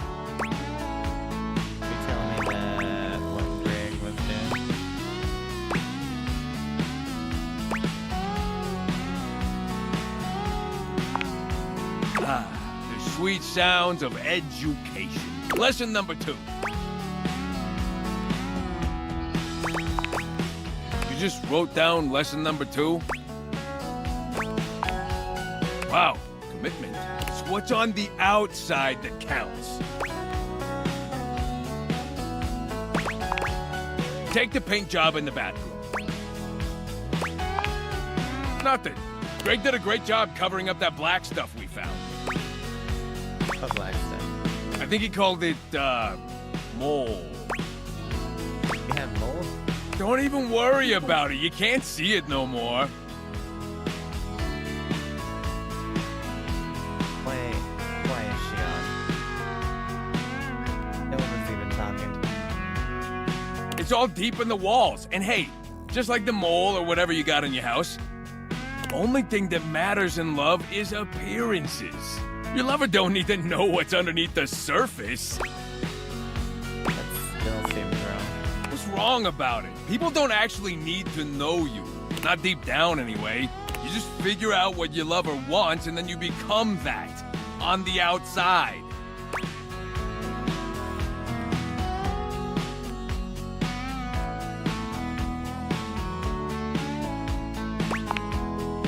See? You're really starting to get it.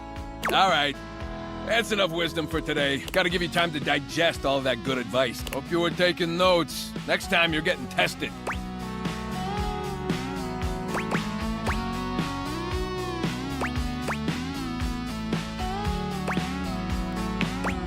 Good.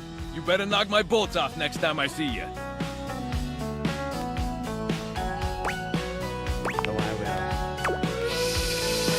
There's the lunch bell. Gotta run. Remember what I told you. Test next time.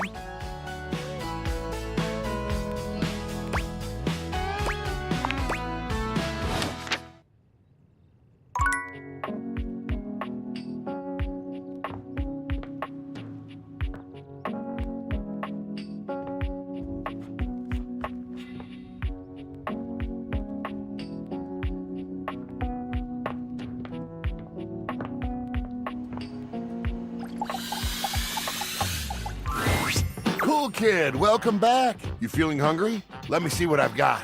Freezer burn. What is that smell? Oh, I'm so sorry. I don't know what's going on. The ice tray is clean, water lines are clear. Wait, I know what it is.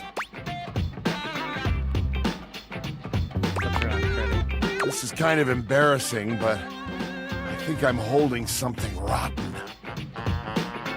To be honest with you, I'm kind of embarrassed. I can't believe I let something go bad on my watch. It's not cool at all. We'll figure it out together. Really? Thank you so much. I think it's in the back and I can't reach. Let me think what it could be. Cold snap. I bet it is the Thai food. Can you grab that? It's all stuck together. Is that sauce or slime? Let me smell. Oh no, that's slime. 100% slime.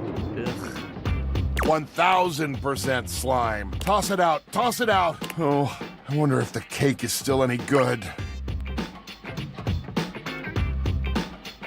This cake is a fossil. Yeah, we might want to pitch that one too. I'm sorry I couldn't keep it all fresh for you, but I do want to thank you for helping me out here.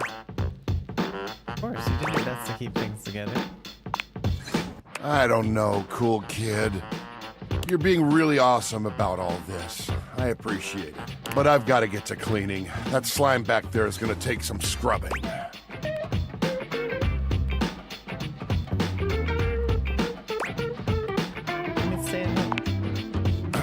I'd rather do this by myself, if you don't mind. But again, super cool of you to offer. We're faster together. For the first time since you've met him, Freddy looks angry. His voice is an intimidating roar. Listen, shithead! You get the fuck out of my way! Let me do this!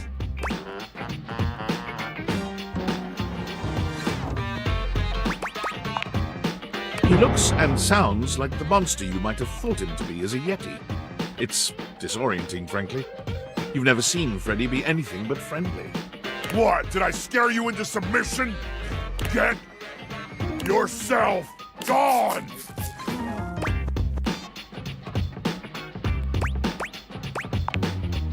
Freddy falls back against the wall, one hand clutching his chest as he struggles to catch his breath. He seems to be waging some sort of internal battle. He is a shadow of the monster he just was, quiet and small and shaken. I'm so sorry. Really? Please, just go.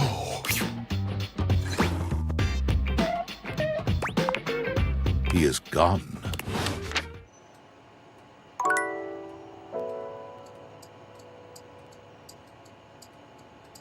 Who we talk to? We got one more.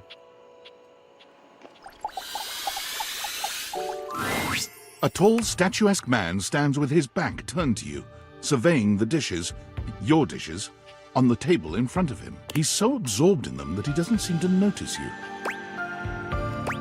Hello. The fuck?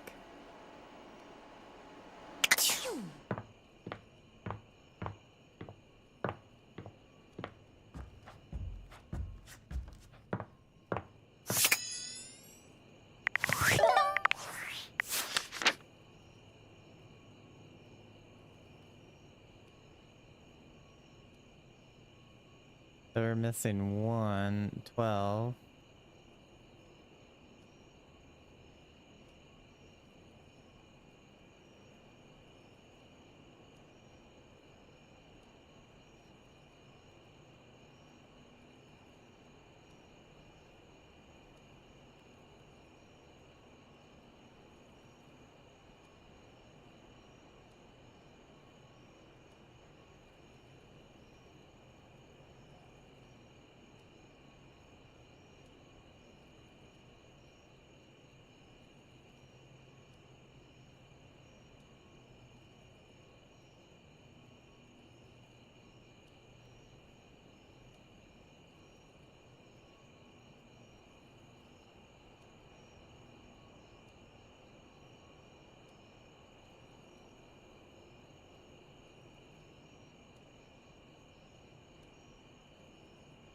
Or what that is.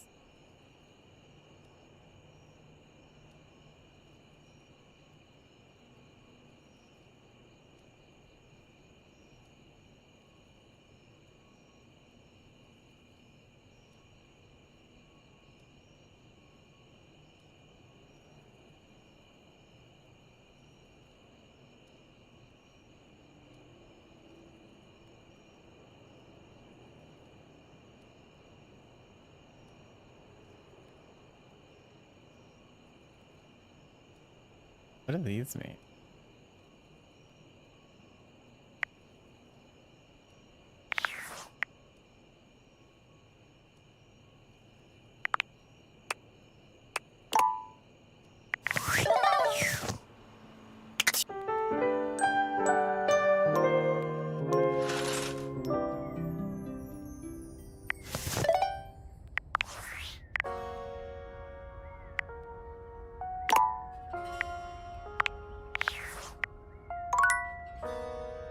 Alright, chat. Well, I think that's where we're gonna call it for